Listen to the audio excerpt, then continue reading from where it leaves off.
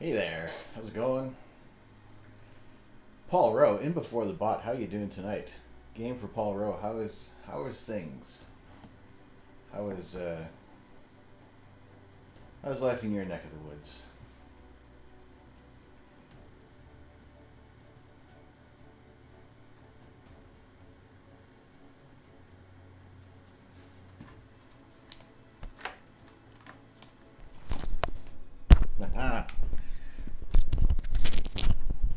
There's a channel point for that.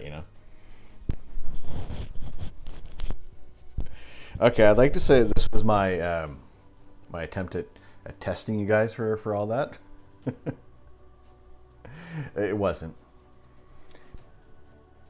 As I set up, I'm thinking, okay, don't forget the mic. Don't forget the mic. You're all right. You're not gonna forget the mic. I forgot the mic. Saving them. Don't know what for. Well, you know what? Let's say save them for something really cool. I don't know what though. Still trying to think of things I can do on the channel,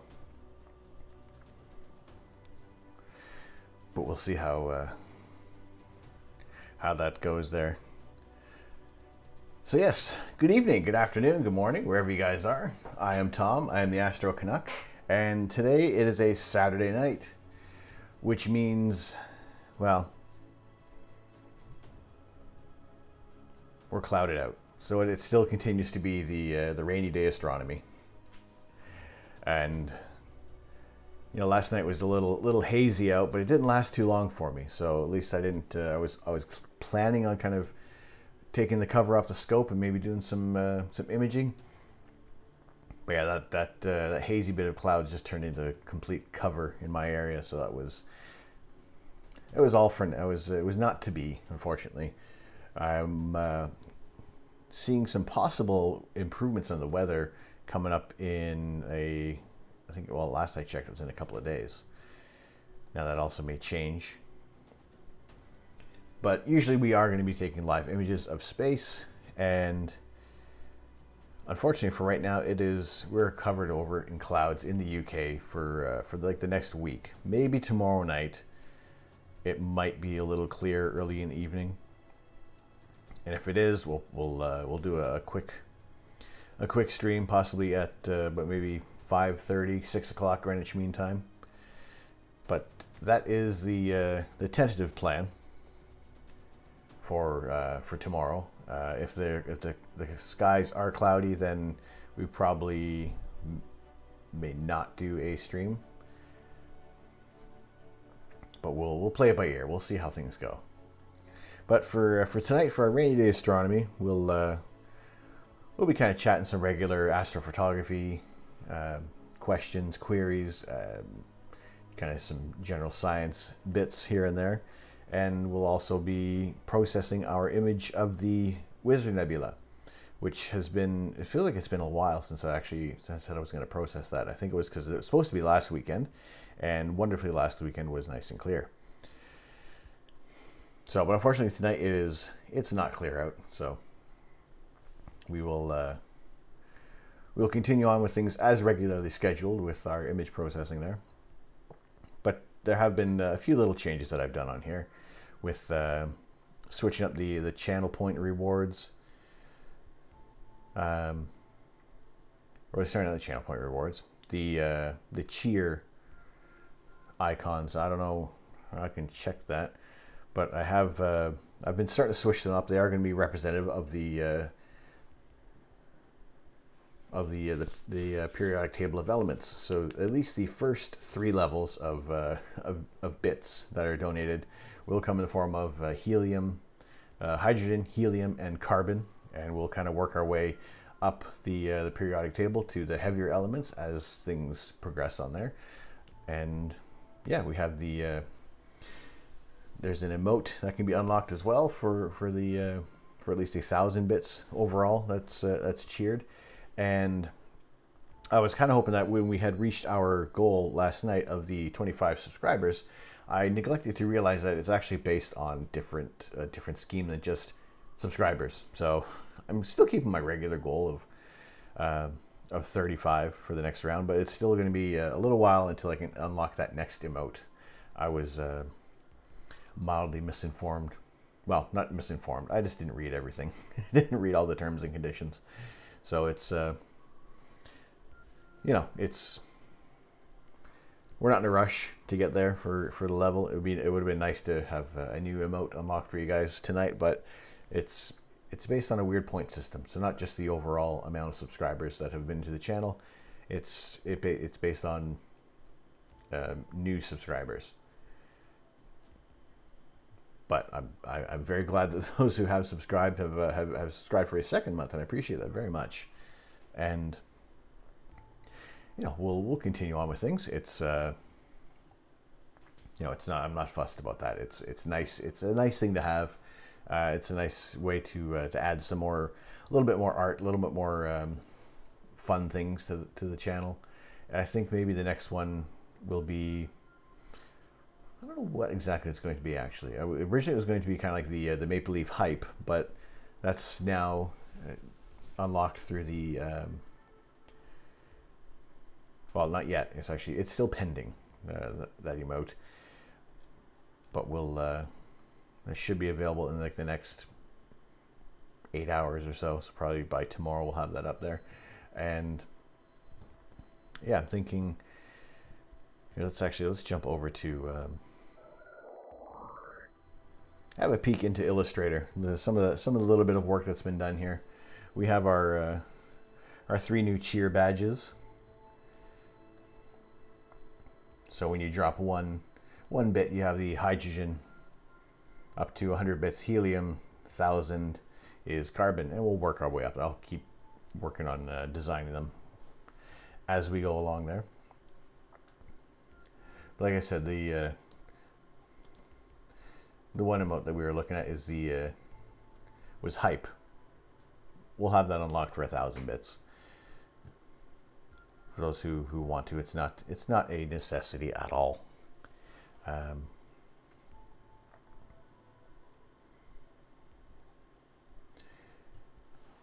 But just one of those things for supporting the channel. And those who do graciously support the channel, I do appreciate it very much. And any of that does go towards astrophotography gear. It's not going to be towards general streaming gear that you guys aren't going to see any kind of return or value on. And yes, what I want to do is put this any money that comes in towards new astronomy gear, new astrophotography equipment, so that we're able to get some better pictures, image longer, reveal some other layers in these objects that we're looking at, kind of get a little more focus on certain wavelengths of light, and just in general be able to if the mood strikes, that we can go the entire night and image throughout right up until sunup. And eventually down the line I will look into getting a dedicated solar telescope, so we can actually look at the sun in the hydrogen alpha wavelength and really see some grainy details of the sun, get some solar prominences in there, and also just to be able to see that detail beyond like the white light that you see if you just put a plain solar filter over the front of your telescope there. Well, you can still see sunspots, you just can't see them in as great detail until you kind of get into that next layer, into the photosphere. And we're able to kind of pick out those areas of wavelengths from the sun that's coming towards us, or not coming towards us. It's just to pick out some more details, and and to continue this during the day, so we're not just relying on a clear night, because sometimes we have nice clear days, but unfortunately it doesn't always end up being clear right through to the night.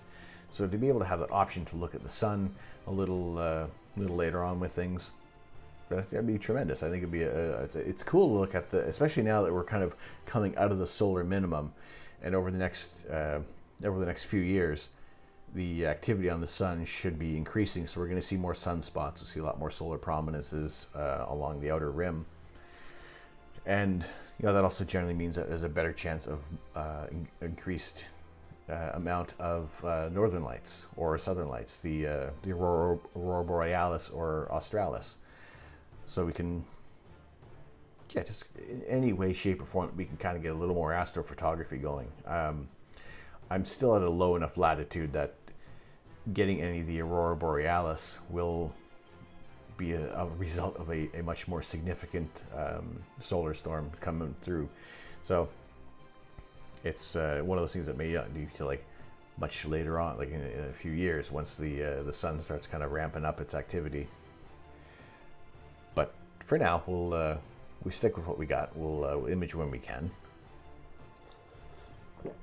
But this is currently just a view into my brain where it's a lot of stuff all over the place. And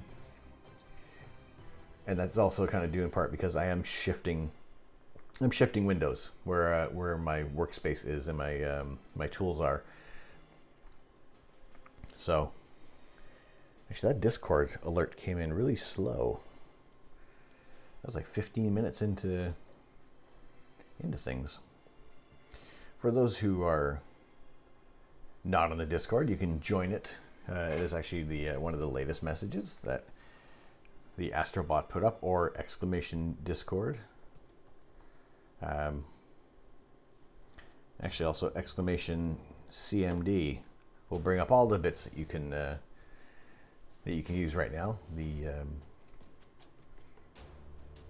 The options that are available for those who are well, for everybody there. It's not a moderator or user specific. It's everything you can kind of look up there, and I'll still be adding some more stuff. Like I said, it's always going to be evolving over time. It's not it's not just this one finished product that we're going to be working on. I have many ideas I want to implement on the channel, and it's going to take time because my regular job, it's in graphic design, and I am doing 9 till 6 o'clock every day during the week. So it's to spend that much time in front of the screen for work, and then to try to relax afterwards in front of the screen. There's not that much of a break. So there are times when it's going to be a little slow on things. Some nights it's like I'm totally fine to be sitting in front of the screen, and I'm also going to try to make a note to even during the streams to get up and move and just do a quick little stretch. Doesn't have to be on camera, but just to move around. I've been working from home for the majority of the year. Really, that's crazy. So it's just trying to keep moving, keep active. Don't just sit there in front of the screens and work all day. It can be easy to really get your head down into things and just kind of lose yourself in the work. As much as I love design work, you got to pull yourself away. So that's just one of the things I got to try to be a little mindful of that. And maybe I can pop that as a channel point. Maybe if there's a 45-minute cooldown or something like that. I don't know. We'll see if we're just give us all a chance to do a quick stretch. Just get up out of the chair and not be just sitting down in front of the screen the whole time.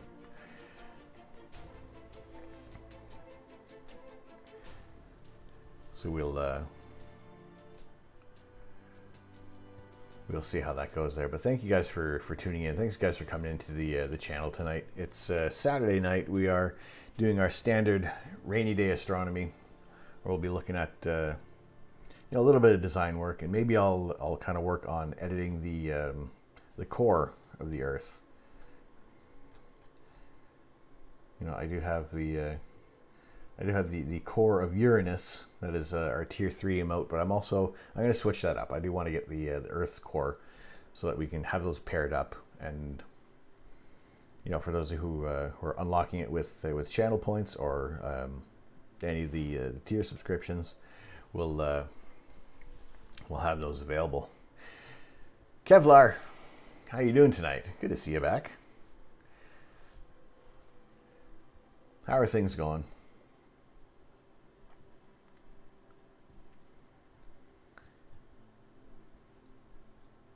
So yeah, we'll see about doing some a little bit of design work on the globe, on the Earth. We'll split that up. Maybe add the core, change that for for a new emote. Not too bad, unlike the weather. Yeah, the weather is absolutely pants. I'm getting frustrated with this. It's been unpredictable, or it's been reliably predictable with the with its crumminess. But unfortunately, there have been a few times when all of a sudden the skies were clear for a little bit, and kind of didn't allow for enough time to kind of get things rolling there, or allow for a significant amount of imaging. So that was a little unfortunate there.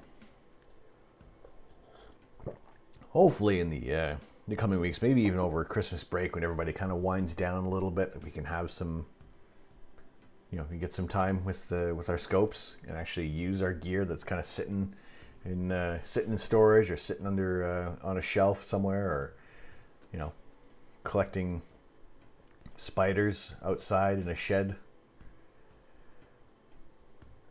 It's it can get discouraging, and it's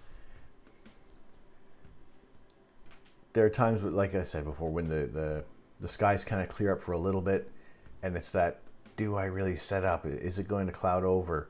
It's that kind of finding that not even so much like the motivation, but you can almost easily convince yourself that now the clouds are going to roll in, and those are usually the times of when they stay away. You have a nice high pressure system coming in all of a sudden, that the forecasts were calling for cloudy skies, and then nothing. So it's frustrating sometimes. And it's one of those things where I think, kind of going back to what we had that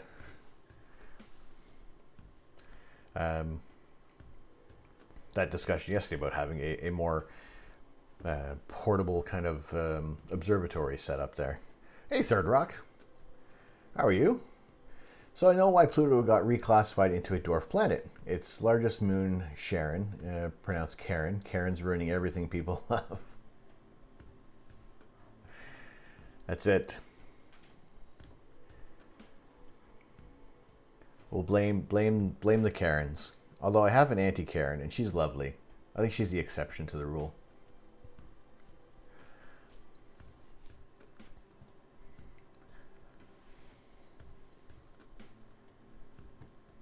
Right. I had a grandmother named Karen.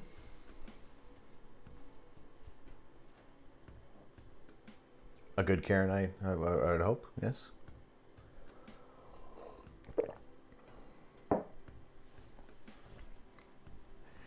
So we have a few new followers to the channel, and happy to see them joining the observatory.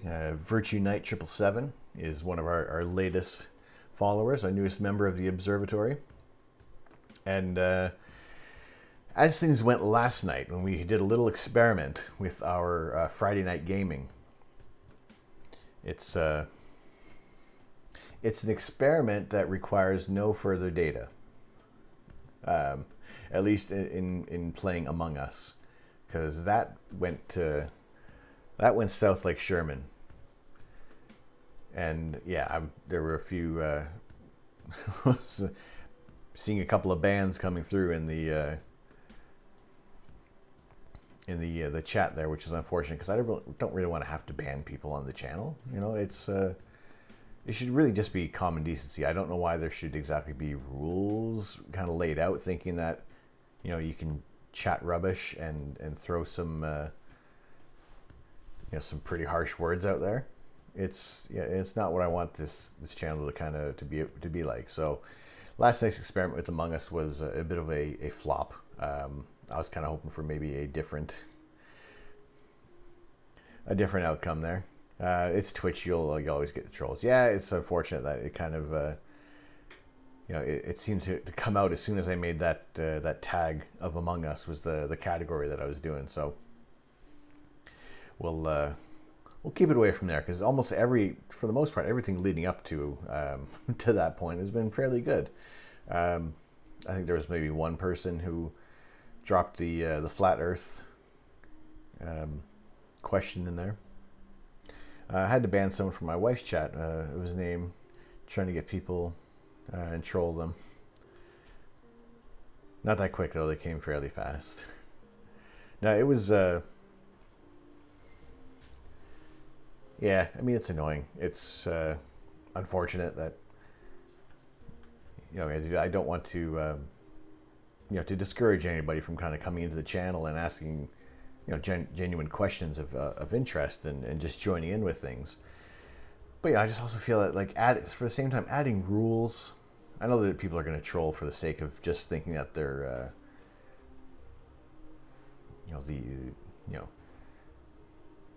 the expression my dad he would say, still says is,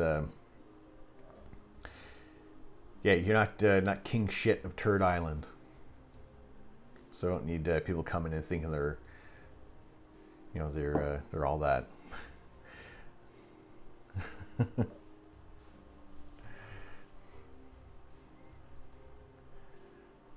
Michael Hunt is bald.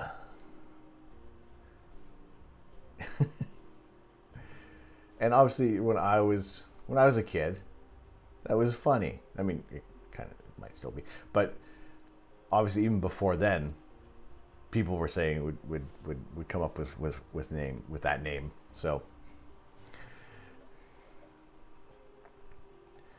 it's hard to be original, and I think for those who think they're being rude and just generally unpleasant is being original.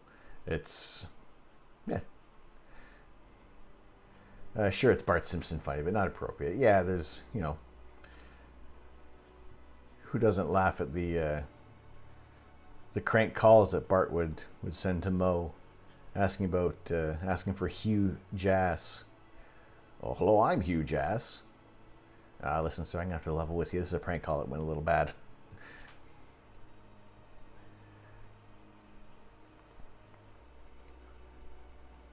Yeah, I think a lot of some of the lowbrow humor does stem from The Simpsons and South Park and Ren and Stimpy.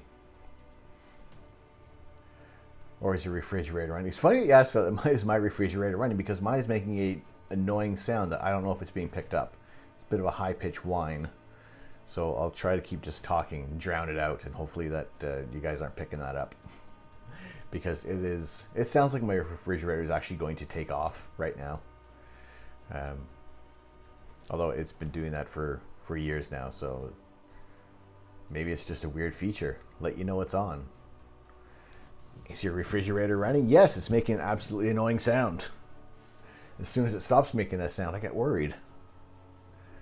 It's kind of like all of a sudden when the kids and the dogs go quiet, and all of a sudden, who's doing what?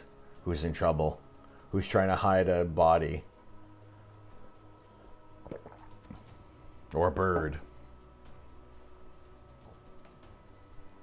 Or dog poop?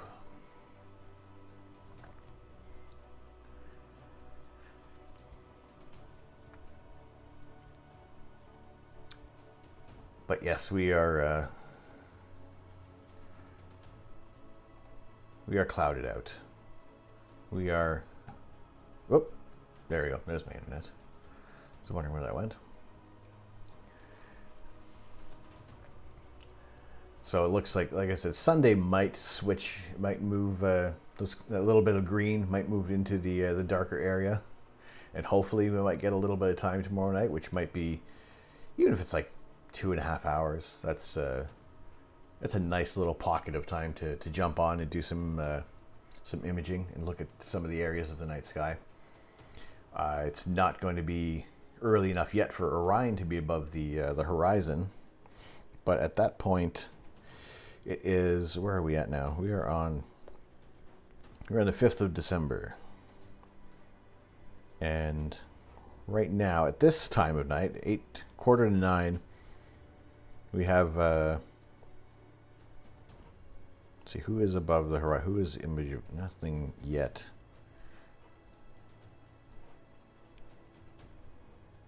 The Monkey Head Nebula is almost visible.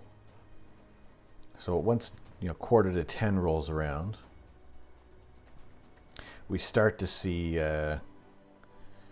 areas like Lowers Nebula and Bellatrix and and Betelgeuse just coming up above the roof line where we're able to start imaging those areas of the night sky. So at least, come 11 o'clock, we're going to have some views of the Rosette Nebula, the Christmas tree cluster. Should be able to start getting some shots of the Horsehead Nebula coming around to the southeast. We'll have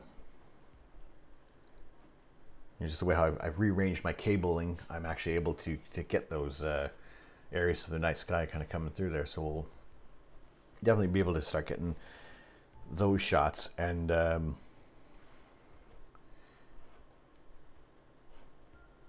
we did have a tree surgeon come around. I'm just waiting for a quote. So we'll see how much it's going to be to maybe adjust my viewpoint in the back garden. And yeah, not to drop the trees, not to have them felled. If they were, I would plant trees elsewhere, so that eventually they would block another view. But for now, we'll work. Oops, that's too far. We'll work with what we have.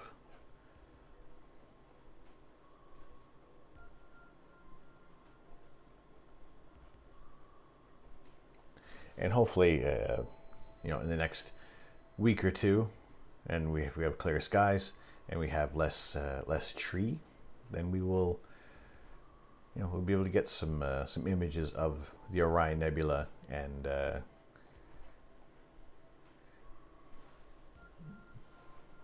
and the Witch Head Nebula. Does it show? It doesn't really show that one. NGC 1788. How does that one look elsewhere?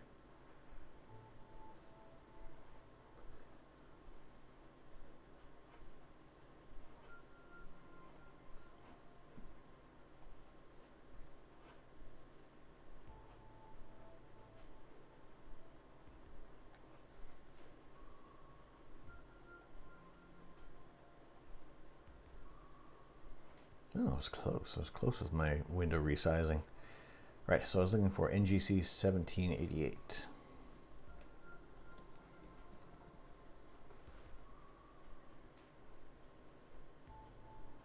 A reflection nebula. All right, so at least I may have to pick a night where I do throw in the broadband filter, so we can maybe get some more images of these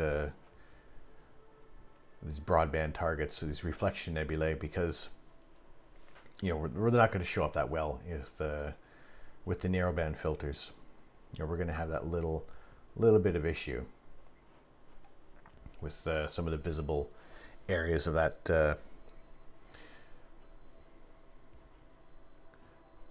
nebula, and there's a few reflection nebulae within Orion, so there's a nice mixed bag. So I think what I'll maybe even try to do is, instead of having like a filter wheel, there can be a second filter drawer I can get and have the broadband filter kind of at the ready, and be able to swap them out. And a refocus wouldn't take too long, so we'll pick those nights, and maybe it will be one night. If we have a couple of nights kind of clear in a row there, we'll be able to. Okay, I see this. Yeah, I know which one this is now. We'll be able to kind of pick a night where it'll be our broadband night, and depending on how things go, I can switch out the filters, hopefully with minimal adjustments to the focus. But something like that doesn't take too long to get done there. But let's see that star pattern.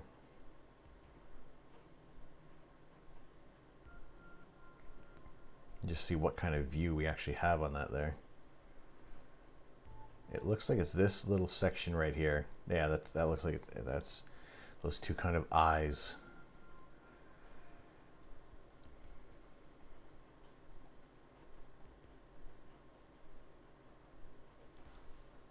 That's not too bad. I think that's that could be an interesting target to image.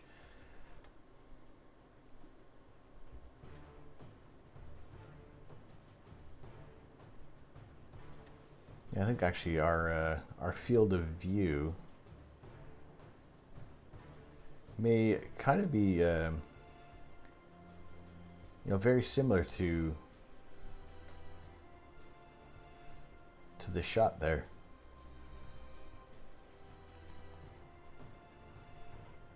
So not that we would get something of this quality on the night, but it will, we might be able to start to see a little bit of the shape of this, this reflection nebula. And if we have, like I said, our broadband filter, that we're going to pick up more areas of light. And this area will probably just be like pitch black in the image there, because this is going to be from many hours of integration time on this one. While as we're only doing the 10-minute images. So that'll be interesting. That'll be one to kind of catch in there.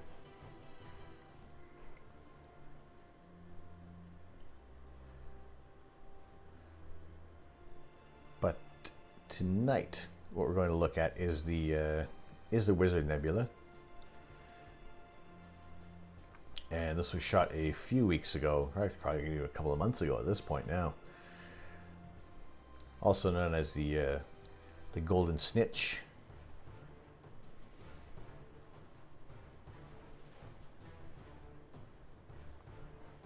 And this was shot just before it was kind of out of our way.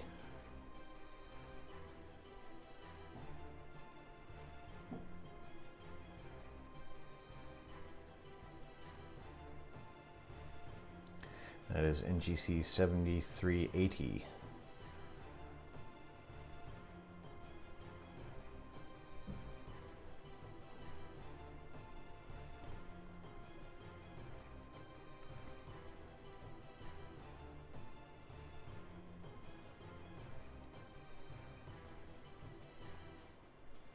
And this is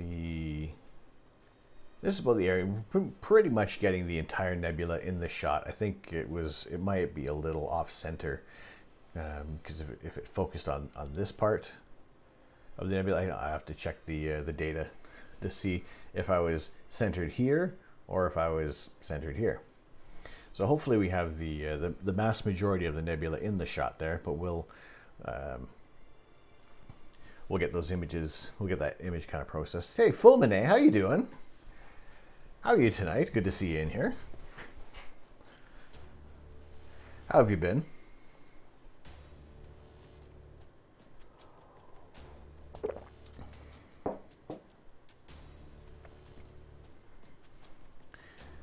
Doing great. What about you? I'm doing really good. Doing really good. It's a cloudy night again, unfortunately. However, I'm here with you guys. It's good to see you guys kind of coming back as often as possible. I do appreciate you guys in there. It snowed in Switzerland, bruh. See, Switzerland, you're gonna get better. You're gonna get better snow in Switzerland. We had some snow yesterday in the east of England in some areas. It was just a light dusting. It wasn't anything significant. I think the last kind of significant snowfall we had, at least in my area, was probably back in like March 2018, maybe 2018, 2017, maybe. Let's say March 2018, and that was a lot of stuff came to a standstill. But yeah, nothing significant since then. We're good. we have the mic check, but thank you for redeeming the channel point. It actually it was needed early on, because yeah, I did forget to clip it on. I appreciate you guys looking after me. Thank you. Trying to give you guys the best content possible. Slowly but surely, we'll get there.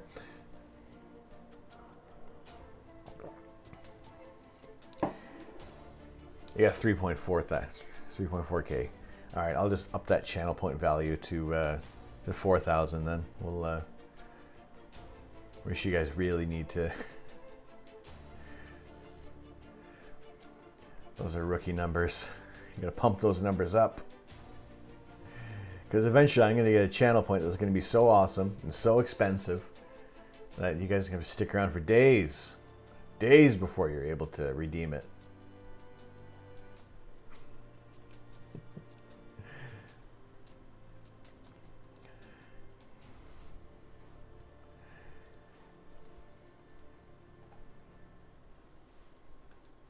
All right, let's get.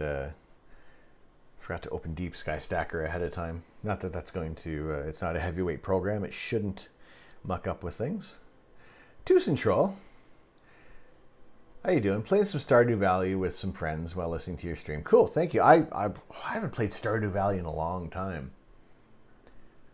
I wonder how dead my crops would be if I even remember how to. Paul Rowe with big 21K flex. Yes, Stardew Valley. I haven't played it. It's probably been a few months now.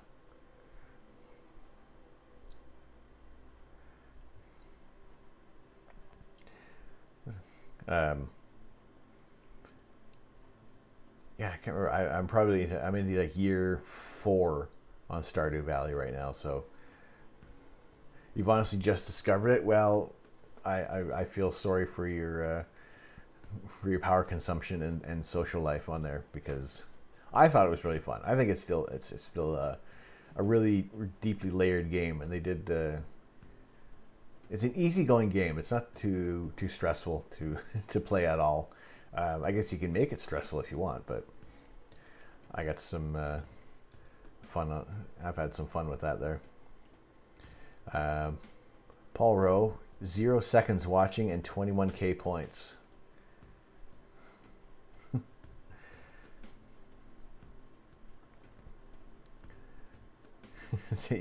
And hack. Yeah, I say Stardew Valley is what I've seen some people playing that on streams as well. There's a lot of little secrets in there. I like it. I think it's a fun little game there.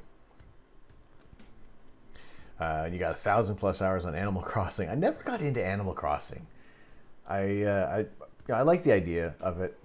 There's a lot of games I like the idea of, but it's just kind of investing that time. I'm trying to think, what was the last game that I have like days worth that amounted to at least some kind of character development. Whereas I can't count Grand Theft Auto Online, because that's just, there's no real progression. It's just an accumulation of items, and your character doesn't really evolve over time. It just feels kind of flat. That being said, I haven't played it in quite a while, so there's probably a multitude of changes that have gone on in the game there.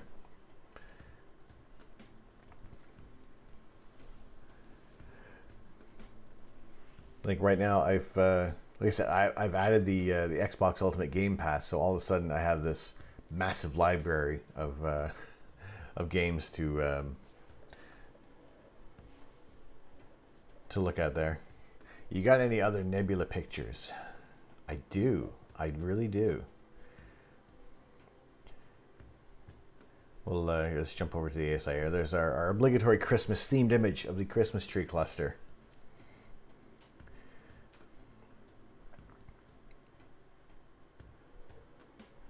And there's a lot of the our past images, because it's been a while since we've been able to add some more there. Here's a little preview of what we'll be editing tonight of the Wizard Nebula.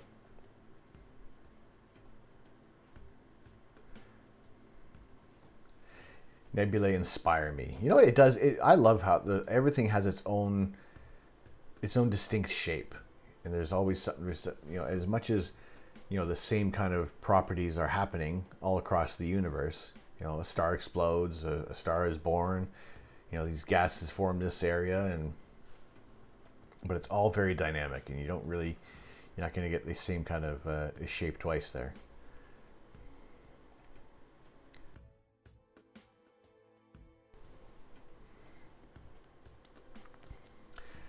Um,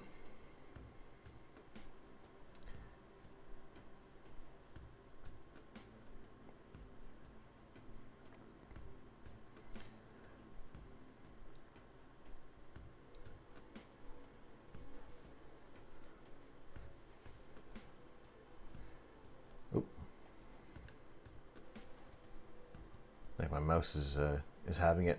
Hey, Mr. Richard, good to see you. So I get my 533 next week. What would be a great target to test this on coming from a DSLR? Oh, what? I mean, my first target was the Pelican Nebula. I don't think I have that one. I must. Anyway, I would recommend. I'm gonna have to recommend the Rosette Nebula. You know, something like that isn't going to disappoint coming out of the camera there. It's fantastic close up. It's great in a wide field.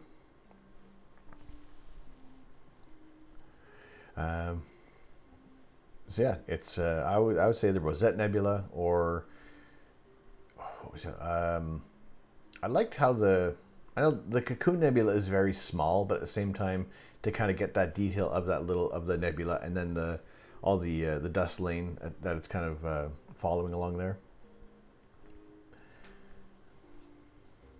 Just working on a Pone Jtenko reward. He's gonna hate this.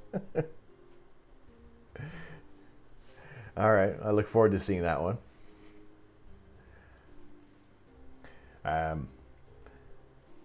Let's see what else.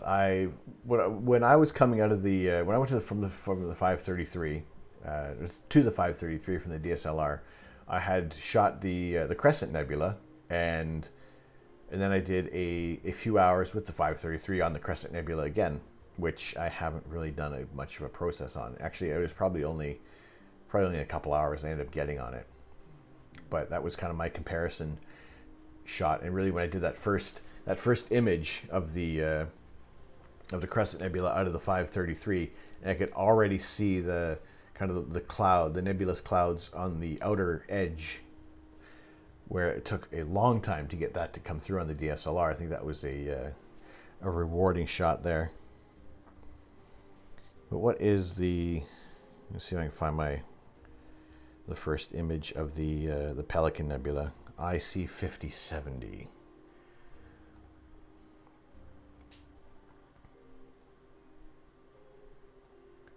Because yeah, that was one of those. It was pretty much the first night with the camera. And again, it's been weird for me. The past kind of two big purchases I've made, I've had clear skies that same night on delivery. So guess one of those weird kind of things when traditionally for when people buy astrophotography gear, generally clouds seem to follow all the time. And with the amount of clouds that we have forecast, somebody bought something huge.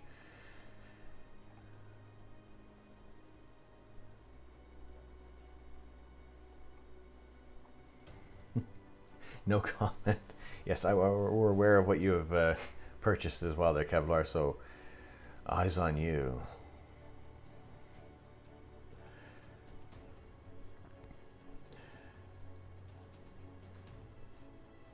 Yeah, I think the Pelican Nebula was like one of the first images there. I know it's not much. I can't really stretch this image at the moment because this is also before I had them saved elsewhere.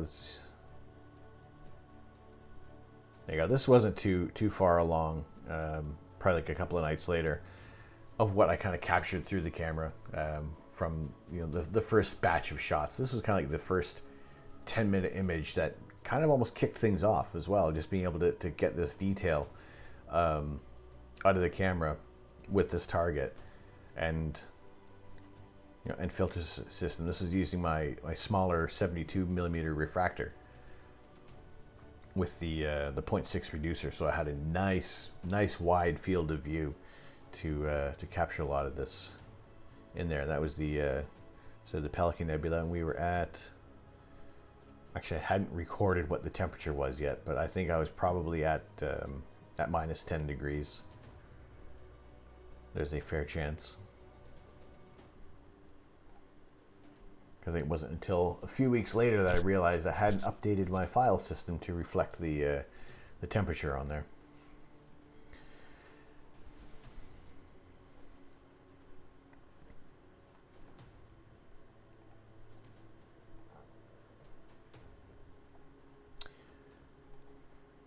So yes, for a first target with 533, I would go for anything that's nice and bright, and also depending on which scope you're pairing that up with.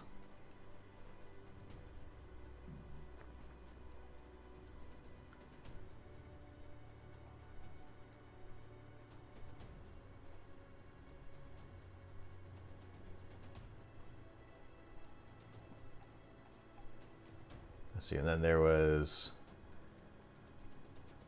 all right, when we had it down to minus 15 degrees on there. When was this? This was in July, so it was almost a month and a half after the purchase. So kind of a little bit of fine tuning. I think when was also this? We have the time. 12:46. If this was a Sunday, then the streetlights would have actually already been out at this time, which is probably why we're actually seeing a much darker, much richer contrast image. But I mean, to be able to get these dust lanes in a single shot with the 533, and using the one-shot color tri-band filter, I still am. I'm still amazed by what this camera is able to produce, in such a short amount of time. And I do want to piggyback. I do want to piggyback the refractor on the reflector telescope.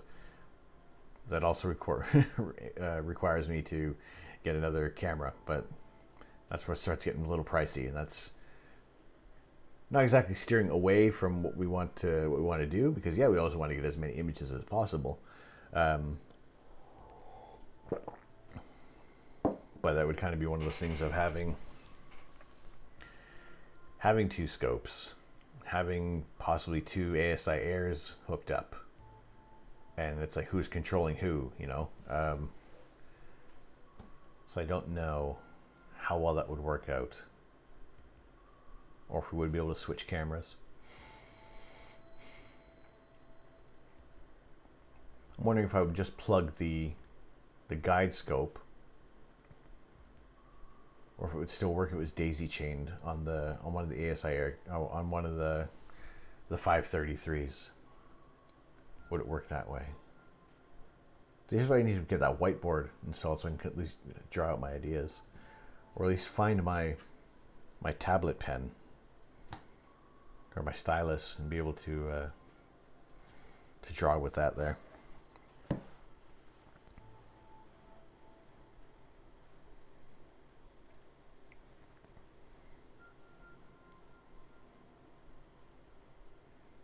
Let's get back to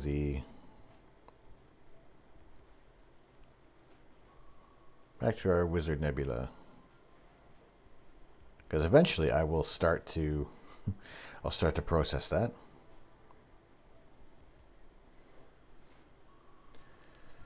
But yeah, with the the Pelican Nebula was kind of one of those early targets, and once we you're getting things dialed in with the Ritchie Chrétien at a much much longer focal length, we're able to pick out those even more details in the Pelican Nebula.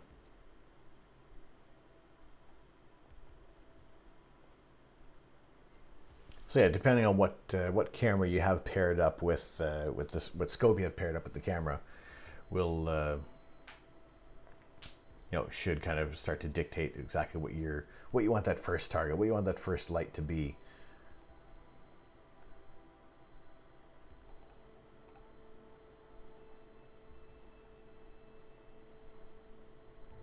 And how I have the Cygnus wall in the IC5070 folder.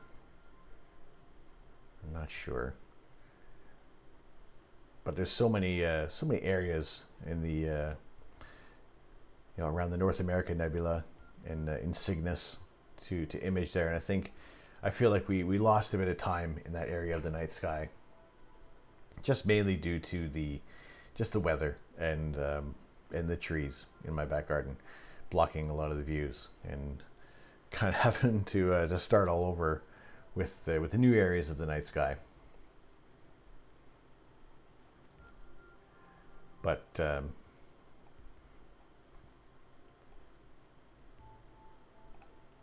we work with what we have. We get as many images as possible,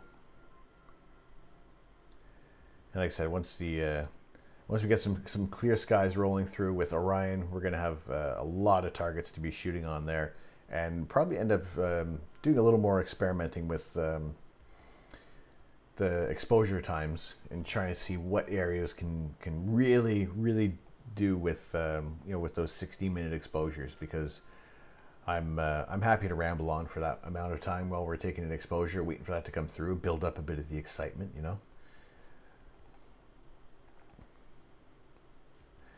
So yeah, for now we'll reminisce on some old images.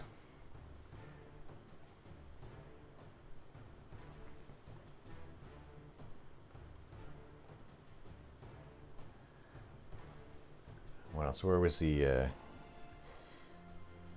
our Wizard Nebula?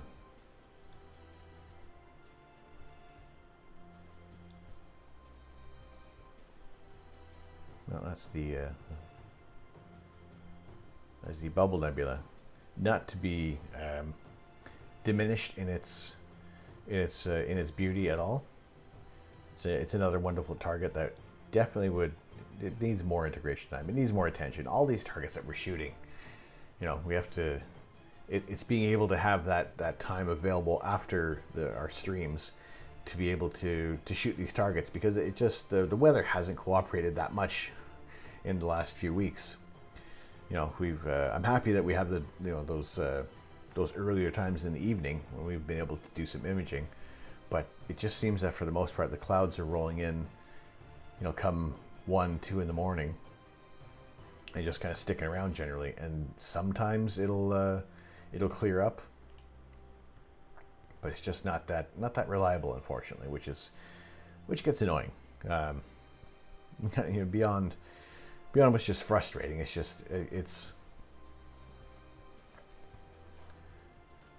I'm in an area of the world which doesn't always have the best weather.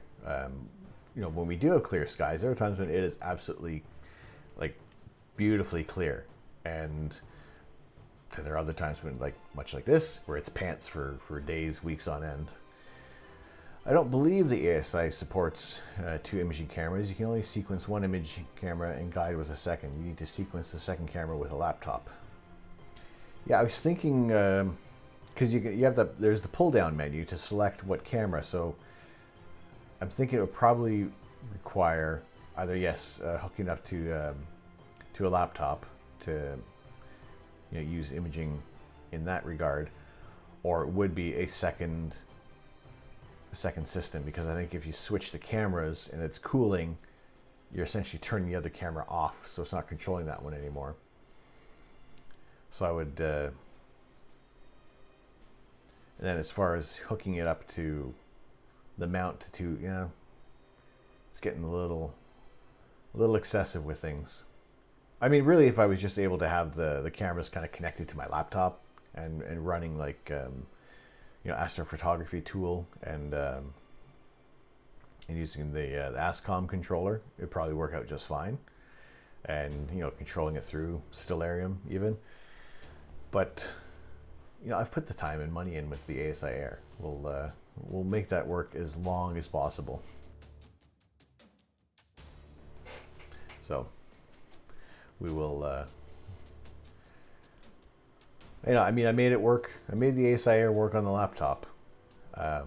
It's not exactly a massive engineering feat to do that, but it was quite a bit of troubleshooting on my end. So, to be able to get it to do what I wanted it to do, then maybe we can see what can be done with using two cameras and either, two ASI Airs or something else, just to be able to get that control and also stay inside where it's warmer.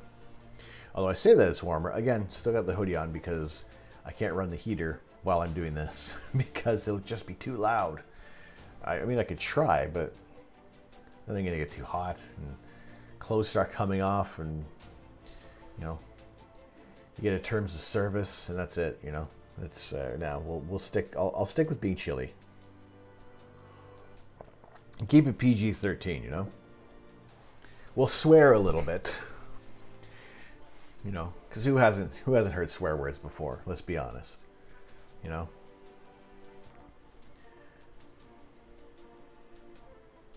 Poo-poo, mittens. We say it all here.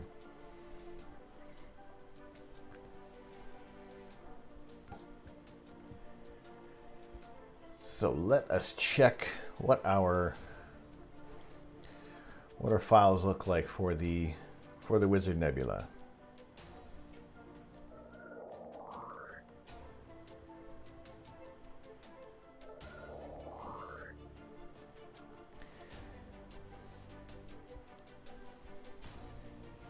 Anything can be swears, said with the right intonation.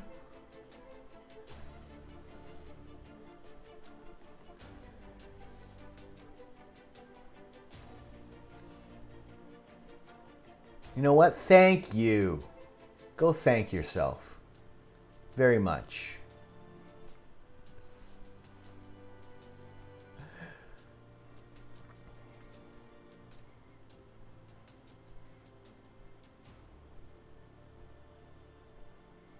Oop.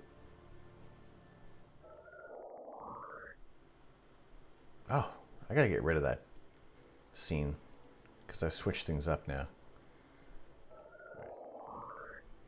Let's go there. And this scene. Oh.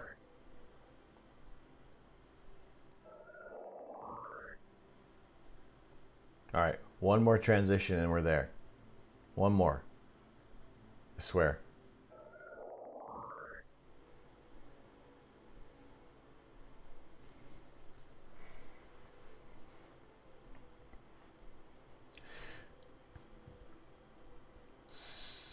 So let me find my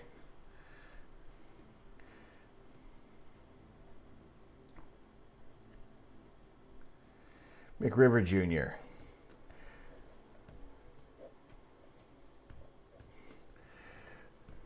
Who got new gears, Emre or other one? How you doing? Good to see you in here.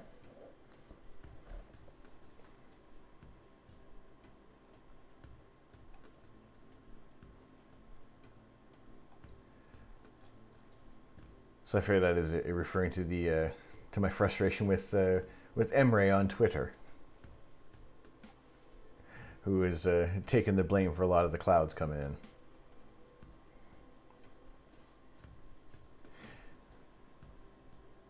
So I'm looking for. I need my images of the Wizard Nebula, NGC 7380. So I think it's should be about 3.5 hours that we have When was this image? When did I shoot these? This was, oh man, this was the 11th of September. That's almost 3 months ago. Like, you know, these imaging nights are kind of dwindling. I need some clear skies to come back so I can build up the library of images that we're going to be using. I mean, it's not that I can't go back and reprocess and rework some other images there, but there have been changes. Is this the one with the 72 ED? I could have sworn I had the it was a Wizard Nebula with the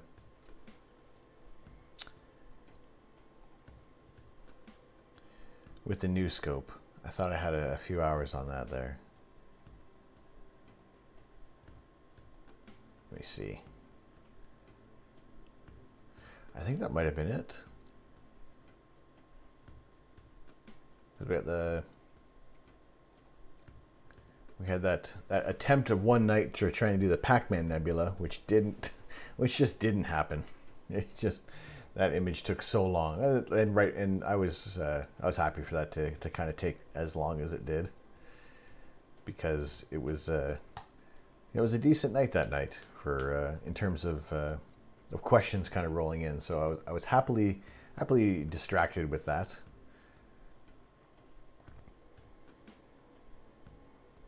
So okay. So this image is coming from our 72 millimeter scope, which was the Skywatcher 72 ED Evo Star.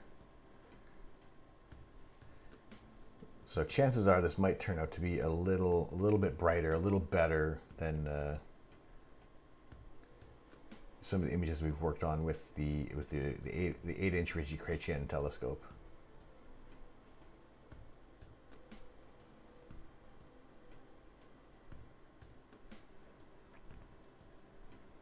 So I just want to do that, a little bit of an adjustment so I can see what we're looking at, what we're dealing with. And right in the middle here is going to be the Wizard Nebula. So it's a nice wide field view at about 250 millimeters. So we will, you must check light frames to register. Oh. Let's check them all. All right, so the first shot of the night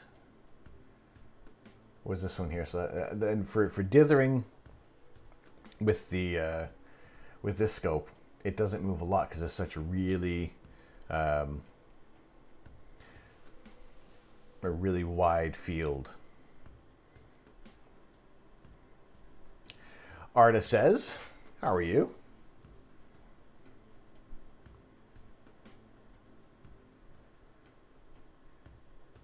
Good to see you in here. We are currently just getting started on processing our image of the Wizard Nebula, which was shot back in September. And we are in Deep Sky Stacker, which is the program that's going to register all of our images taken of the area of the night sky. And you can see there's a slight shift with each image, and that is that's dithering. So the scope is, while we're shooting that target, is moving just a tiny bit up and down or left and right, depending on a random choice from the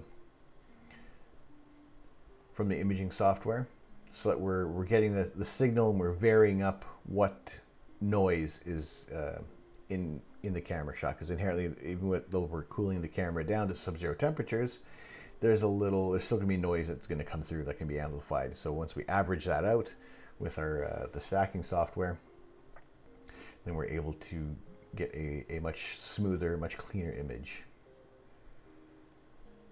I really thought there was another. I have to check the files again, because I really thought there was there's more time there. But I'm usually going to use the first image, because that's going to be framed up exactly where I want it to be. The stars up in the the upper left corner. Yeah. All right, it's taking the piss.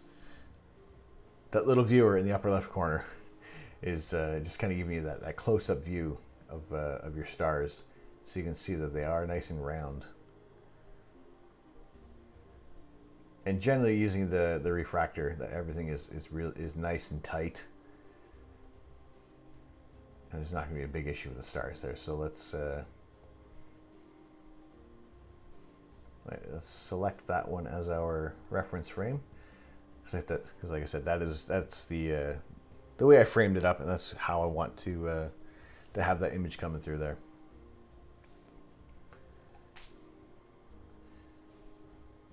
So chances are we didn't. I mean, I can do a quick scroll through the images there just to see if there's any satellites, any airplanes that have kind of flown through the shot. Because it is such a small amount of frames taken.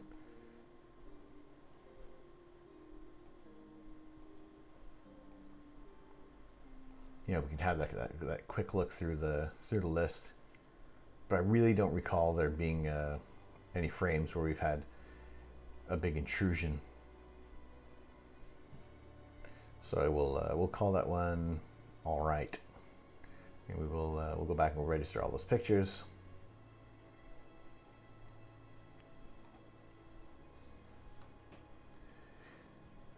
So we got 49 stars to register in there. That's going to be like the brightest out of that there. Maybe let's get 100 stars. Yeah, let's go down to go back up to 30%. So it should be maybe 75, 66. That's good.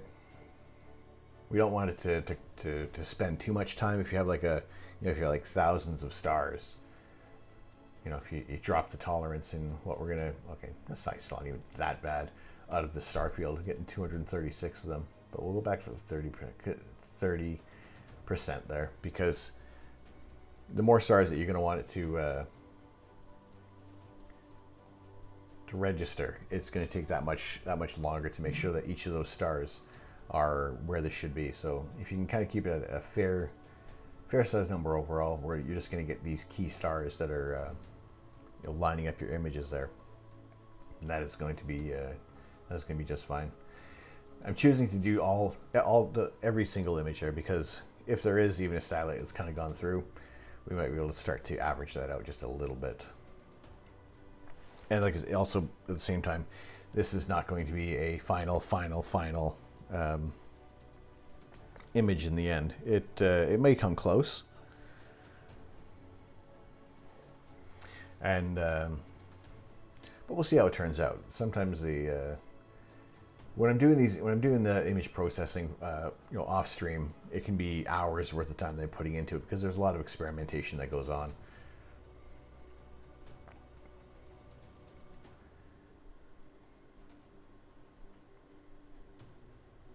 Now I use the Kappa Sigma clipping, and these settings have worked out fine. I've played with things before, and there really hasn't been a huge difference. And to be honest, it's I'm not too familiar with what the numbers do, but it is this. So the pixels outside of the range. So if there is like a satellite that goes through, it'll kind of look at this should look at how many pixels adjacent to the anomalies that it'll kind of average out with there.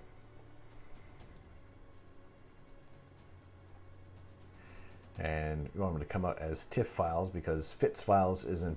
We're not doing any real kind of. We're not doing like scientific images here. So we don't need the highest quality output. We just need some high quality output on there, and we'll make sure that is going into the correct folder, because how many times I've stacked the image and saved it, and all of a sudden I've forgotten what was the previous project that I've done, and I got to go searching through all the files and find out where that thing went. So an hour and 56 minutes. Okay, I could have sworn there was more, because this is 2 hours on this target probably isn't going to be. It's not going to be that much. So I'm wondering if there was another data set.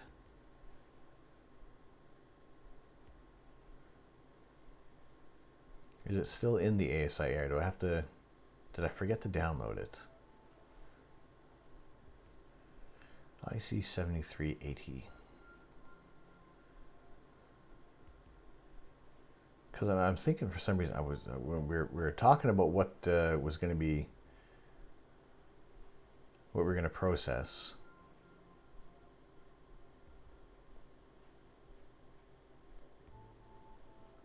Or was it the Pelican Nebula?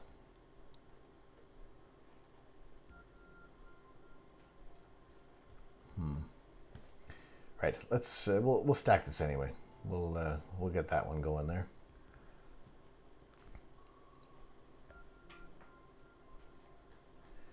But I could have sworn there was a data set that I was looking at that was about 3 hours worth.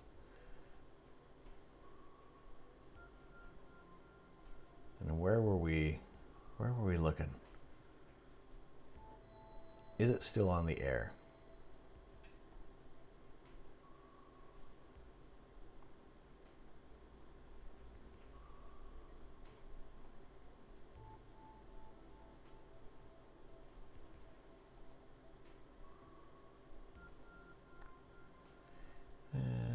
NGC 7380. All right.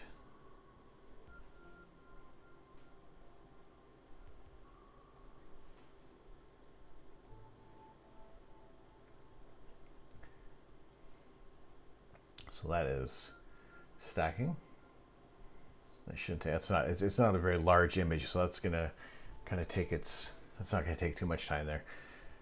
So we'll see how that turns out there. For those of you who just joined in, thank you very much for joining the channel. I am Tom. I am the Astro Canuck, and we are usually taking live images of outer space. However, at the moment we got some clouds rolling through. We got some rain forecast in the next hour or so. So it's not exactly the ideal weather that we're going to be able to do some astro imaging with. So usually we have our large 8-inch telescope ready to go, and this security camera is usually outside. However, tonight everything is all packed away, covered up, keeping safe from the elements. So we do our regular Saturday night imaging session, or our image processing session for rainy day astronomy, and we kind of look back at some of the images that some of the areas of space that we've taken pictures of. And tonight we are looking at the Wizard Nebula. So we imaged this one back in September, and that is actually, that is not the right view. So this is the kind of view that we'd have on there with that large red square is our imaging plane. So we'll have the Wizard Nebula right in the middle there, but I want to see where, because I could have sworn there's more data available on one of these targets there, because we were talking about it a few weeks ago, and doing the math, there was about 3.5 hours worth of images. So what was it that I was looking at there?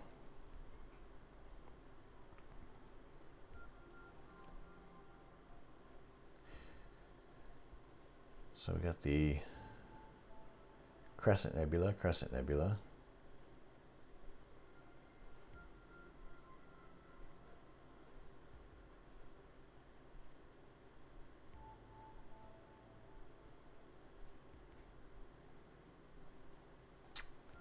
Interesting.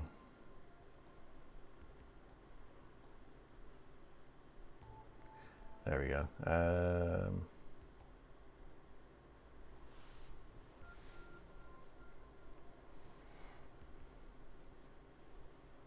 No, that was it. 11th of September.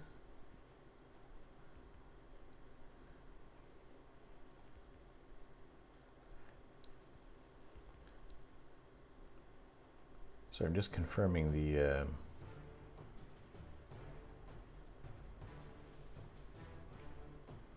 or was it the Pelican Nebula? It was IC 5070.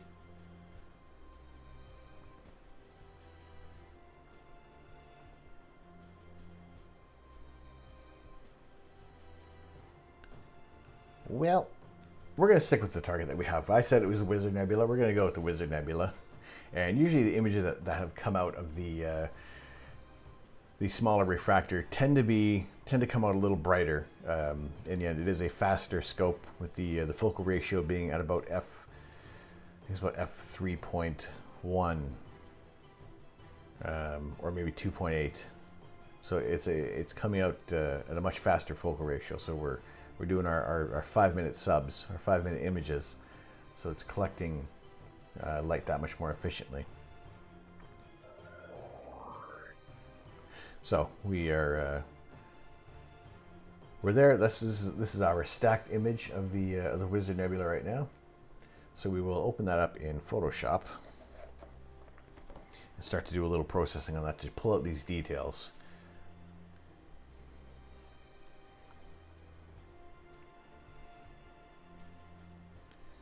You know, just get those details in the nebulosity kind of coming through there.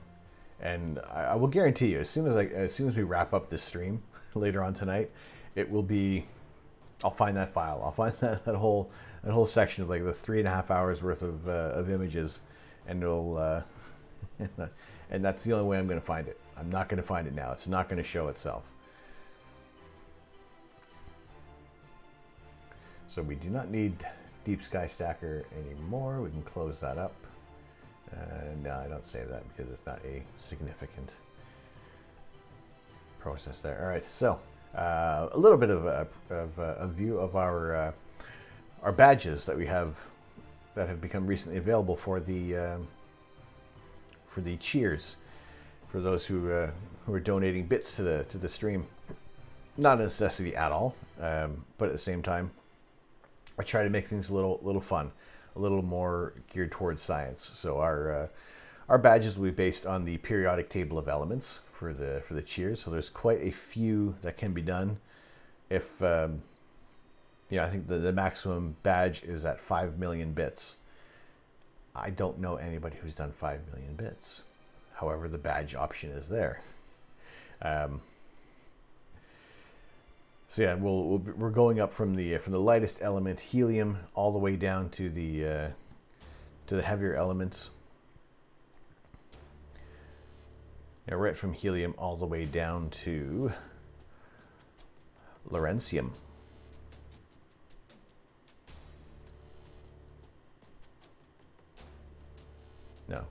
No, sorry, even lower. Lower.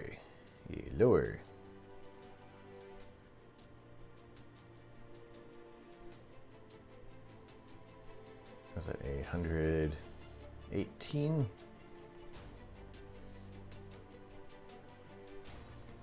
Oganesson, a synthetic chemical element with a symbol OG and the atomic number of 118. It was first synthesized in 2002 at the Joint Institute for Nuclear Research in Dubna, near Moscow, Russia, by a joint team of Russian and American scientists in December 2015.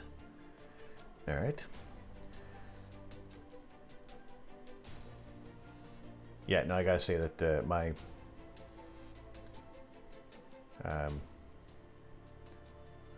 being up to date with the periodic table of elements is probably limited to maybe high school chemistry. So it's one of those. There's so many different areas of astrophysics, and and so many sub branches that I can go off to. I don't have the knowledge of everything there. So yeah, I more or less look a lot of things up, because the information that I know, there's some bits that I have kind of memorized cold and just ingrained. But yeah, there's other things that I gotta look up, and it just happens. So yeah, all of our cheer bits, our cheer badges will be based on the periodic table of elements, from the lightest to the heaviest, and I'll pick those out, and we'll add those in as the weeks kind of go on there. So right now we are up to the 1,000 bits. Right now,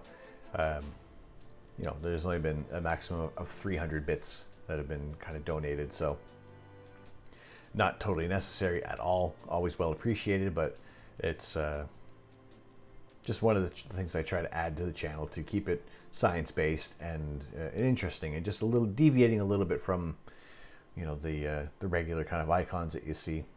And sometimes they may look all right. Sometimes I'll change them up because, you know, for what I do as a graphic designer, maybe things don't always work out well in the smaller scale format. So just trying to get things not to be a pixel peeper, to be like pixel perfect with all my images. But we'll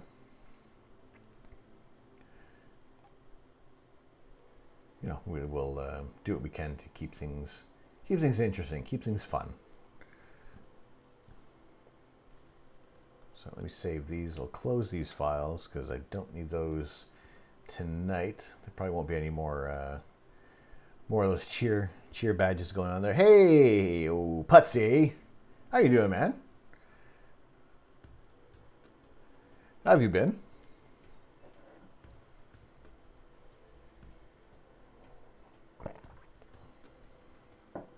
What you doing, man? We just finished stacking our image of the Wizard Nebula, and also just doing a quick little review of the latest cheer badges that we have added to the site. Like I said, based on the periodic table of elements, still within the same colors of what's available on Twitch. Got the first three levels ready. The new emote for the badges should be ready in the next few hours. And as far as the when I had hit that sub goal of 25 last night, it's an overall count that I have going on right now. However, things seem a little there's those, I'm at 21 out of 25 points there, so we're a little ways off from getting that next emote, but that'll come. It's not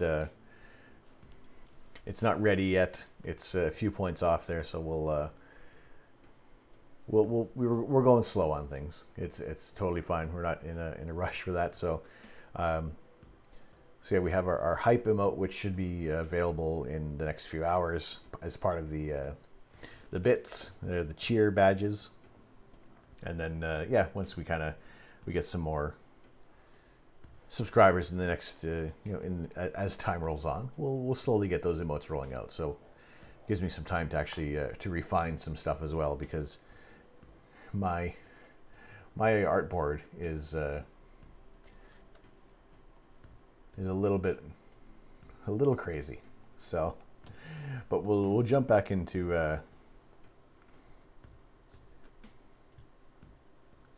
Photoshop there.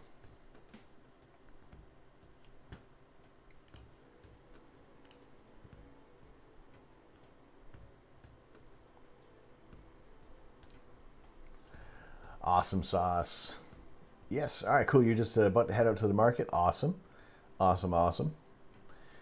And then you'll say you're back from the market, and it'll feel like 10 minutes has gone by. And then I'll accuse you of speeding like an animal. Right, so let's get that closed. We'll open our image of the Wizard Nebula.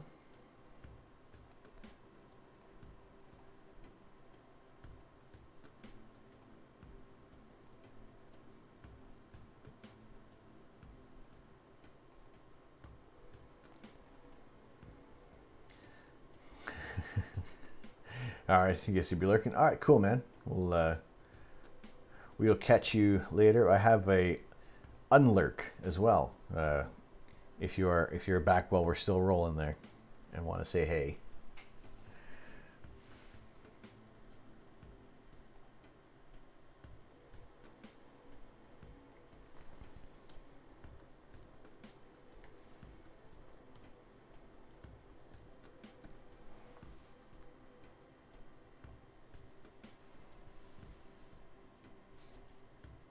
So yeah, this is how the for Astro images, this is kind of what comes out the other end in Photoshop with the the TIFF image of all the stacked image. We're only kind of seeing those bright stars, but all that detail is there. You know, it's hidden. We have to stretch all that out there so we can get those you know, the areas of nebulosity coming through. You know, so right here is that V kind of signifies that kind of center point of the Wizard Nebula. You know, so there are star patterns that you want to recognize to be able to make sure that you have your target framed up, because not all the time it's going to show up nice and bright in your first image when you're kind of trying to frame things up there, because it is going to be dim, because some of these targets just aren't that luminous. So you want to be able to tease that image out of there and just make sure you are you know, in the right spot. You know, you have your target all framed up there. So what I do hope that we kind of come up with in the end is this you know, this image of the Wizard Nebula. So we'll see how it turns out. This is only about 2 hours worth of integration time, although for the most part, with the images that have come out of the smaller refractor, they've turned out all right. So we'll see how this one turns out. Like I said, I try to not so much go quick with these images, but I won't be as fussy with some of the details, and I kind of let you guys know what other direction you might take with that there. And really also, because I've moved over to the way how the screens are set up, that I'm able to get all the tool tips showing up. You know, I'll go into a little bit more detail with things, because you know, it was OBS and Photoshop didn't like to play ball for a while with me there. So I do want to be able to, you know, I was missing out on some of the tools that were being shown. So I felt like I was you know, having to describe that for you guys, and the information may not have been coming across as correct as possible. So you can notice that these little corners, these extra little bits there, that is from the dithering from the image. So every time I took a shot, it would move around a little bit, and just try to average out that noise. So also that I was too far away from the sensor, or from the flattener on there. So you are getting these rounded stars, these elongated kind of radial blur of stars in the corners there, and that's just depending on how far away your camera is from the flattener. And that's really corrected by adjusting your backspacing, because generally you're going to be about 55 millimeters from the flattener with your camera, or with your Astronomy dedicated camera, and that can change up also depending on what flattener and reducer that you are using. So that's just one of those things that I never kind of got around to fixing that up. So generally I might end up cropping in on this image a lot more than usual, just to kind of get rid of those those blurred kind of stars. So while we have a nice wide frame, it might end up getting kind of cut into fairly deep to kind of get rid of those rounded stars, and especially those rotating stars. But something like that for what we're doing tonight, I'll leave it largely for the whole image, so that we see what kind of comes out there. But what I will do for kind of stars is I will crop in just a little bit, so that we are getting rid of any excess kind of vignetting that comes around the corners, and also just all that each image that has been moved around. So we do have a nice crisp corner, and we're not trying to adjust any of the, get rid of any of the details there. So actually you can see how the levels are right now. If I go back a step, so we have those corners, picking the levels, we have that tiny little bit there of of information, or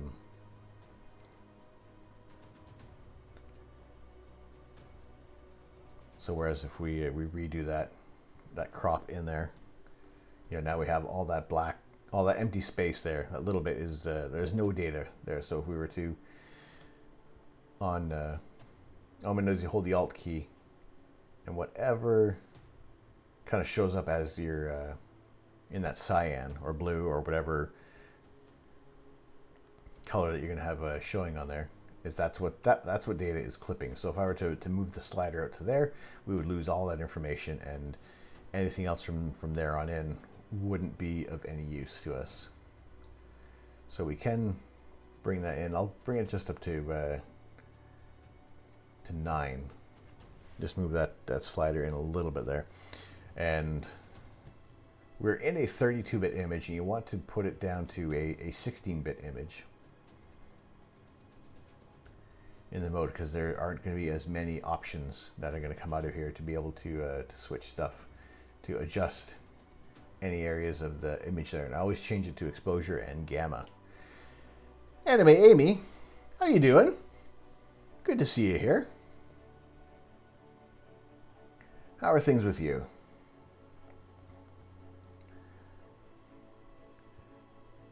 We're just doing a little image processing tonight on a cloudy evening here in the UK. The weather doesn't look great for quite a while, so I'll be doing a few more nights like this throughout the week. We're good to see you're doing well. Good to see that. Yeah, so we're under cloudy skies. So we're kind of going back through some old data, some images that we have shot before. And yeah, this is the Wizard Nebula, or also known as the Golden Snitch, or Harry Potter and the Golden Snitch. You know, I've looked at this many times, and I still don't see the snitch in here.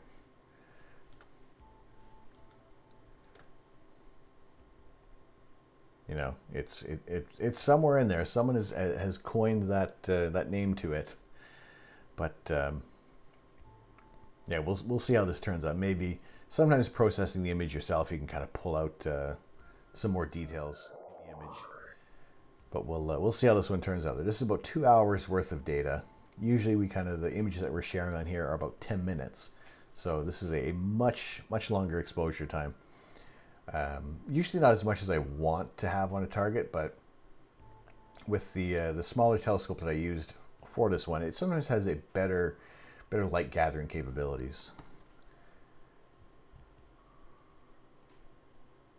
So we will actually, before I do that, I'm going to set the kind of a gray point there, and choosing like a neutral area of the sky. So we're able to kind of get rid of that. You know, we had that bit of that green cast there, and that comes from the filter that we're using on this. It's a narrowband filter, and it doesn't always have a perfect white balance with things. It's close. It's really good. We can already see that there are some star colors there, but at least now we have that dark sky around there. We have our red stars. We have our white stars. We got some blue ones in there. Still a little bit of kind of a green tint around there, but I think overall it should be all right. And that's always something that I would maybe fix up a little later. Pick maybe a different area to set my gray point on.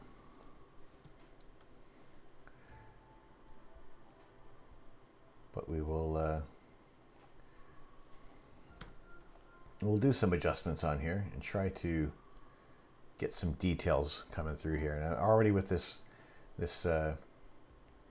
levels adjustment and the curves adjustment, I'm already seeing a bit of a red tint. So I might, after this one is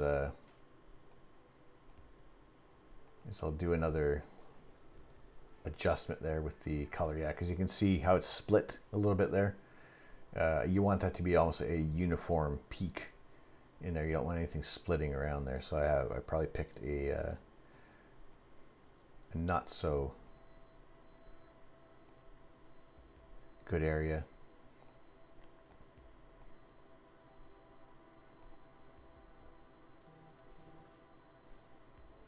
So you want to have, like I said, I lost some of those, the red stars. So maybe,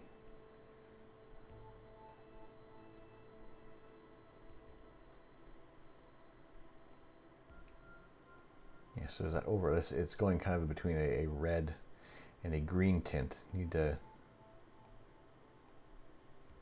usually if you do, for those who do photography, you have your, your gray card or your, at least a color checker.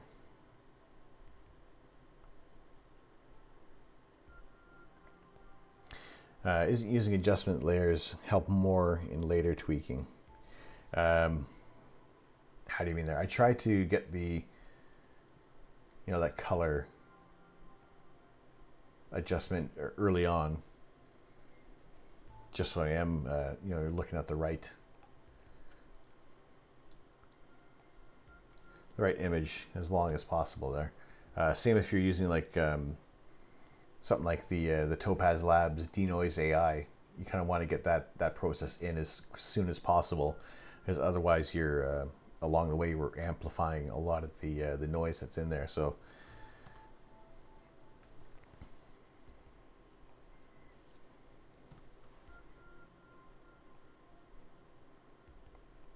I'll do an initial, go a little aggressive on this, and we do see that here's the area that we have.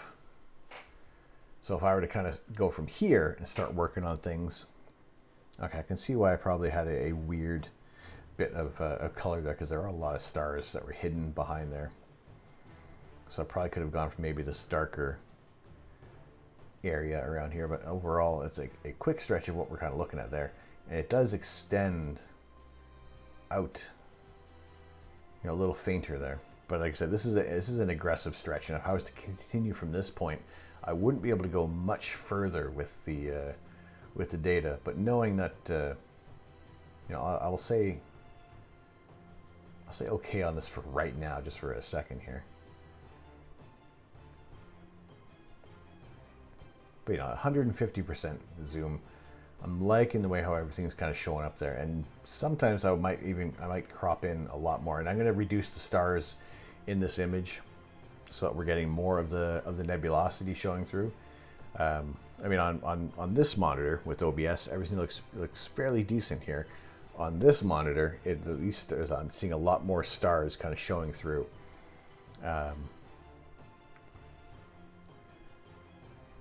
Although for the most part, with this aggressive stretch and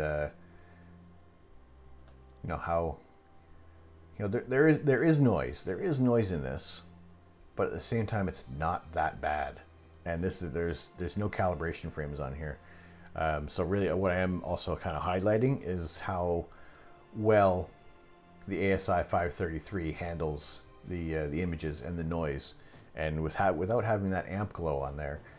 I'm not shooting my darks. It's just the light frames on here, so we're not having to deal with getting rid of any amp glow.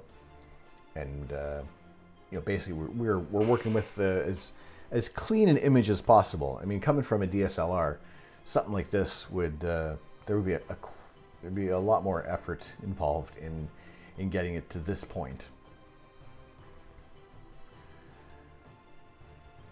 And just having this amount of clean background, like no noise around here.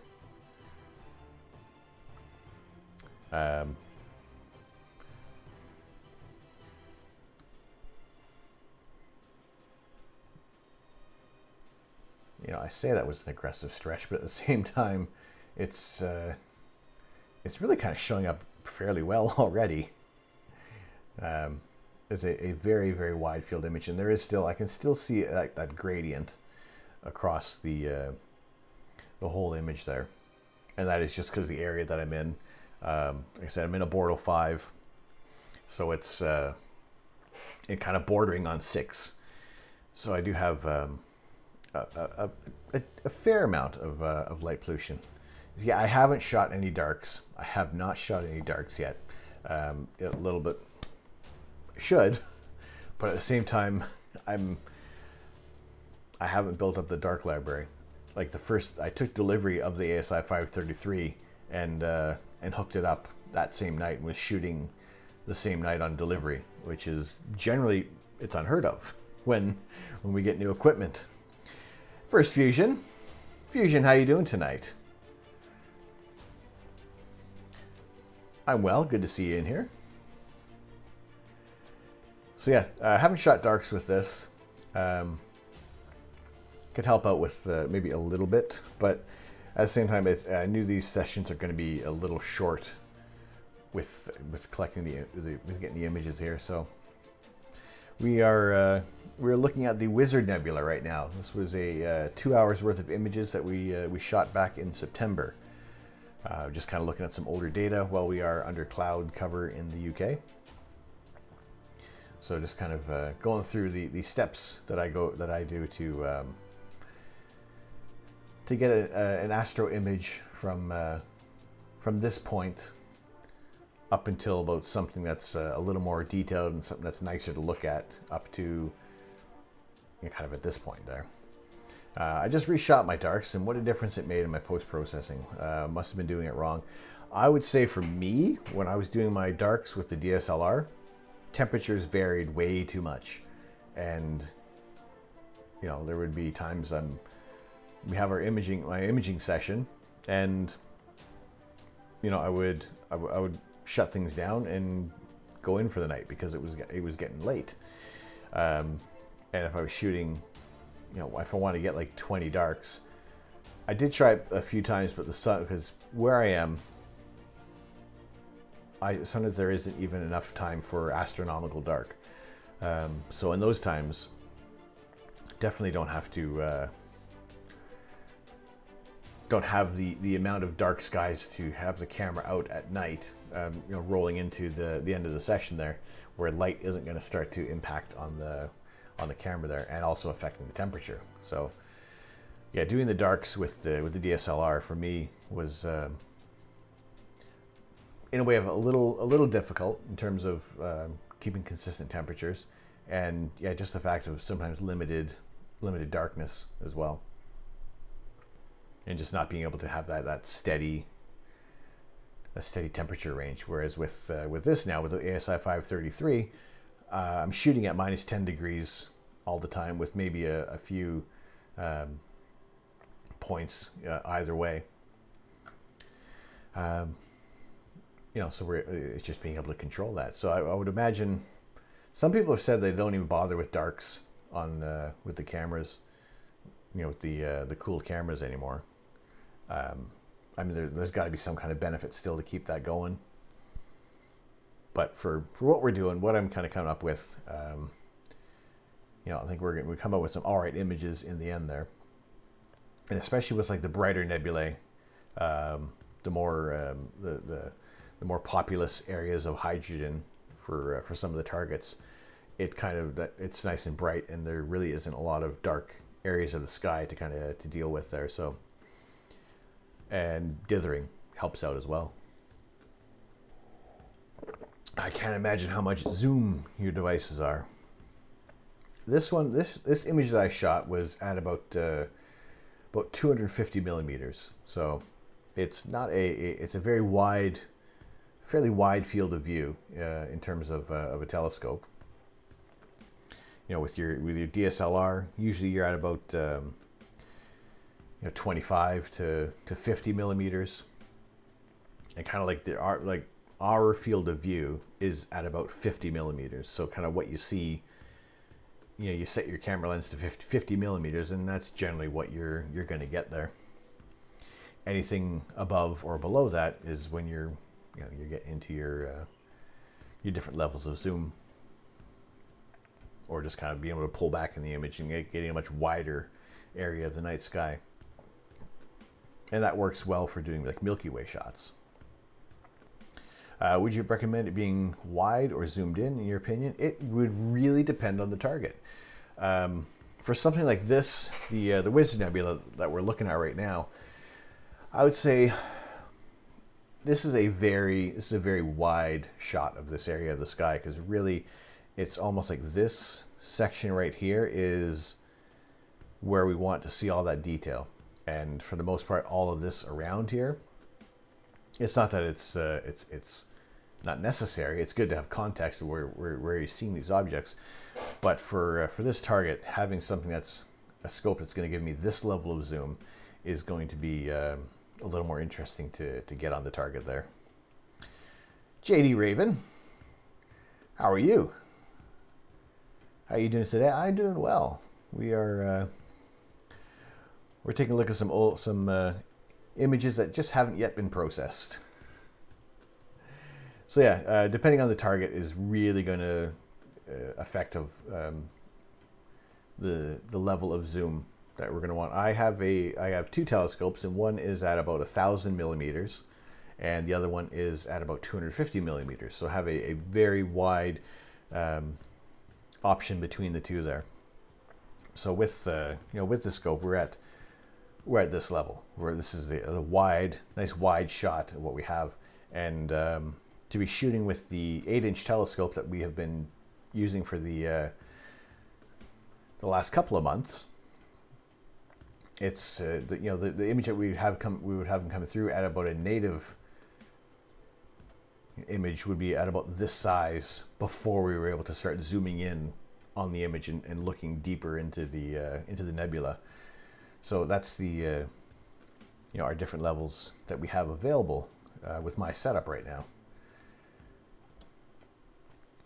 I think this target would definitely would look a lot nicer, at this as its native focal length, and just really starting to be, because like stuff like these with these areas of nebulosity and these we would have much more detail in these areas, whereas this is a really wide shot. So we're at a zooming in at 200%, we're starting to get some pixelation, and it's just not as nice to look at. Although on the smaller screen that I have on here, it doesn't look too bad. So I'm going to take a couple of steps back on this image because I was aggressive on things. So we did our curves, we did our level, and then we went really ham on that there. So take this step back. And we will do some of the tools that we have in Photoshop, because Photoshop isn't quite the program to be using. Although you can totally use it for astrophotography processing, this is more designed for your terrestrial imaging. There are other programs out there for astrophotography processing, so that you're going to be able to, it's made to get these images to the point that you can, that you're going to do the right processing to bring out the details in there. Whereas Photoshop, you got to do a lot of things to bend it to our will and make it do what we want it to do. And there are some people who have set up some tools, and well worth the money on there. Why are some stars born in different sizes and have different lifespan? If they are going to have,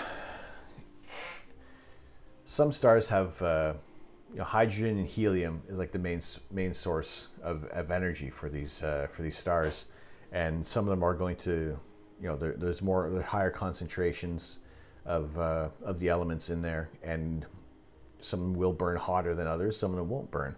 The ones that burn through their fuel a lot quicker tend to live shorter lives, and as the stars are kind of evolving over time, they are kind of forming different heavier elements. So when a star explodes, all those different elements like gold and platinum and iridium and everything is going to get kind of blasted out into the universe, and that's what kind of starts to seed the potential to start seeding life elsewhere, or at least making things a little more interesting. So we're our star is a main sequence star. It's calm. It's at a decent temperature, and it's not it's slowly burning through its fuel. It's just kind of sipping on its power. so that our star is going to last for billions of years before it starts to run out of fuel. So yeah, it just kind of, it's how, so would you call it a slow chain reaction if the stars explode? Yeah, the process of when it starts to, basically once stars are kind of starting to form iron in their core, with the property of iron, if you, when you split that atom via fission, it absorbs all the energy, so it doesn't give anything back. And if you form iron through fusion, where the two atoms are, where it's coming together there, it absorbs energy as well. It still doesn't give anything back. So because stars are, their whole purpose is to make energy and output that in the form of radiation. It's once the stars are forming iron in their core, then it's slowly going to start to deplete its fuel source. And when a supernova does happen, it happens much quicker than the buildup. Basically, once the outward pressure isn't able to kind of keep the inward pressure. This is where I also need a bit of a diagram to show this there. So once the energy being output from the core isn't strong enough to to keep that outer layer from coming in from the gravity, it's going to collapse in on itself and rebounds in an explosion. That's your supernova. And kind of depending on the overall mass of the star, you're either going to get a small little neutron star that spins very quickly, very close to the speed of light at the equator, or its mass is so large that eventually it would collapse into a black hole. And that also just depends on the overall mass of the star to begin with. Let's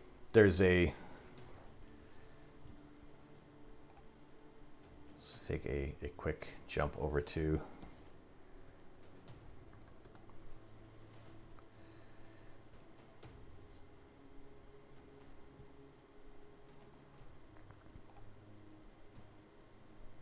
the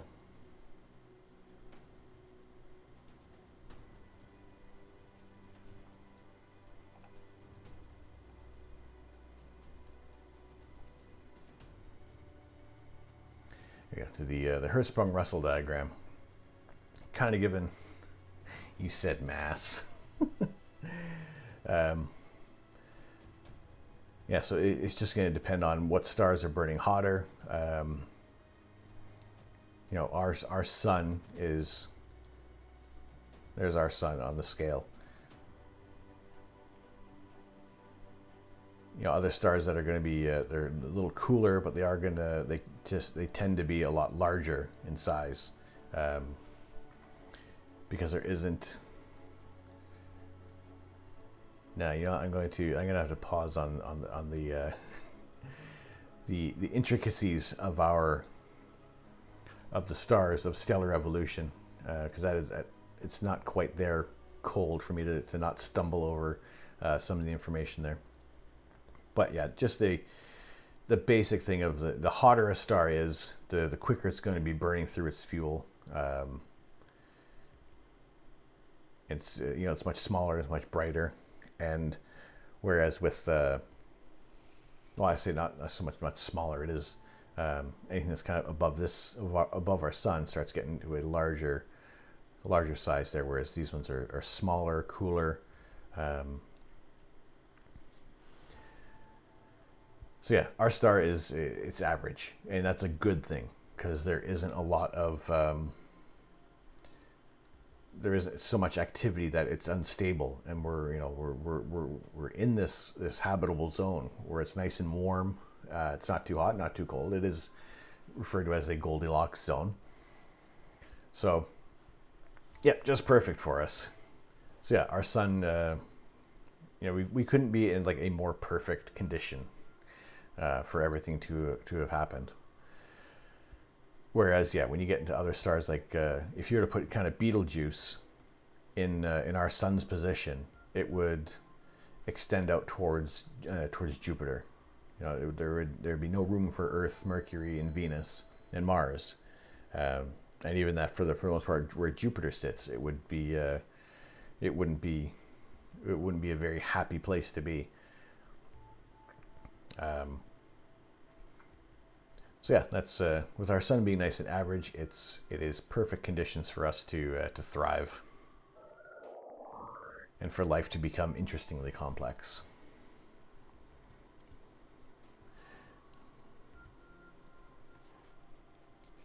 Yes. Yeah, if you're just to plunk the star in there right away, then then it would just like Earth would be, well, it'd be vaporized, and then eventually once that star explodes, then all of our matter would kind of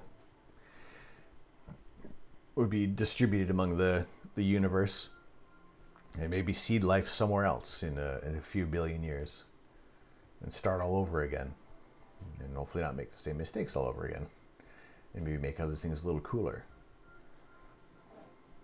like making a reverse refrigerator. Or a reverse microwave, sorry, not a reverse refrigerator. That's a microwave. Have you tried these simulations of space and stuff to change gravity and mass? I have not tried. That would be in Universe Sandbox. I haven't tried that program out yet. I've been debating on what programs to kind of invest in for the channel there. I think Universe Sandbox would kind of be one of those fun things to for questions like this, to see how things would react. I do have Space Engine, the free version of that, and that is basically a tour around the universe. I've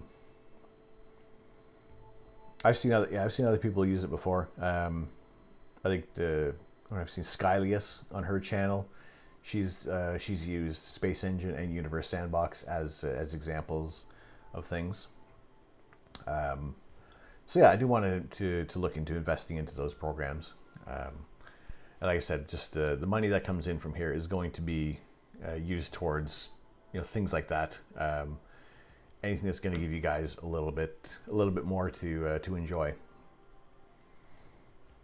So we can also even just better explain what we're looking at, what we're seeing, what are the possibilities, what's given an extreme example of things, So I have to make sure that everything is going to run all right on the laptop as well, that we're not going to slow things down. I think when I used Space Engine last night, I basically closed every other program, so I didn't have our camera running. We didn't have the our ASI Air going. I closed Stellarium, so it was minimal impact on the computer. So for something like that, it would be like an end of the night, an end of the night kind of thing there, depending on what we're doing there. What if these simulations are accurate and tested?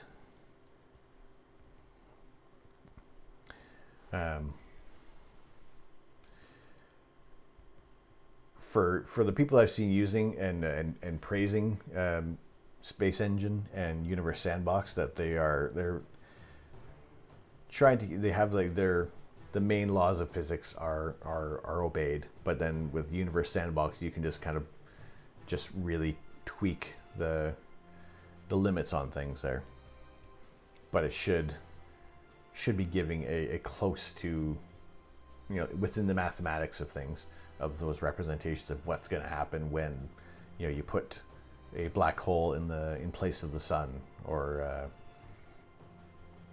plunk a black hole next to Earth, what happens. If you're to replace the sun with a black hole of the same the same size, same mass, that we would just keep orbiting that in a safe a safe manner for just as long. There wouldn't be any heat, but the planets would keep orbiting around a black hole the same mass as the sun.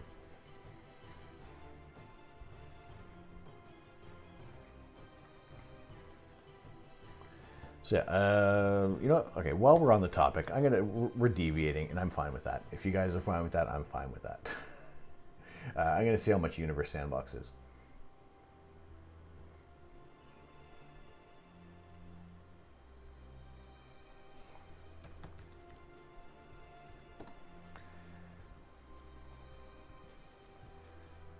Universe Sandbox. It's on Steam.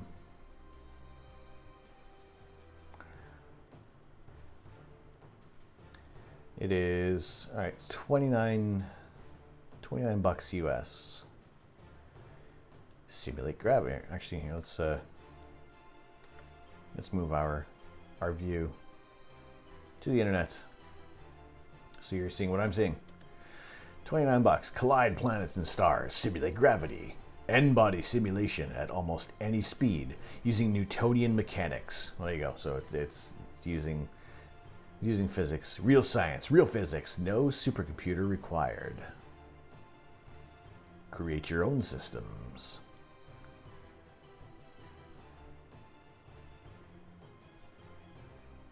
Blow up a star, making it go supernova.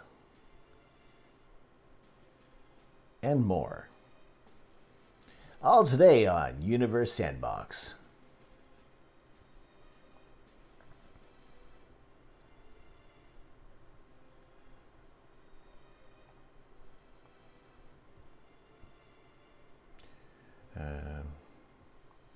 So how much is it here?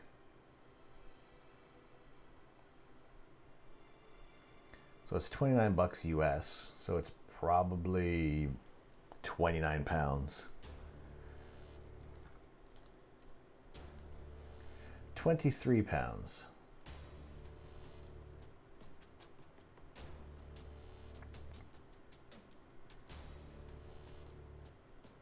VR supported. I don't have VR, so I'm not worrying about that too much.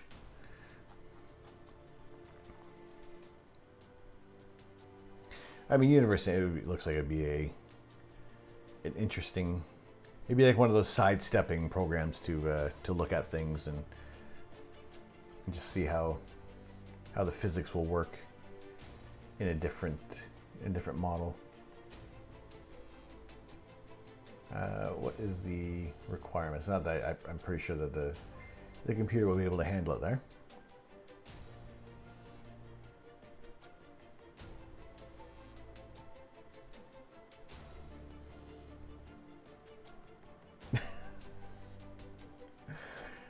Kevlar.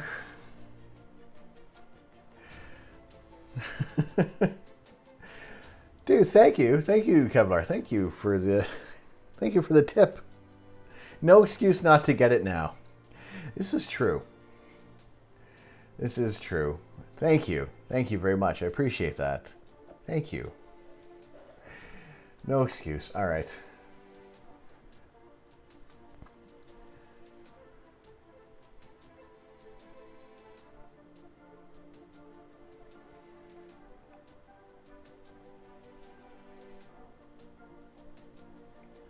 Okay, if things start to go wonky on here.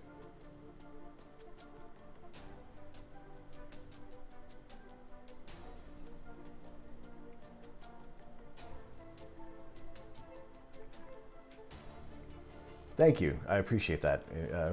I'll download it right now, and we'll deviate from things. How about that? We'll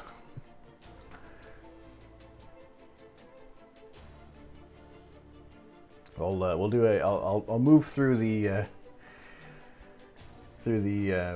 image of the Wizard Nebula, and then we'll explore a little bit of Universe Sandbox.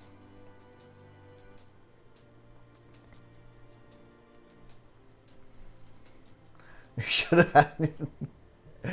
Oh man. Okay, listen. I would not. I mean, 1 Tesla at most. But no, I appreciate that so much. I really do. I really, really do. Thank you.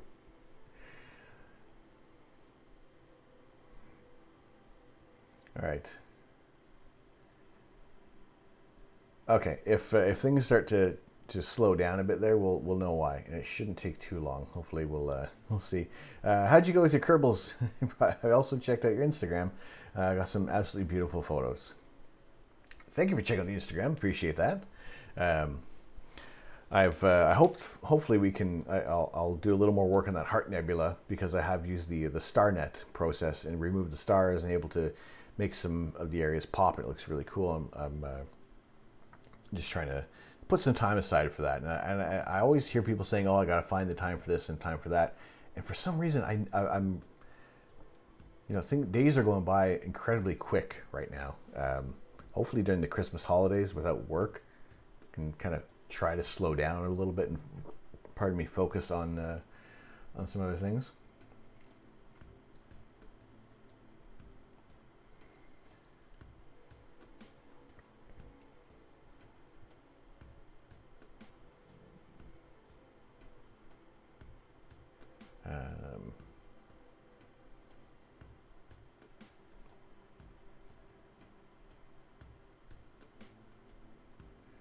Yeah, so we'll kind of get things going on there. No problem, Kev. I appreciate that. Well, it's in the queue. Hopefully, this shouldn't affect things too much. Like a few weeks ago, I did upgrade the my internet package, so it should be able to handle things as long as.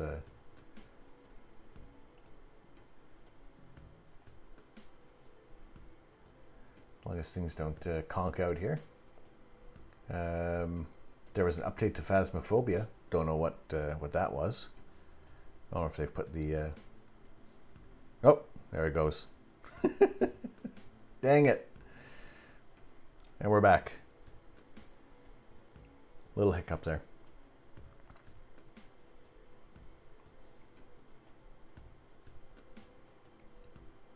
Let's see. Yeah, it was... All right, we are downloading Universe Sandbox right now. It says 10 seconds remaining, and we'll be back to normal.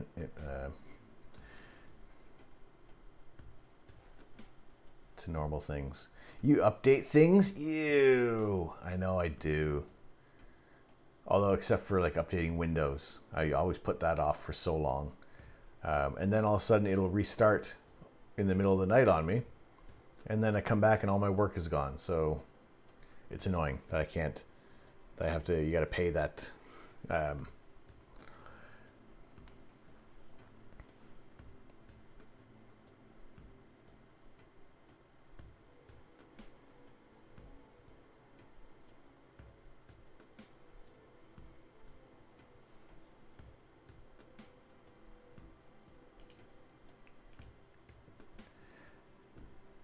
There you go. Okay, that should be it for the internet hiccups.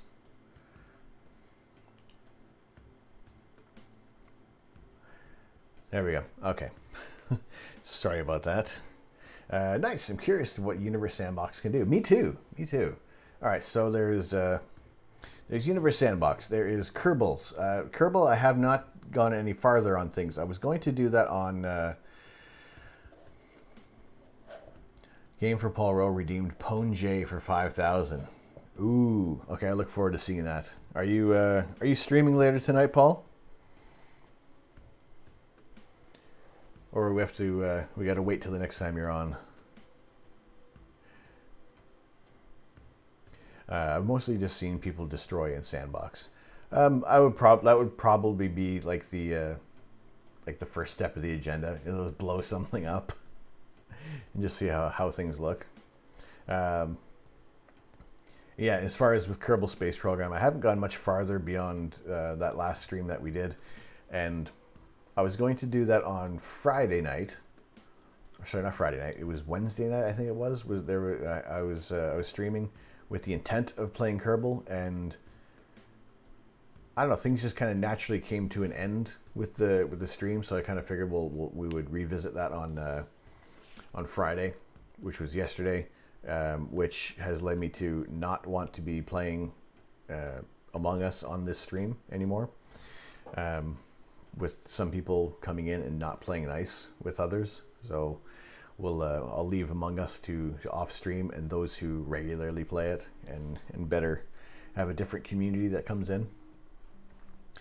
So we'll go, all right. Yeah, yes, of course, got to finish Zelda. Speedruns are being accepted now, but want to get first complete done. All right, cool. All right, yeah, definitely. I will. I'd like to check out your newest channel point reward on there. Far more interesting than what I have, where you can just check my mic and highlight your message and choose an emote to unlock. Slowly I'll be adding some more little tidbits here and there. Should wait till my niece to play Phas. Hopefully I'll be on VR. Cool. Yeah, I'll for as far as Phasmophobia goes, that one's been all right to play. But yeah, if you're gonna be playing, highlight my message. Your message has been highlighted. Putsy's waiting on you. All right, cool. Yeah, no, I enjoy Phasmophobia. I like it. People say, "Oh, it's not scary." Well, then it's not for you. I enjoy being scared. I enjoy wrapping the game up, shutting the lights down, and trying to get up the stairs as quickly as possible. I enjoy that psychological horror. I was going to say horror with games and movies. Jump scares. Well, you'll get that startle. That's it. Boo, you're done. It doesn't have that. I like that long-lasting effect. I'm not looking forward to the weather coming up. Yeah, me neither. Was last night clear for you, Third Rock, and tonight? But less a scope on your end? Just checked, you got over 500 hours in Kerbal. I have 90 minutes in Kerbal. I enjoyed playing it. I think I know running through the tutorial might be a little bland for things, but that's the point where I'm at in the game. I still don't know a lot of what goes on with Kerbal. And there's the version I got on the Steam sale comes with a bunch of the a bunch of the kind of the extra missions and things like that. So, excuse me. Yeah. Sorry. Yeah, your weather sucks too. Sorry to see that, Third Rock.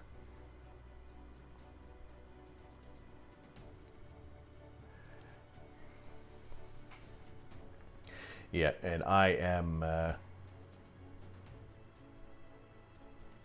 where's mine?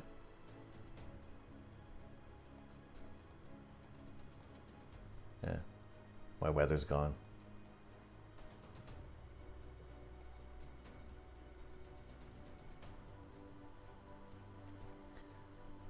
Okay, now tomorrow night is kind of starting to looking a little more promising.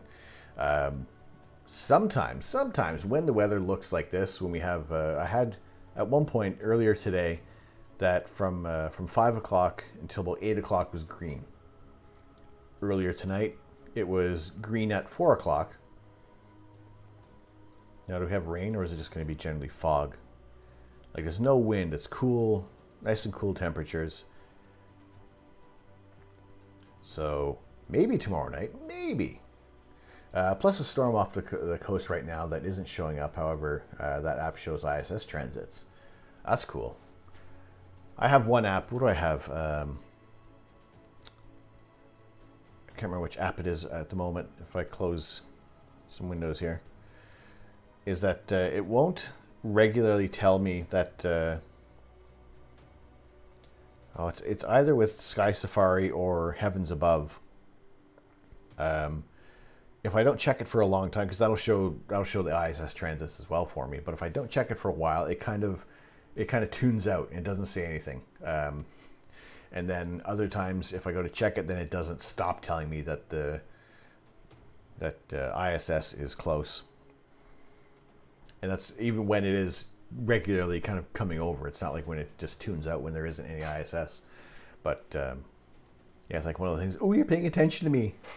I'm paying attention to the app. Let's tell him everything. All right, it was clear. I swear my skies are getting darker since I'm able to make out the Orion Nebula visually. So the app is My Radar for... All right, cool. May have a look at that. I got like a bunch of apps to mainly to try and track the weather. Like I said before, I'll go to the main three to see if I'm getting some clear skies coming up. And even though last night it was saying that it was generally like high clouds and 100% low cloud coverage, it was hazy for the most part, and we ended up getting the clouds rolling in anyway. So that's that brief moment when I thought I was actually going to pause things and go over to do some imaging. That didn't work out too well. So yeah, let's wrap up this image of the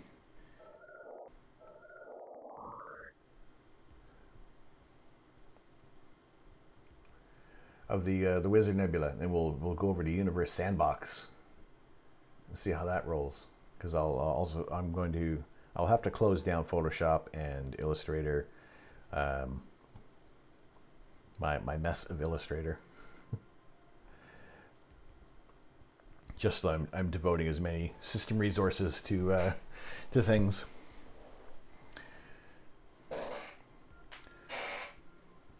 So, Wizard Nebula. Let's see what kind of details we're dealing with here. The weather app I use along with Clear Outside, the Weather Channel, and other radar apps from a college. They don't support UK or the European Union, just America's North and South. Yeah, there was who did I say? Chuck Ayub. His on his YouTube channel, he had a weather app that was had incredible real-time imaging of cloud coverage, and yeah, for here in the UK, there isn't one that kind of compares to that server, to that service that he has. I think it'd be incredibly effective. There is one app that will show, or not an app, one of the websites. Off the top of my head, I don't remember which one it is, but it has some decent real-time cloud coverage. However, it's only during the day. Once the sun goes down below the horizon, we don't see anything. It doesn't show anything else. It has no no infrared view of the clouds, which is annoying because that's when I want to see it. And that's where he found it from Chuck. Yes, I feel like I've neglected his channel for a while on YouTube. Not on purpose. I don't know why. He's been putting out some short videos, some cool little tidbits, little tasters there.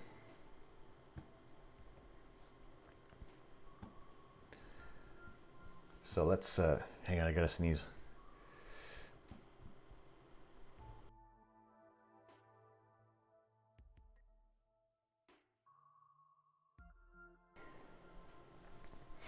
Ah, he's done some live streams of the site. Yeah, I saw a couple of the notifications pop up, and they've been unfortunate when I can't get to the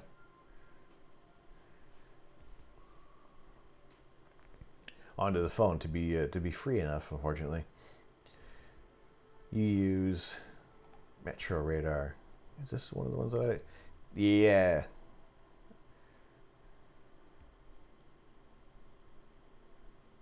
Yeah, it'll show the rain. It'll show what's forecast for rain.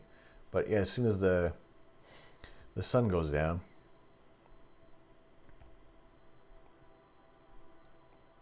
we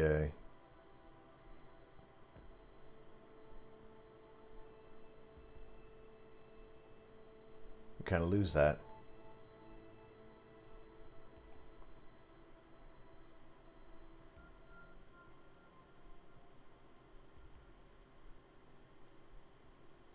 Let's not give away the location of the hideout.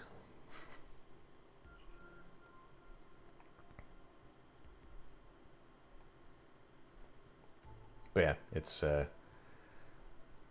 feel that there are some things that that North America has on lock that we just don't. Lots of options from the drop down. All right, cool. I will have a deeper dive into that in a bit. Well, let's get through this so we can blow some shit up.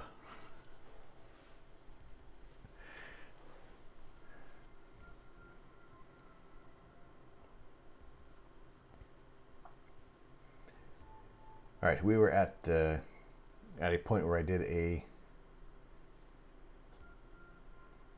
I reduced the stars on this after doing a aggressive stretch on here, so we came back to another point. So let's somehow I'll do that once or twice with the make stars smaller, so that we get a little more detail of the nebulosity coming through there. And that has run its course. So we've gone from that amount of stars to shrinking them quite a bit. Now the important thing is I don't want these black halos kind of showing up around the stars,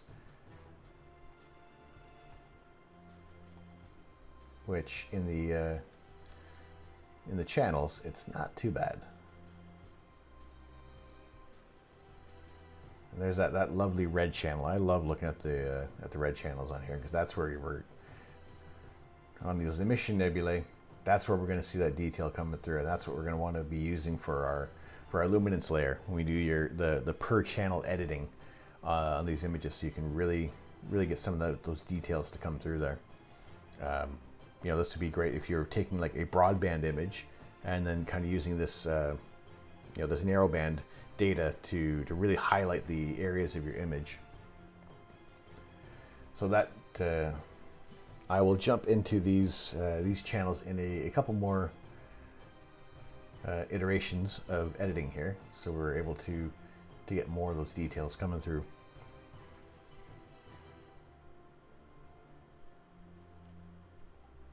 There we are. We're on that point. Sometimes with some of the processes on here, like using the enhanced DSO and reduced stars, sometimes it mucks up with the color. I'm going to run this one because for the last little while it's actually gone fairly quick. I think that there's not a lot of resources being used on the computer right now, which is nice. So we'll be able to get some more detail coming through there, and let this do its thing.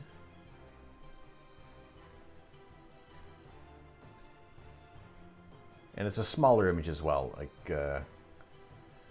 usually with the images that came out of the DSLR, it takes a lot longer to run this process. We'll see how it does on here. It's moving along. The progress window seems to be showing up on the other monitor. There you go. Let's bring that in there so you guys see that stuff is going on. It is happening. We are running the process there, and this is the enhanced DSO and reduced stars. So I am shrinking the stars a little bit more, and sometimes this does muck things up on the image. But for the most part, it's turned out all right with the images that have come out of the 72mm refractor.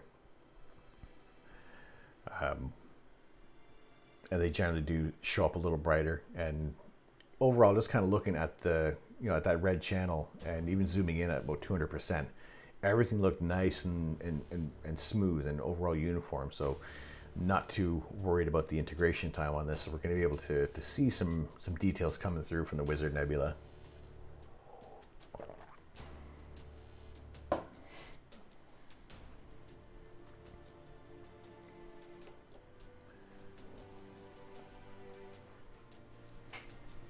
So hopefully this yeah,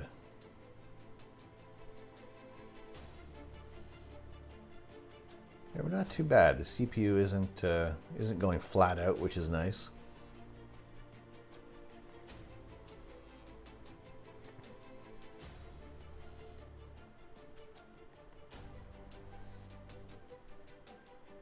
No, we're good. Hit the wrong button there. Now I probably could have got away from doing the not the large image, but just the regular process. I've noticed when I did the enhanced DSO and reduced stars, and this was in with the with the DSLR, which was about was much higher pixel size, much higher pixel scale, where I get this weird line kind of running down through like a third of the way through the image, and it left this ugly just kind of artifact on there. I don't know why it was doing that, so I switched over to that the variant of doing the DSO and reduce stars for a large image, and that generally seemed to fix things up. I don't know what was misaligning on there before, but it was yeah, it was weird how it was giving me this big ugly line and two different colors on either side of that as well. So after switching to this process, it seemed to work all right. And I probably shouldn't have ran that. Probably shouldn't have run this one. It is taking a little longer there.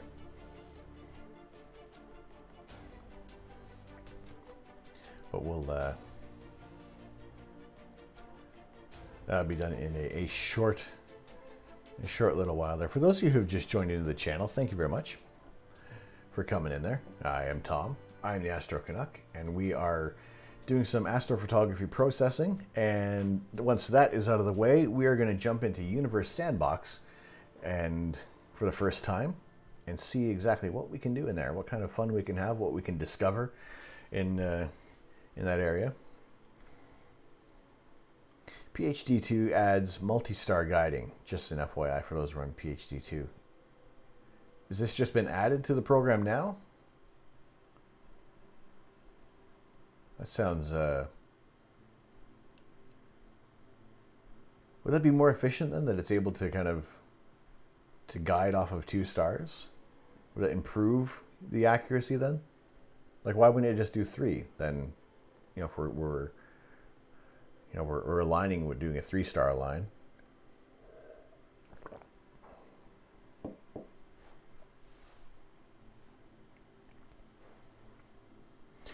Recently, all right, cool. I wonder if other programs will follow suit if that is a rousing success, if that works out a lot better.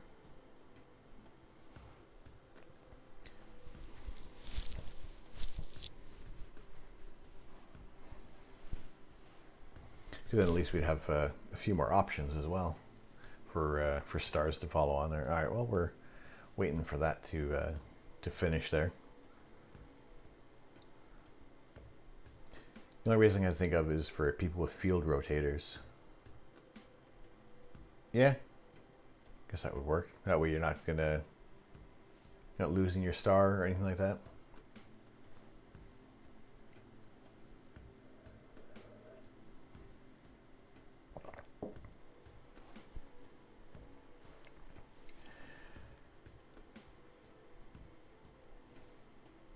Yeah, hopefully this process, once it finishes, there we go, and it's done, and it's all right. From what I see, it is a very minimal effect that we've ended up with. So that is where we are right now, and that's where we were before. So a little bit of detail, and we'll see if that has paid off as well, because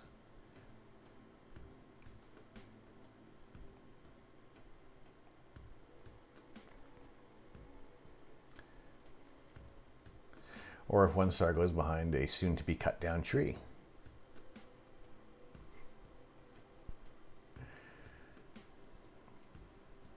This is true. Well, it's not the tree, it's just getting a bit of a trim, if the price is right. If not, I'll just have a little bit of liquid courage and cut the branches down myself, using an intricate mechanism of strings and pulleys and a handsaw, a box of chicken nuggets, and a ladder.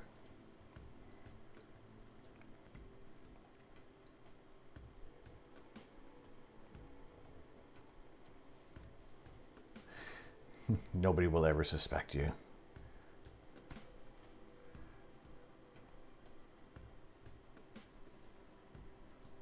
Nuggies, yes. I'm good for food right now. Although in a couple hours, Nuggets would probably go down a treat.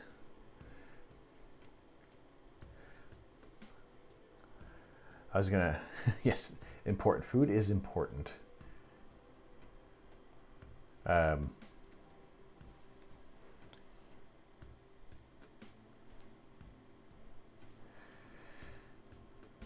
was gonna ask, are you not allowed to cut the trees yourself? It's not so much that I'm not allowed to do it. It's saying Mrs. Canuck may have a say in that, and also just the fact that it's I don't have a ladder, and it's a 40-foot tree in the back garden, so it's a little out of reach, and some of the main branches are fairly hefty, so I wouldn't be able to do it with the small little handsaw that I do have. So it does require somebody who's more tailored, more tuned to do that job. In terms of doing electrical work around in the UK, it generally they don't want you. You're not going to be doing that. The electrical work by yourself. You want a skilled professional to be installing things. It's the wiring system is different here than than what I've used in Canada, North America. So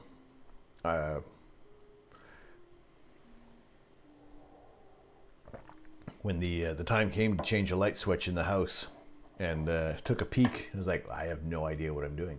There's way too many wires that they got going on in here.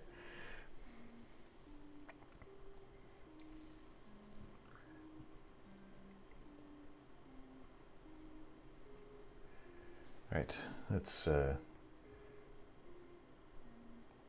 pull out some more details.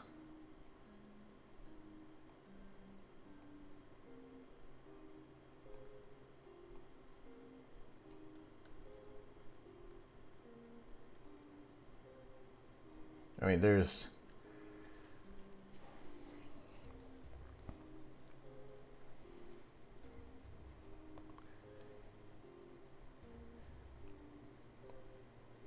this sits kind of right in the band of the Milky Way, so we are bombarded with stars in this image.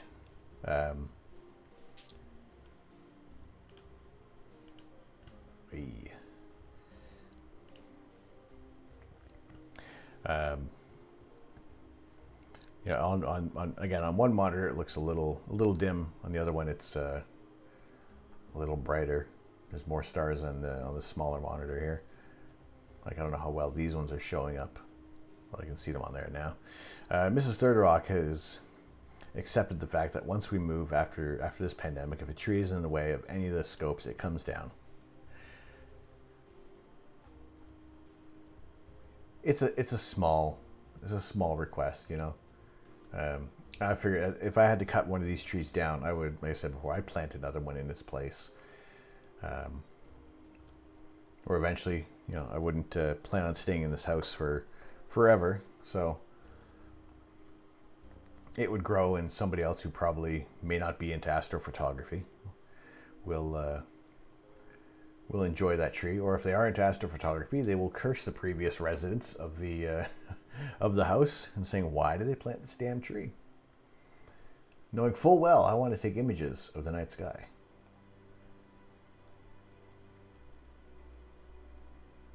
All right, I'm liking this red channel now. Green, blue. Green has that is suffering from the gradient there. But the red is what are we picking up down here? I'm seeing a little bit of nebulosity kind of poking through. Is that still part of the wizard?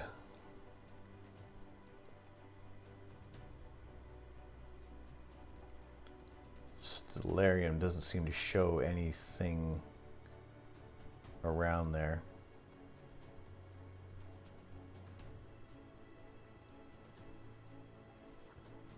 Maybe just part of that as well.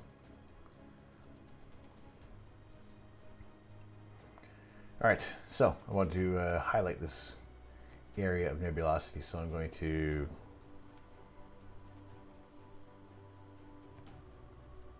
going to be back in Photoshop and select that. And we'll build up that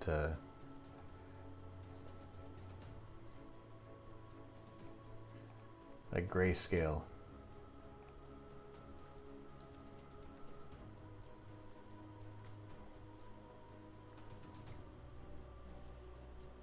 Do a little bit of camera raw because I do not have the Topaz Labs denoise.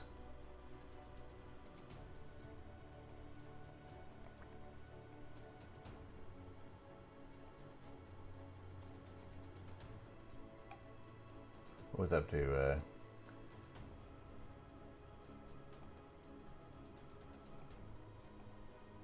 25. We don't lose a lot of detail overall. That's fine. We'll accept that. Do I want to pull in the blue at all on there? Mix that in just a tiny bit.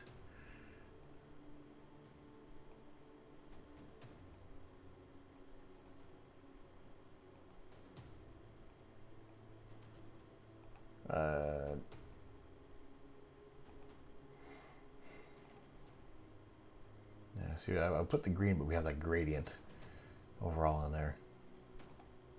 So we'll just leave it on that red channel. It's cleaned up just a tiny bit.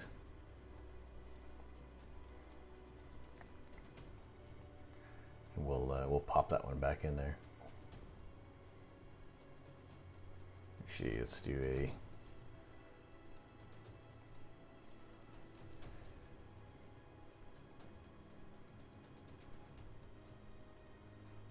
bring that in there. So we just have, probably even bring that up a bit as well because there's no data on that end of the white.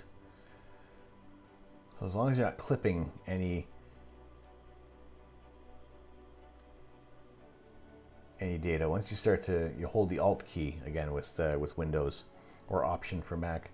Once you start seeing these white elements popping in, that's what you're clipping out. So as long as none of those brighter stars are kind of coming in there, you know, you're highlighting things without blowing things out. So we'll use that one as our luminance layer.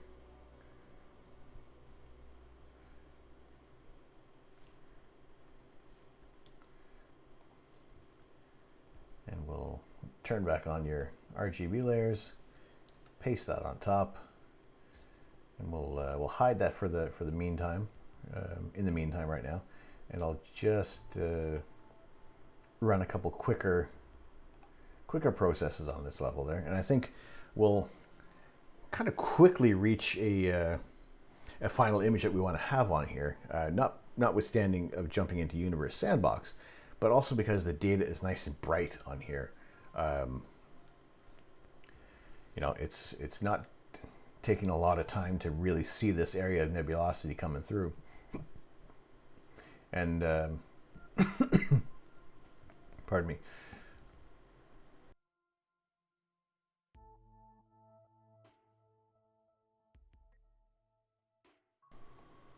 There you go. Hot peppers. Didn't touch my eyes yet. Haven't touched my eyes. We're good on that. Maybe that'll be another channel point where don't touch your eyes. Don't touch your eyes. All right, so a quick little process. There was the local contrast enhancement, and it takes us from this level to here. So it's a tiny little little amount of work, little result that happens there, but it just sharpens up that the contrast in the area. And I may do. Let me check those channels one more time before we go a little farther on here, and making sure that. We don't have those dark halos around the stars, because that can tend to happen, and it just really starts to ruin everything. You don't have those nice soft kind of. I mean, I can start to see it happening in here. I think any more processing for shrinking the stars is going to start to reveal a dark halo around these brighter stars. So you got to tread lightly with that. And for the most part, my star masking, a star reduction, isn't exactly on point. It's it can do with a little refresher, a little more finesse being put into that there. So we'll run let's increase the star color on this level before we start to play with things. So at least when the next round comes in with the doing the luminosity on that that black and white layer, you know, we're going to have better recover some of the star colors in there. And we'll see if running it twice is too much or if it's just enough.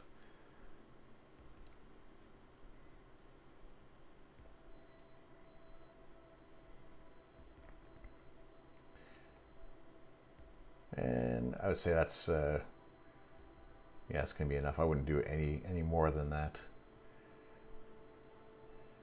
Now I'm going to copy that layer. Turn that one off, and I'm going to, where is the, use that color gradient removal, because that's going to get rid of that that overall gradient in there. Also, synthesizing a green channel can possibly help that as well. Yeah, you see now it kind of creates that overall. Now it gets rid of it. We're rid of that gradient now. So where we had it before, but it's put a little blue cast over everything there.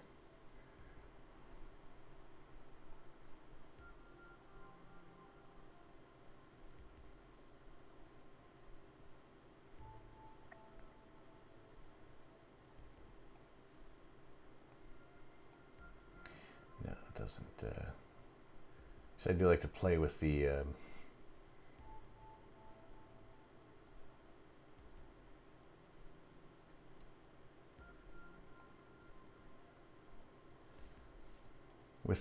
layer options there.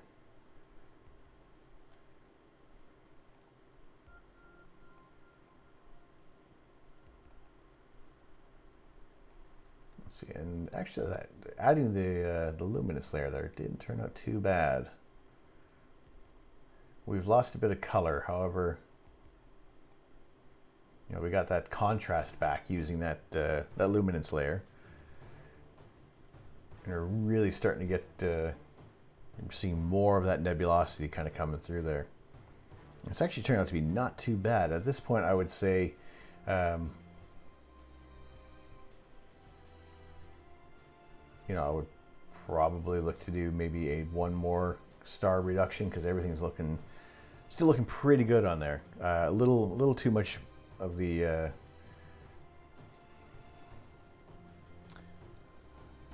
that cyan popping through there. So maybe if we, all right, well, there's basically no more that we can do on that there with the without clipping too much data or data.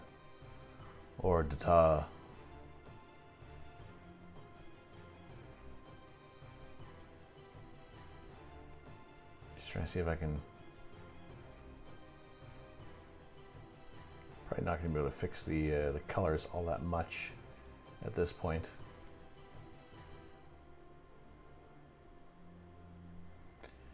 Let's see what happens if actually we'll let's cancel that.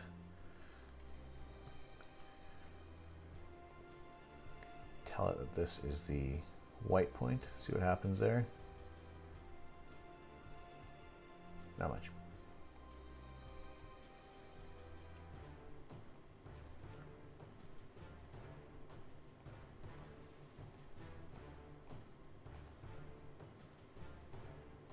All right, a little bit of that green kind of taken away there.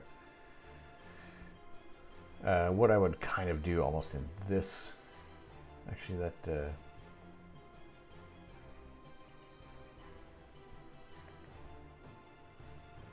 that luminosity does not have to be as, actually, you know, if I leave it at 95%.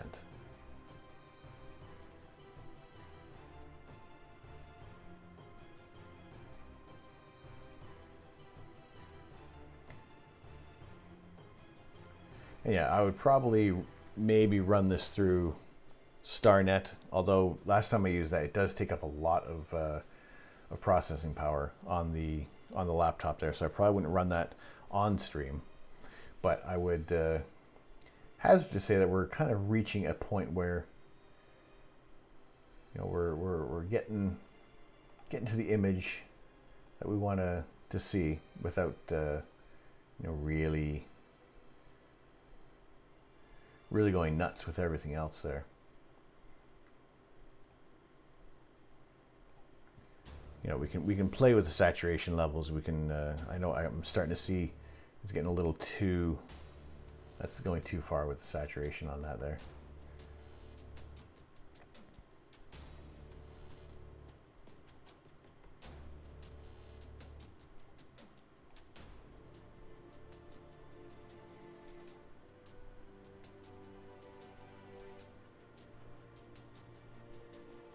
But yeah, we're just kind of playing with the levels at this point there. But it's not it doesn't look like it's going to be some really bad data to be working with there.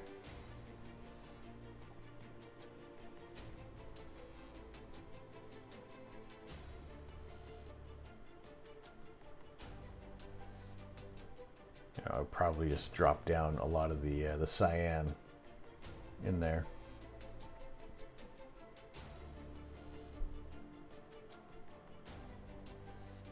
Boost my reds, obviously, to bring out the nebula, the nebulosity in there.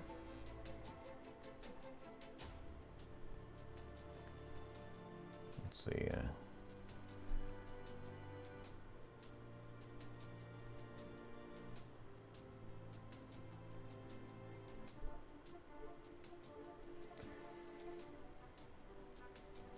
Let's see.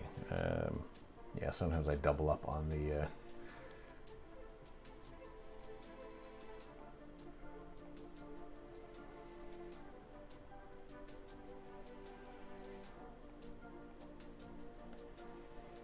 On luminosity there, that just kind of adds a little bit more contrast. You know, I would play around with the colors a bit more. I would run this through StarNet to remove the stars and just really highlight the areas of nebulosity in there. We'll drop the stars one more time and just see what happens there, if it kind of pulls it apart or not.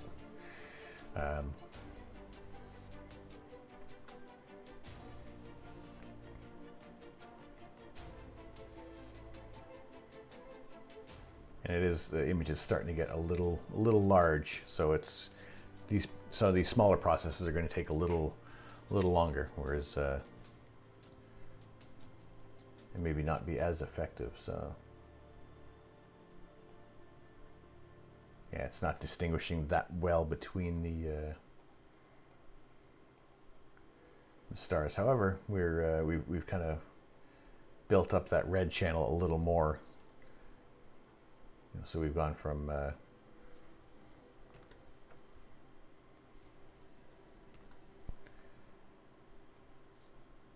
you know, it's just that little bit of detail that's kind of come through there.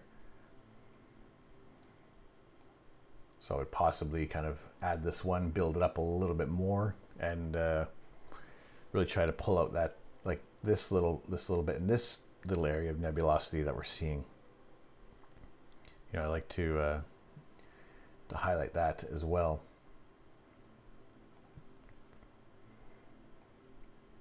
And at this point also, because I'm not doing a lot of per channel editing, we're getting a lot of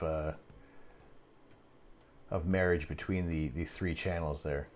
So the red still has that very strong hydrogen alpha, but the green channel is really starting to show. You know, they're combining the two levels there, or the three channels all together. So if I were to do one more step with the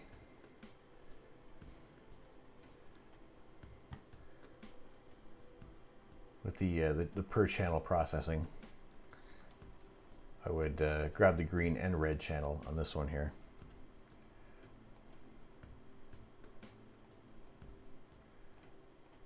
And I would just kind of join them together a little bit.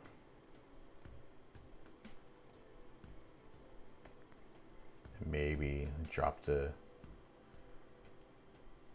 say, about 25-ish% of the green channel in there.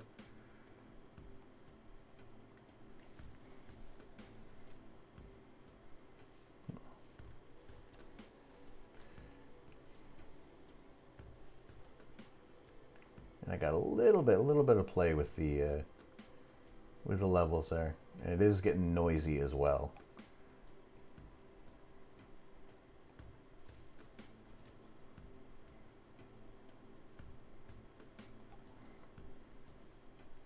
So I probably wouldn't do too much more to this, because I would be really mucking things about.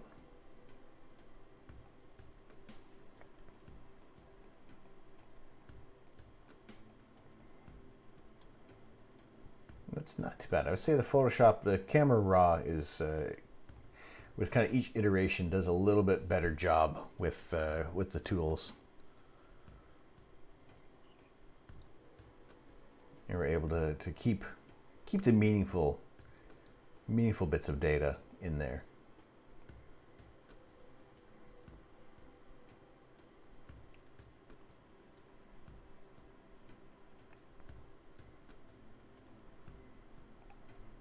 So we'll say that's that for that one there. We'll copy that, drop that in there. That'll be our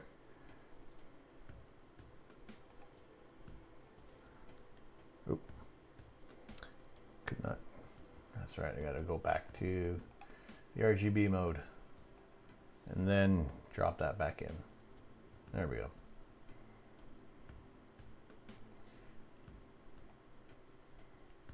Change that luminosity, and there we go. We're seeing a little bit more image of the information coming through there. So we'll say that is the kind of the last iteration of the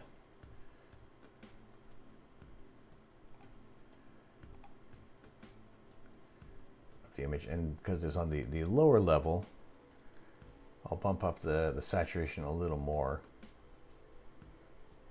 Hopefully the luminosity kind of holds some of that at bay, and we're able to get that red coming through. And I'll even do a channel, just saturate the reds. Hey Savvy, how you doing? It's going well over here. We're kind of wrapping things up on the image processing side of things right now. We've been working on the Wizard Nebula, which is turning out pretty decent at the moment. There would probably be a little more that I would do on here, and probably even crop this in at this point to kind of lose. You can see some vignetting kind of happening in the corners here, so I would almost crop it into like maybe no lower than this little bit of nebulosity that's coming up that way, and this dust lane. And I would do a little more work on the stars to bring those colors a little more back to natural, and that would almost be going back a few steps.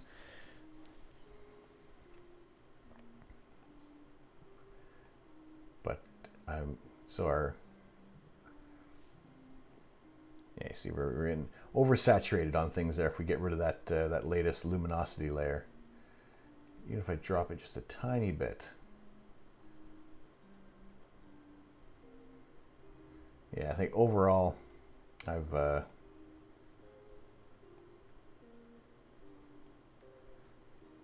oversaturated things.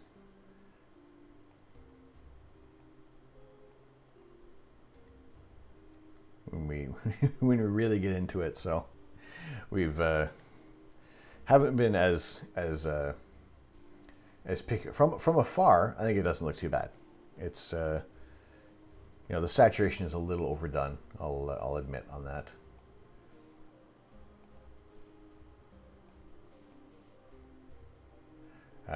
However, going from no, we can't even go back to our original image there. but we pulled out some detail. This is only about 2 hours worth of images as well, so it's not incredibly as clean as possible, you know. But I would almost hazard to say that this is the better image of the whole night. Really, is this the red and green channel combined on here, because we are getting that we're seeing more detail, more. You know, we're not oversaturating this area, so you know, we're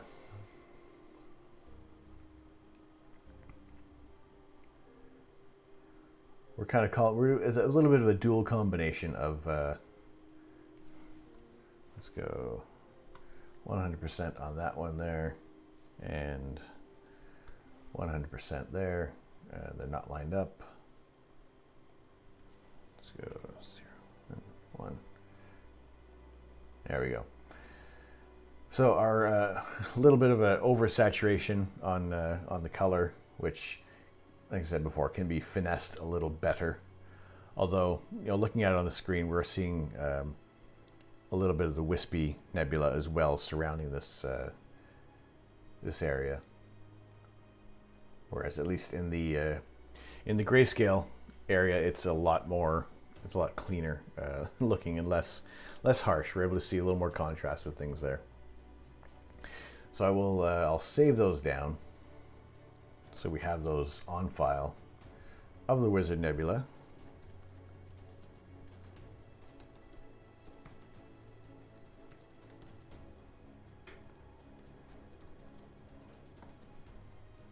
Nope, not a TIFF.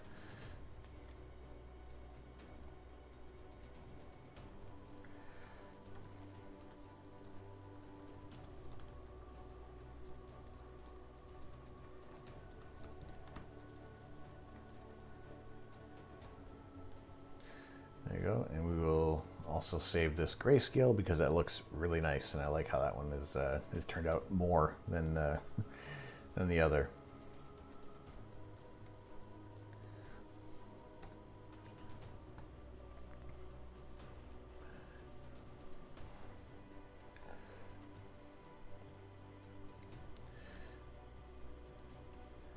So we will we'll kind of leave this area of things with this version of the Wizard Nebula, which I like a lot more than the colored version. This is a combination of all three color channels, but just highlighting the red channel with the hydrogen alpha in this area. And this was shot at 250 millimeters, so it is a very wide view. You know, so you can start to see some of those areas of nebulosity, some of the darker clouds of dust that's kind of blocking our view to some areas of that section of the Milky Way. So much higher concentration of stars in this area as well.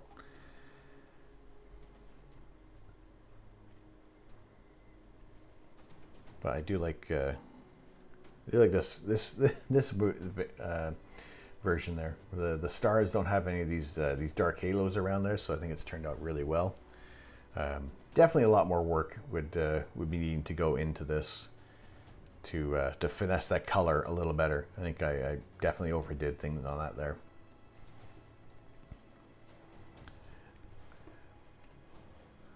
But we'll leave the Wizard Nebula for right now, and what we'll do is I will probably it's all saved now, so I'm going to shut down Photoshop.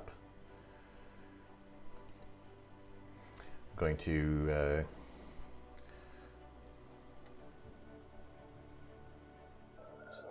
back over for a quick second where we're back in Illustrator. Just one more time for our new cheer badges. I've been working on them. We'll be doing those throughout the week to get some of the major levels ready to go. So our cheer badges will be kind of based on the periodic table of elements. It's starting with the lightest element of helium, hydrogen, helium, skipping a few to carbon, and we'll kind of move our way up the scale as kind of each level of bits can be available there. And yeah, we'll see how that goes. Hey, Putzy, you're back. We're back on the same screen that you left on. We haven't moved. We've been sitting on this screen for the past hour and a half. That's it. We've been sitting here. Just, no. Oh no, I closed Photoshop. Hang on. I'm going to open this back up for you because it ended up being a nice image coming through there.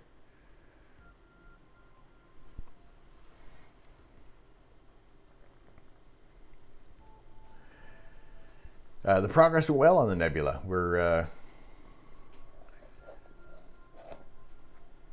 I was just kind of shutting this end of the design side down because we are going to be trying out a new program that Kevlar has donated the funds to, that we've picked up, Universe Sandbox.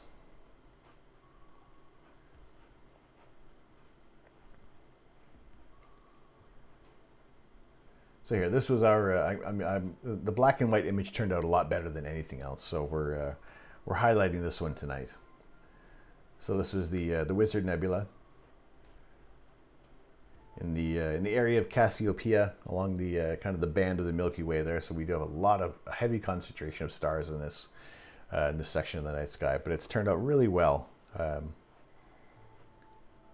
we got some fair amount of detail coming through on there. So I'm really happy with that.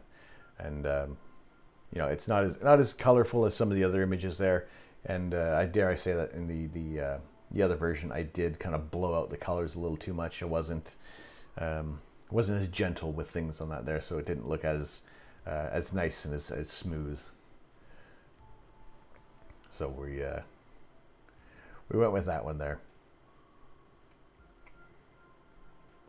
Because I think the contrast of this, generally if you're using a monochrome camera, these are the only images that you're going to get out of that. I mean, this is a combination of the red, the green, and the blue channel anyway. But with monochrome images, you know, this is how you get those. You have to build up those color images with using 3 channels to represent the red, green, and the blue. And generally, you do get much more detail with the monochrome camera because every single area of that sensor is picking up information. Whereas when you have a one-shot color camera, every other kind of little bit of area of the sensor picks up the red channel or the green channel or the blue channel. So yeah, this is our Wizard Nebula for the end of the image processing session of the night. So I will. I'll also get the process, the shot images on the Discord server. Try this week, not this weekend, but I'll start adding more of those to do a little maintenance on the Discord server to get some more options of content to be put on there. So we'll shut down Photoshop. Our new badges, our new cheer badges: hydrogen, helium, carbon, and we'll go down the list and adding many more elements from the periodic table just to kind of represent each different level of cheers there. Awesome, can't wait. All right, me neither. I'm excited for what we have planned. I do want to get as many of these done because I like making these little things here, you know, and making our little bit icon as well.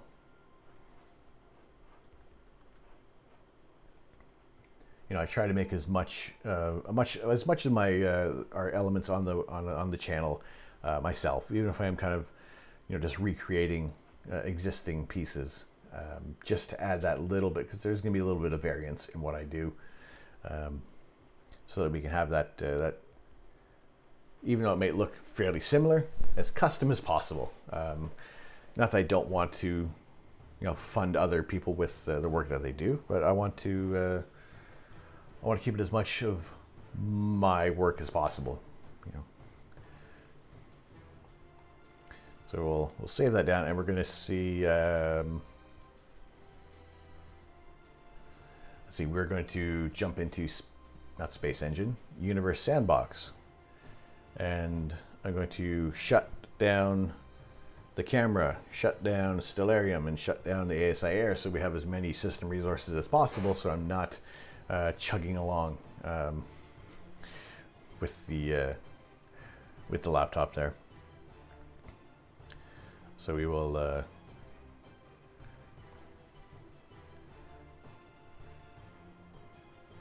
see. We will, no, I'll shut that right down because we won't jump back into the ASI Air.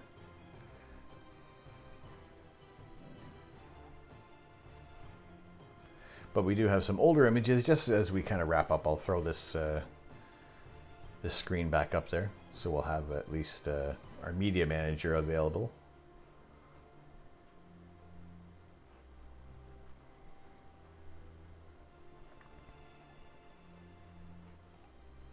And we'll close that, and we have our security camera. Still not enough decent weather. You can see the clouds illuminated there by the town center, and yeah, and it's just gonna be a nice haze over top of everything there. So we will say toodaloo to that camera. Close that down. Stellarium. Close that down. And Illustrator is saved. We'll close that down as well. Give the computer just a few seconds there to calm down. Make sure we have enough resources available, because I don't know how heavy this program is actually going to be on things here.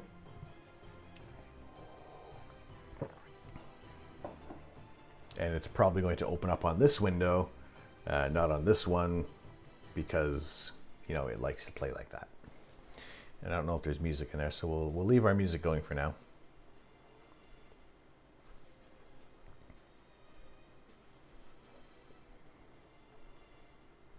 And it looks like we're good. So let's launch. So it should be on this page, or on this this one here. Let's see what we can do in Universe Sandbox.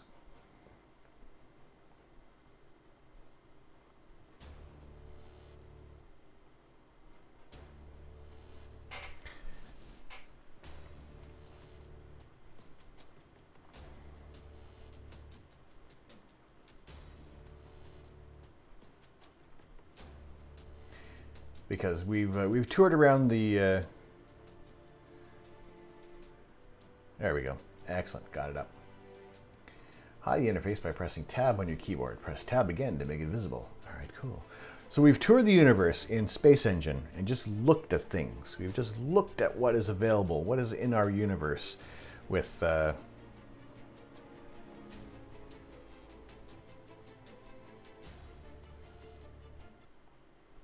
this have its own music? Does not appear to be. All right. We'll leave our music running for now. So yes, with Universe Sandbox, we can do a lot more. We can interact with things. I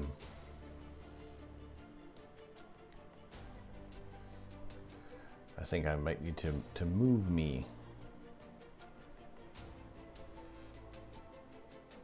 Hang on, let's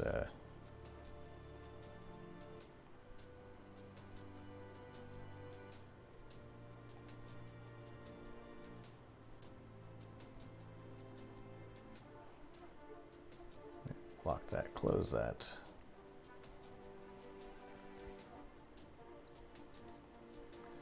And I want to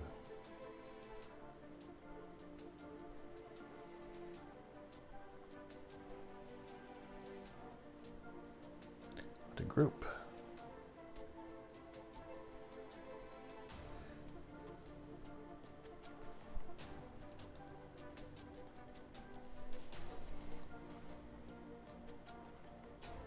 All right. Oh, God, there's two of me.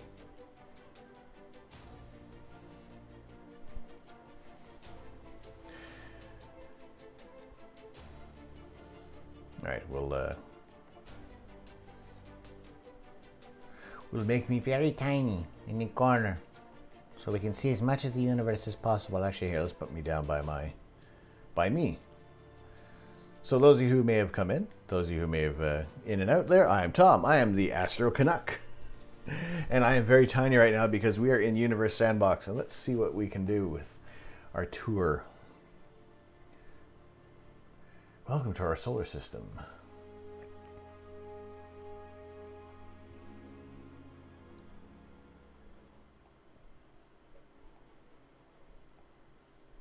I think it has music.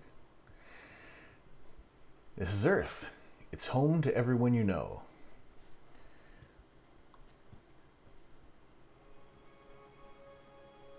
Ooh, watch your eyeballs.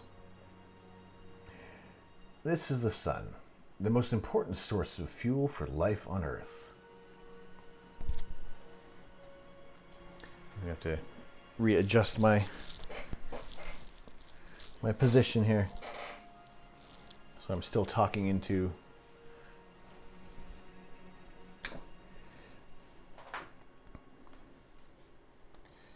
the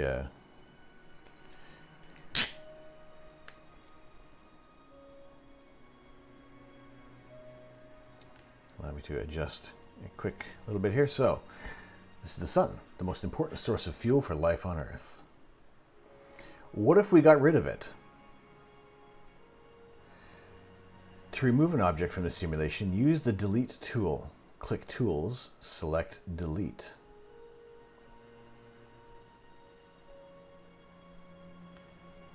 Click Tools, Delete.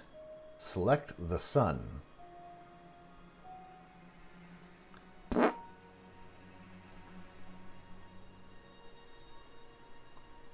Bye-bye, everyone. Without the sun, our entire solar system falls apart. Look at us go. Everybody firing off in different directions. And Earth gets a little chilly. Whee! All right. We're like 2 minutes into this. And it looks fantastic. And just the thought of this happening fills you with existential dread. Oh boy, Earth gets a little chilly. I almost feel I should have made another coffee for this because I think we're going to be doing this for a while. It's still fairly early in the evening too. With 24-hour photography, 24-hour photography opportunity bonus, yes. Zero. Well, I wouldn't say zero light pollution because everybody would still be mucking about there. So Earth gets a little chilly. To rotate the camera, click and drag.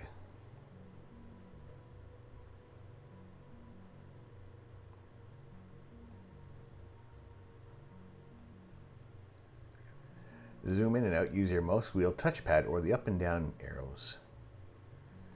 All right.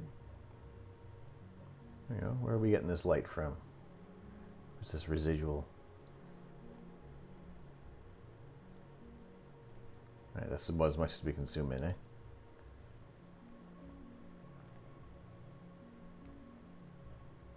Oh, it's very chilly. It actually is kind of quite chilly in here. Oh, okay.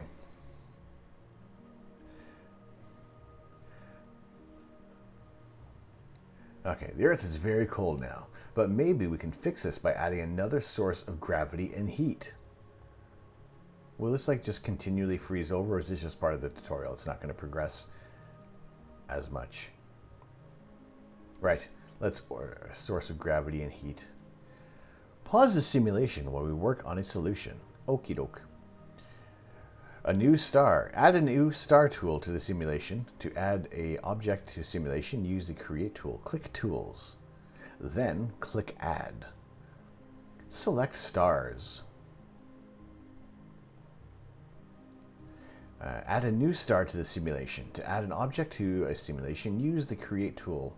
Select the blue supergiant Rigel. Okay. Now place Rigel anywhere in the simulation.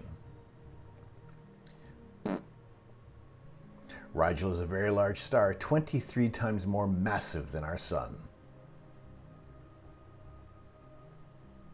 Its gravitational force should be enough to bring back the planets. To resume the simulation, click play. All right, Kevlar, I love this. I love this already. Why it's taken me so long. This doesn't look right. All the planets are being sucked in. Oops. That's okay. There's always something to learn from an experiment, even one that ends in disaster. I think a lot of our experiments are going to be ending in disaster. Oh, here comes Jupiter. Oh, shit. And there goes Jupiter.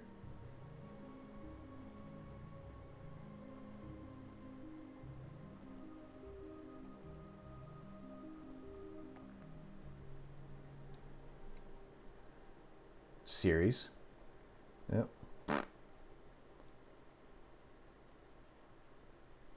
Where are we? Here we are. Here we come.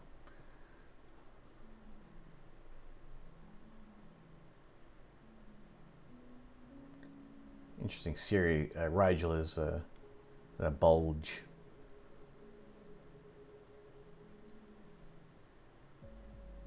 Okay. Earth planet.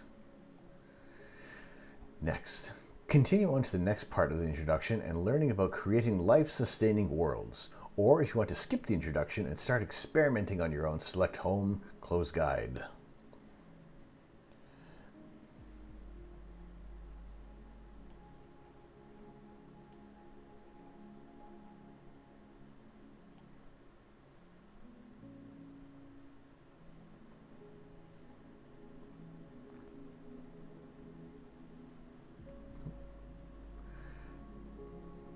What's this? It's another asteroid. Oh no, it's just a... Oh, we're going to get some orbiting. Here we come.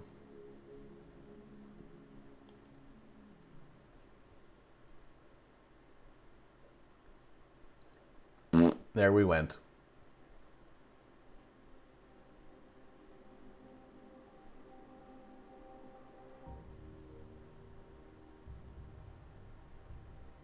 And there was our impact. Oh, we made quite a splash in there. Quite amazing how a star can pull in planets like that.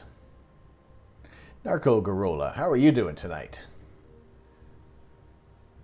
All right, can I change the stream information?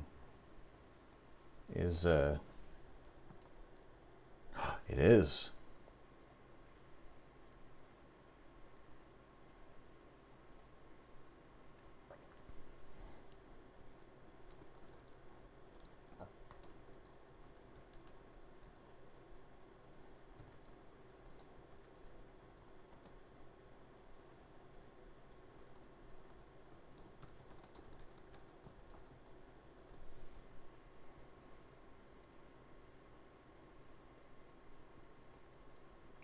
There we go. Oh. Hey, why did you change back to science and technology? What universe sandbox? Yeah, I'm cool, thank you. Excellent, good to hear that.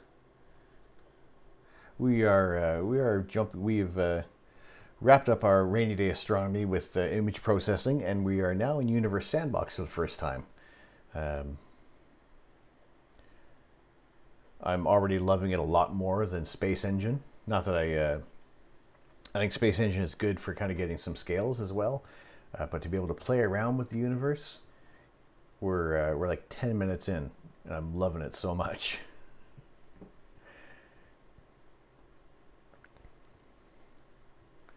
All right, so I want to continue because we'll figure some more things out here. Rigel was too big for our solar system. The planets didn't have enough velocity to orbit such a massive star.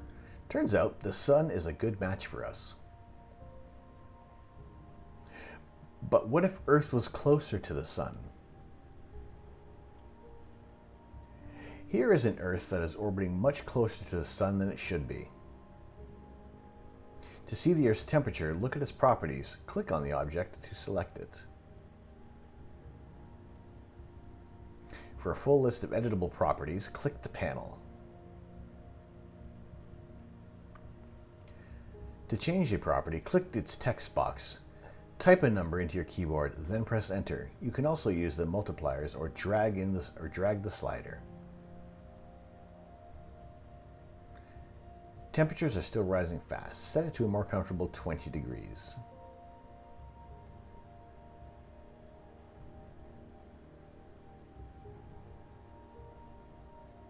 Oh, too cold.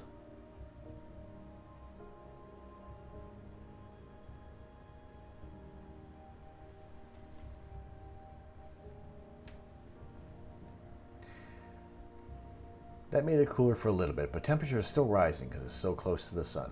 All right. It takes time to heat up the Earth and start boiling its oceans, even this close to the sun. So we'll speed up the simulation so you don't have to wait long.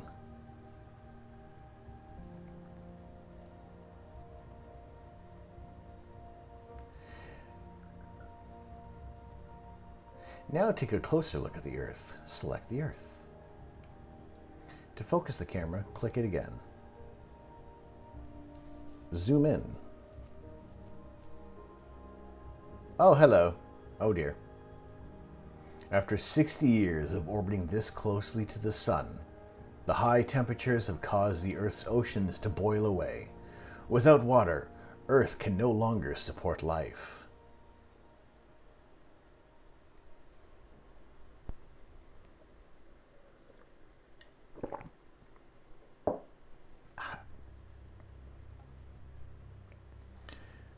It's still cloudy. That's a kick in the pants right there. No water, but damn it, there's still clouds. Fortunately, in reality, Earth is already in the perfect position. Boop. This second Earth is orbiting its actual distance from the Sun. It's what's known as the Sun's habitable zone. To see a star's habitable zone, turn on habitable in view settings. View. Habitable. Ba, ba, ba. The green area represents the Sun's habitable zone. This zone shows where the temperature is just right for liquid water on a rocky planet like Earth. In the red zone, temperatures are too high. And in the blue zone, temperatures are too cold. My kitchen is currently in the blue zone. Or my studio is currently in the blue zone.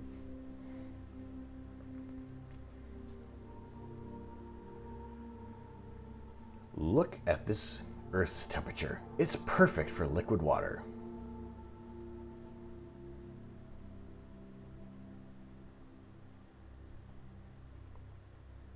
Our planet may be in the right place to allow life to thrive, but small changes can have a massive impact on our climate.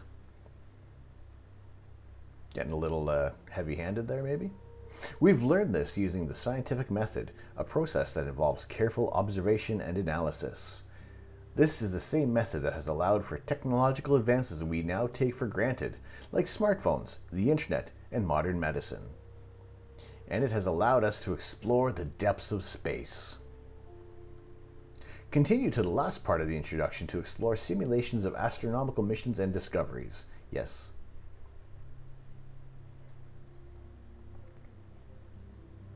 Part 3. Using what we learn from science, we're able to accomplish the seemingly impossible. In 1977, we launched the Voyager spacecraft to explore the gas giant Jupiter. Voyager continues its mission today as it journeys into interstellar space, carrying a golden record of the sounds of the Earth. We've discovered potentially habitable planets farther away than we can imagine. I like the posters that people made for the TRAPPIST system, for kind of like those old kind of like the 70s retro exploration tourism posters. I thought that was pretty cool. Here in the TRAPPIST-1 system, more than 40 light years away from us, we've observed 5 planets that are similar in size to Earth. This is one of the 3 that orbit in the red dwarf's habitable zone.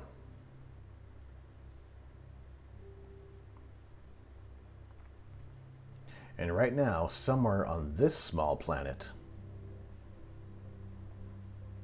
a small team is busy building a universe simulator that makes it easy to launch a moon at the Earth.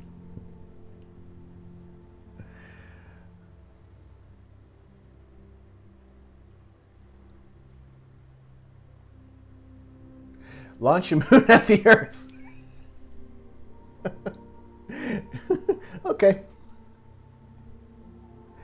Click Tools. Click Add. Launch a moon at the Earth. Select the moons. And select the moon. Aim and fire.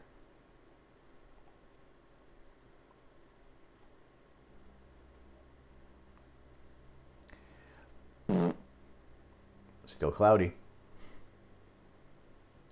Here you can ask really big what-if questions that you couldn't answer in real life.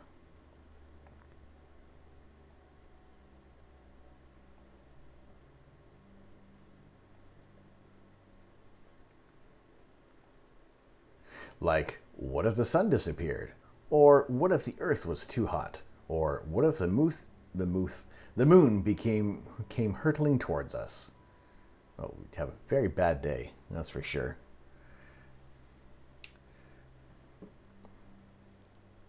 Well, it already happened once, right? Yes. When a Mars-sized protoplanet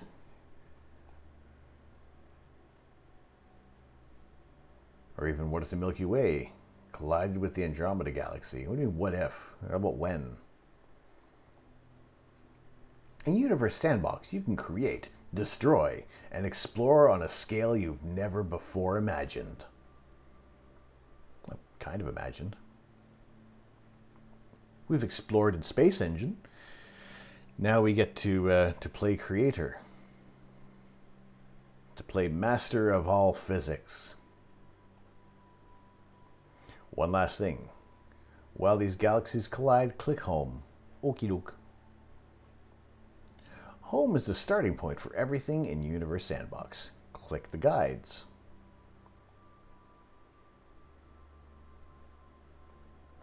If you ever want to learn more about using Universe Sandbox, just select a topic here.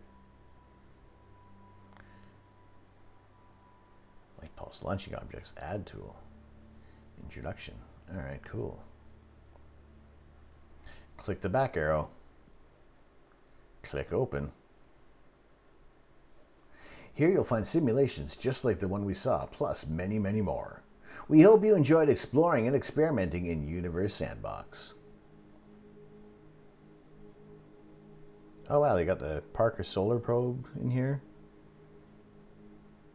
Solar system with Betelgeuse instead of the sun. All right, maybe I might do that because I was mentioning about Betelgeuse or Betelgeuse earlier. Do it. All right.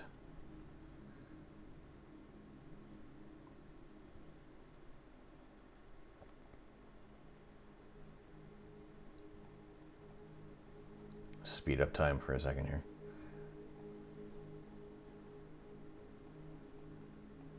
How long is it going to take? It's a long freaking time for this galaxy. Apparently, according to recent studies, the Milky Way and Andromeda's outer edges have already started to interact. The sizes involved are mind-blowing.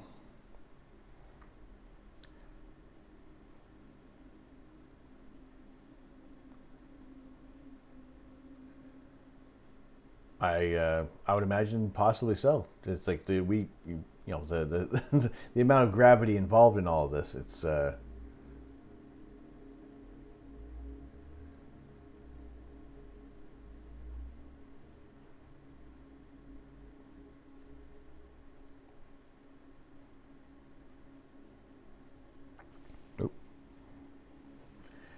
definitely going to.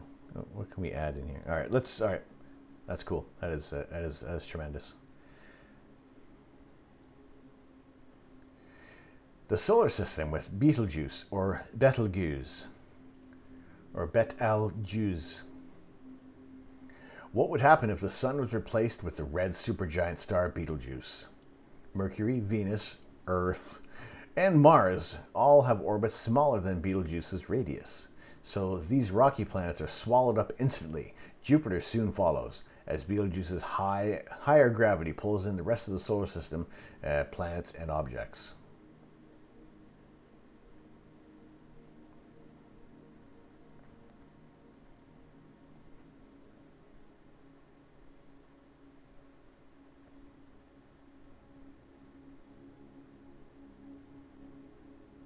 Well, Jupiter is going to have a bad time.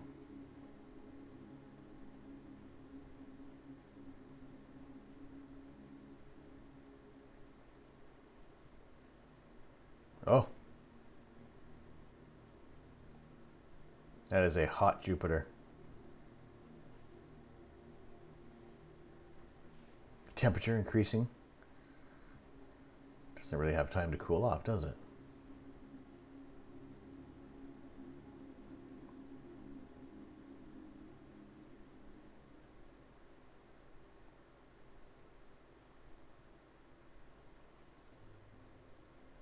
It doesn't take long.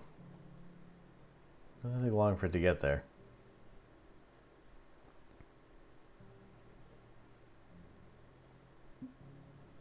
And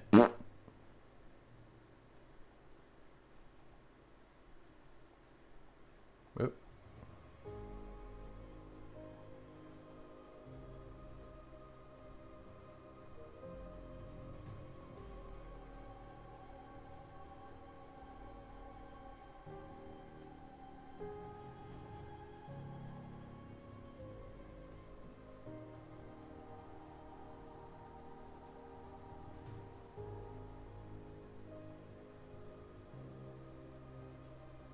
Here, we found Saturn. Saturn seems to be making a go of it, but it's probably not gonna have a good time.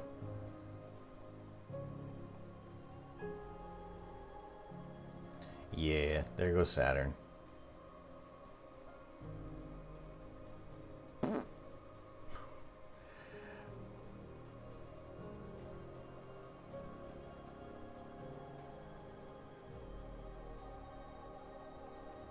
That is really cool.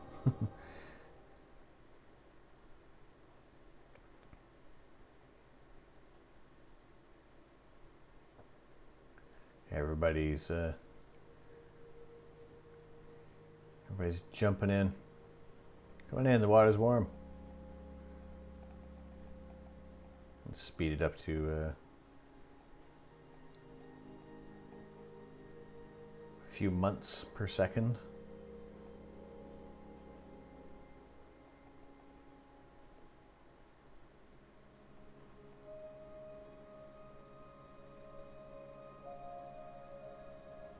Oh, that's cool. It's got, oh, went too far.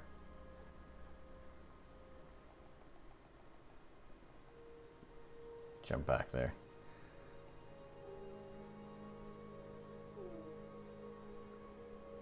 Oh, that's not what I want. I want the...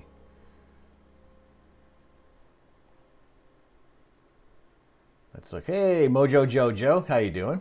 Ground control to Major Tom. Take your protein pills and put your helmet on. Ground control to Major Tom. Commencing countdown, engines on.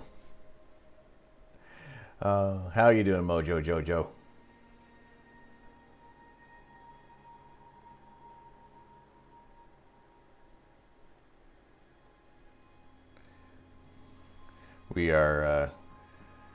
We're going a little crazier than last night with Space Engine. We were just touring the universe.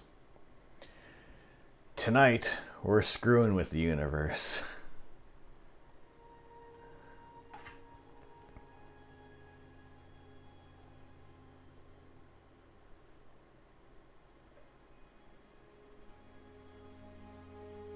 Oh, I like the effects that they're adding. I'm doing good. I'm doing really well. I'm doing. I'm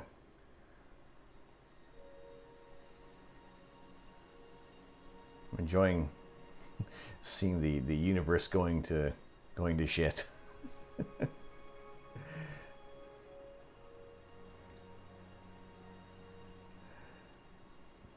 We let's see, where is our? Let's go to another. So, that is the answer to what happens if Betelgeuse replaces the sun. We all have a very, very bad day. But first with an extreme sunburn.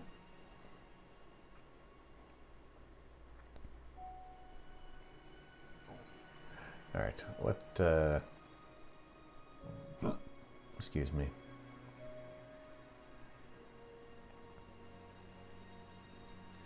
All right, here is where we are now.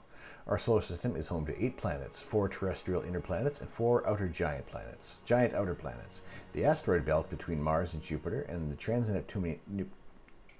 trans-Neptunian objects beyond Neptune. Notable dwarf planets and other large objects include Ceres, the largest in the asteroid belt, and Pluto beyond the orbit of Neptune, and Sedna on a distant and eccentric orbit.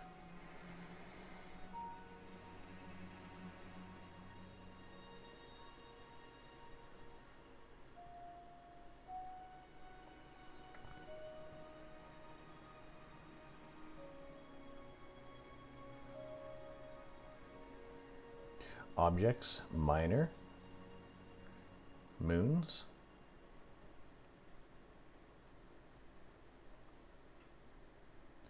Iapetus, Enceladus,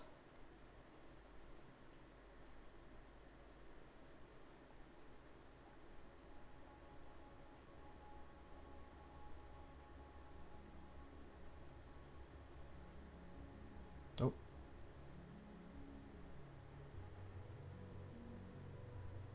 oh, I seem to have dropped a few Enceladae.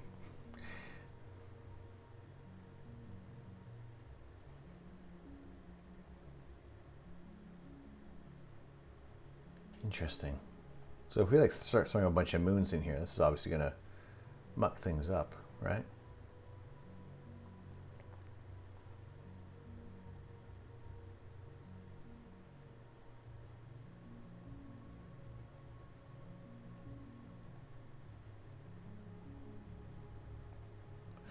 Oh.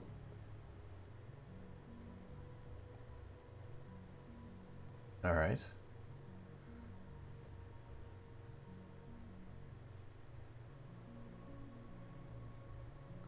Okay, we're launching things. All right, we want to put these in orbit. A pool ball.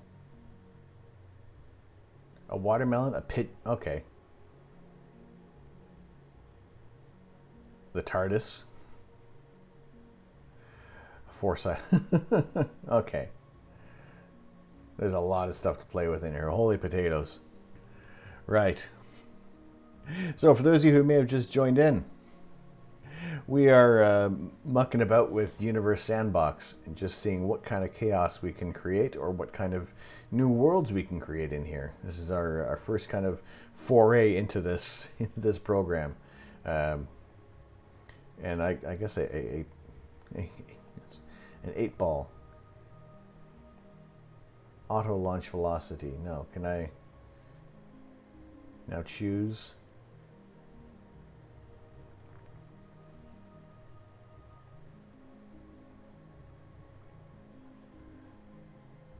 Now we have a whole bunch of objects, extra moons orbiting the sun all of a sudden.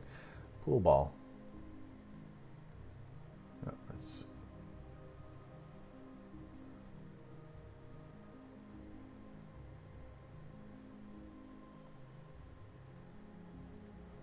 It's very tiny. Human-sized object. Surface gravity. Age, speed.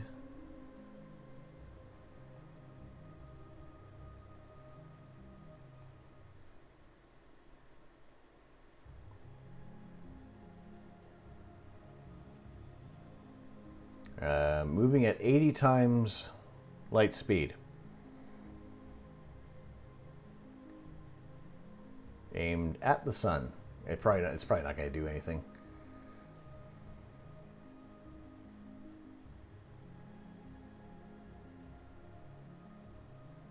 It looks like it went right through the sun.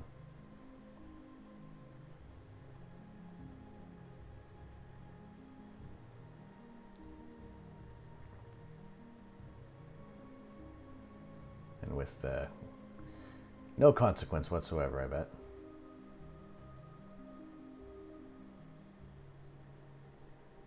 So that cue ball was, that 8 ball was traveling at 80 times the speed of light. That was probably a little too ridiculous for it.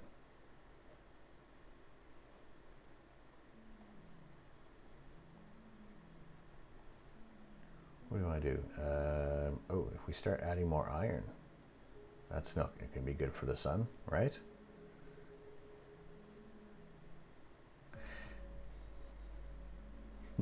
It's so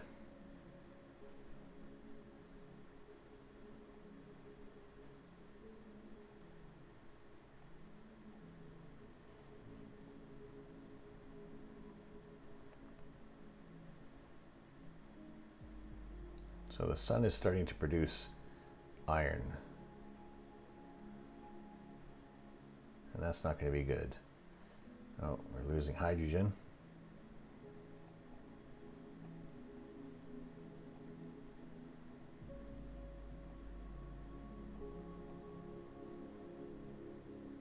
Oh, there come the other moons that I threw in there. They don't seem to be having a good day at the moment.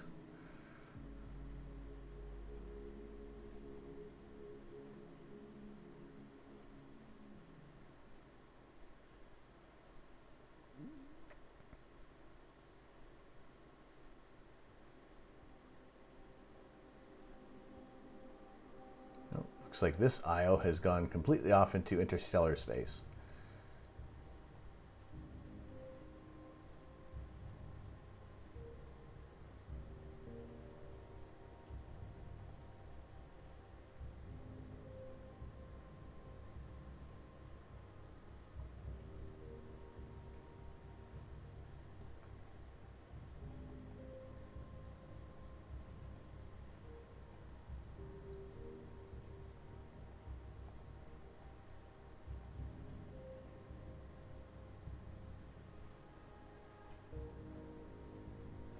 Well, let's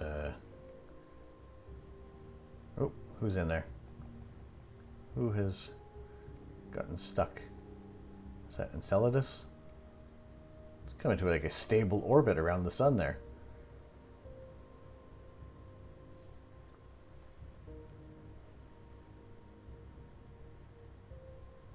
It seems it's orbiting the sun every few hours. All right, what I want to see is if we got the sun to be producing enough iron. She probably got to go in years here.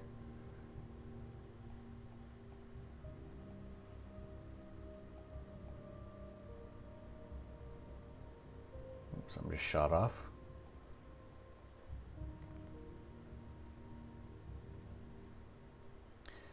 Palace is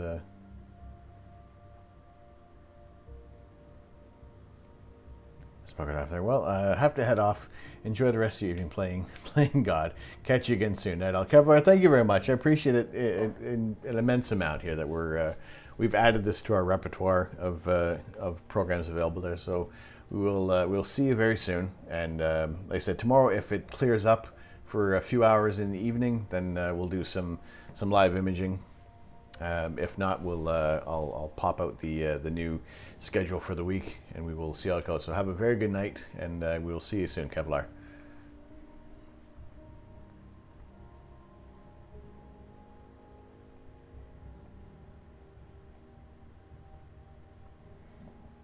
All right, how do we get the sun to blow up? We need to increase the mass. And everybody's all... Yeah, the weather is tenuous at best.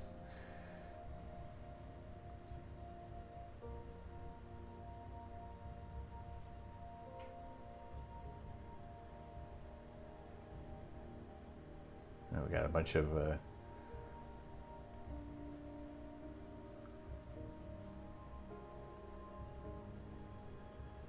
everybody's going haywire. I'm mucking up the solar system here.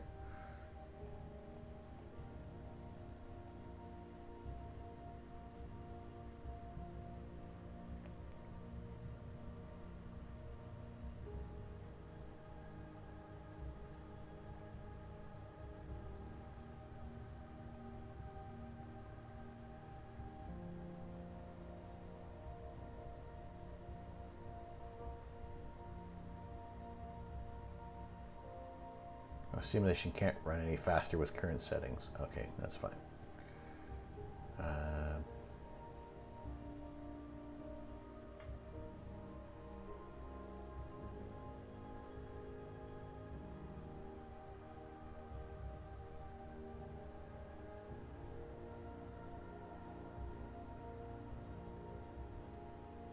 Oop.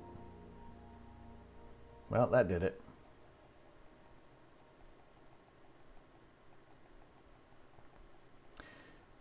Well, I just had the sun burn out. It just went to a brown dwarf. All right, let's...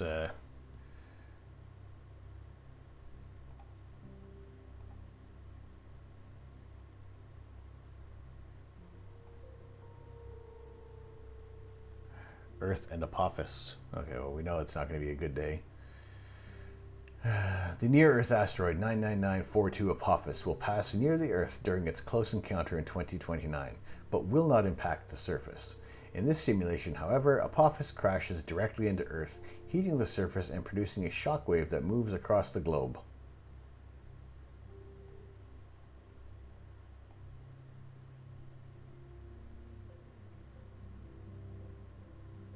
Did it already hit?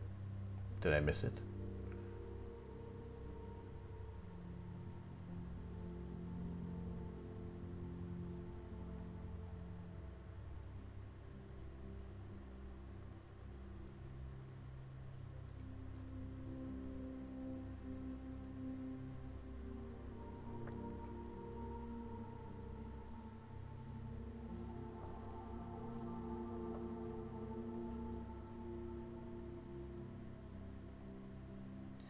Objects.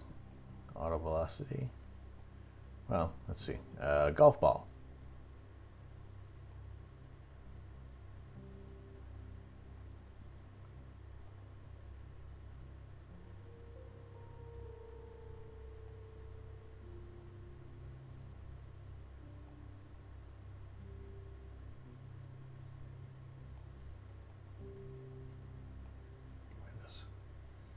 All right, this golf ball is heading towards Earth.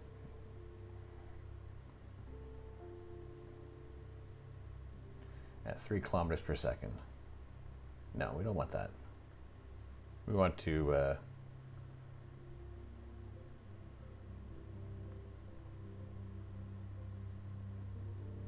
see what happens.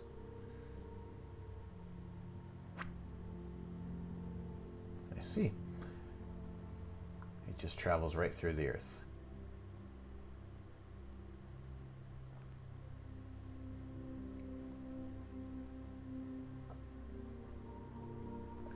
So we have one more golf ball heading towards Earth.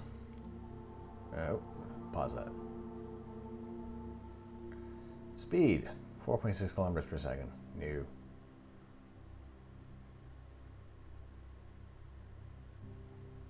This probably doesn't go right through it. Probably won't do much at 46 times the speed of light. No effect.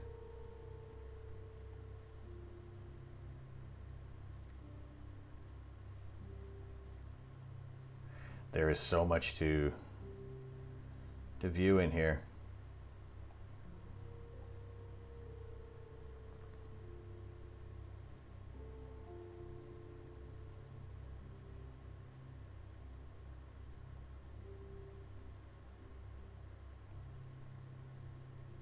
I've put too many black holes. How do we delete this? Tools, delete.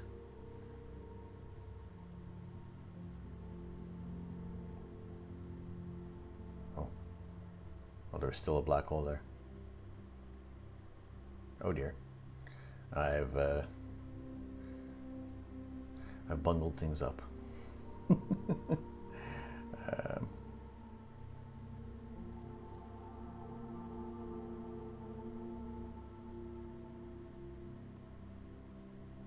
Oh, powers explode. Okay. Let's go back. Let's just go back to our solar system. There is a multitude of things to do. It's like having a clear sky. Right, tools. Explode. Detonation delay. Let's go 10 seconds. Explosion energy. Let's go a type 1a supernova. Sun. Oh, sugar lumps. There we go. There was no delay. Oops. I mean, it's beautiful.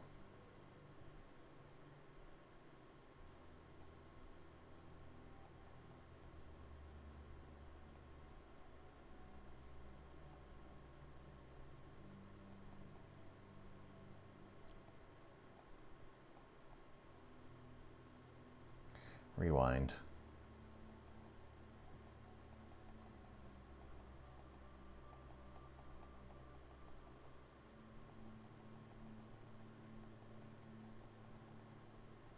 Oh, where's the reset button?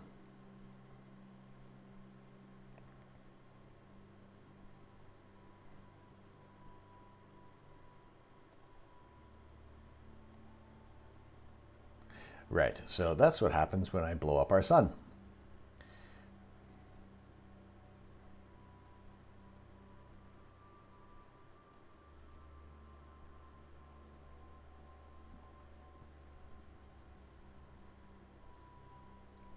Oh, where do tools go? Tools. Explode. Auto energy on. Okay.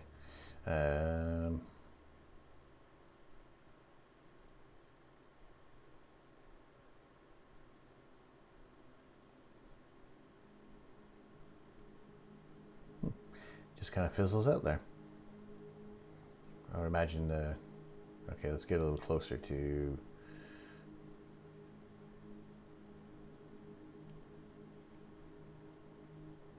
Okay, let's do a little less energetic on the sun.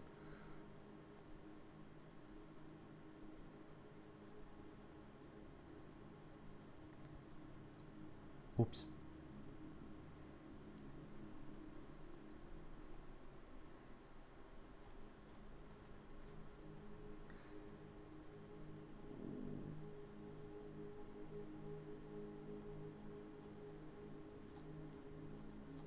Well,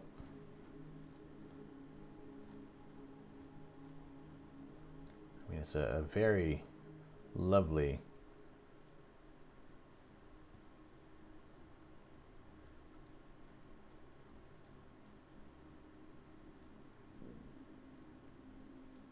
we have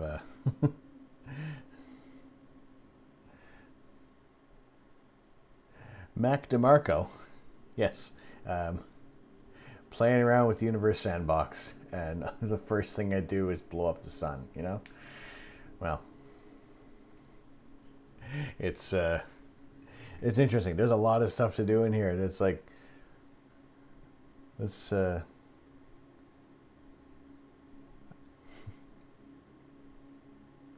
Earth in the sphere of moons. What does this do? What's this look like?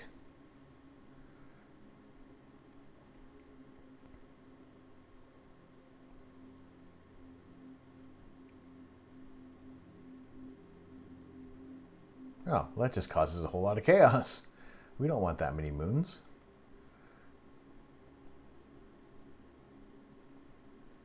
Think of what that would do to the tides, let alone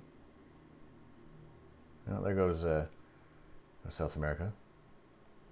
Um,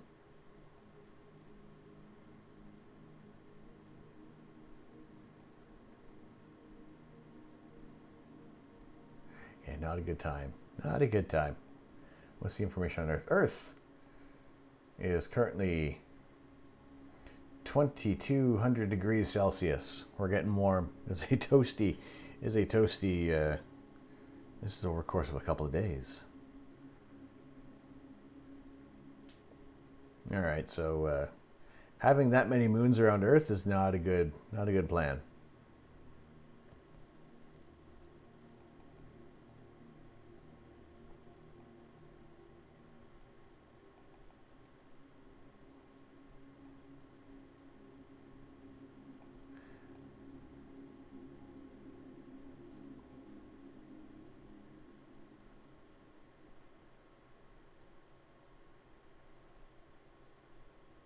Many collisions over. This is like just going over about 3 days every second. So a lot of stuff happens when you throw a whole bunch of moons. This is the first time I've played this. I just installed this about half an hour ago. So it's interesting to see what they got going on here.